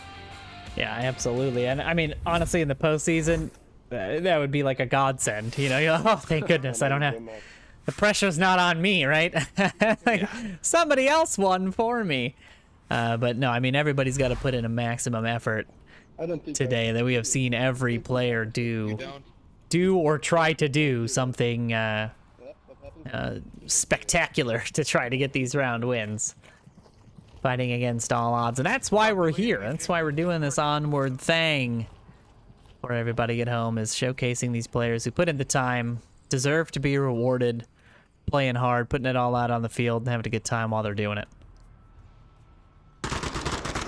Sure enough, and Stay Calm is going to grab Viper as he tries to get aggressive on the north to get into Kiot building. Meanwhile, Drunk Drummer and Diesel just inside the center courtyard. Of course, they did get the quick spawn, so getting close in is not hard to do. Diesel going to grab Scooby, but also grab Drunk at the same time, just through the crossfire. And that is unfortunate, but he does confirm Scooby-Doo 35, trying to slide up to possibly get a refrag. I'm not sure I would slide into the exact position of he was going for the res initially. He was trying to get the Scooby res before Diesel confirmed, but confirmation is in. There is not going to be any Scooby revives here today, and that's 2 massive players gone for boss fight. You got your captain out, and you got your your main sharpshooter out. Oh, that grenade. Oh my goodness. I had to try landing on the ledge above 35 there. That might have been grenade of the day had it landed, but a good attempt nonetheless. Hondo and Diesel slowly catching up to stay calm here at the front of the push. 35 anxiously waiting for the pressure that he knows is on its way. He's hearing these footsteps. There's nothing worse than kind of hearing the shuffling of footsteps. It's, you know, it's like a horror movie where you're hearing... It's like in Jurassic Park when they are getting chased by the raptors and they just see the bushes move next to them and they're like, oh, yeah, exactly. It's that same feeling of dread that 35 has right now. He's got plenty of players to deal with. And not a lot of defenders to help him out with it, as it's just him and UC Death and Legal holding on for dear life here in this man disadvantage 4v3. 35 peeks the corner, does not land the shots onto Diesel. Now Hondo repositions his approach, and stay calm will help that approach as he nabs Legal in the blue room, and that's going to bring it down to 2 for boss fight. SEAL Team Bravo poised to take map number 2. Hondo finds another. And that's it, 35, the last man remaining. He's got to just defend against the cap. Stay calm's got pad out. 35 finds one. Is he going to check objective on the corner? He finds Diesel. There it is. SEAL Team Bravo finds the 5-1 pick, and a fantastic play there by the offense. Just enough confusion. The correct picks in the correct places. That's going to give SEAL Team Bravo a nice little point differential to help potentially secure their second place spot. We'll have to see as the results trickle in. Take a quick look at that final replay. What happened there? I mean, a really nice defense by 35, but just not enough. There's not enough hands and eyes to cover all the different angles, and Code getting punched in there just in time. Will seal the deal, so let's give them their 2 points. My apologies, in the wrong spot there. Sleepy, give us thoughts, final thoughts. Well, I mean, as we expected, a lot of great fights. I mean, we saw a lot of round 7s. We saw a couple of caps.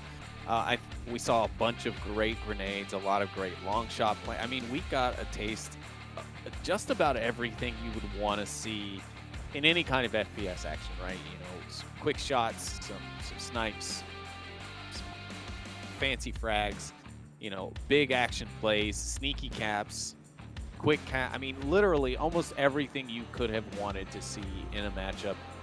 We saw today, and I expect we'll see the same later this evening when we see Nightfire and the gang bring up the Challenger Cup finals to find out who's going to be playing in that last spot for tomorrow's round robin group A's against some other very, very tough teams. So, you know, a lot more action to come still this weekend, but I can say that I am not disappointed.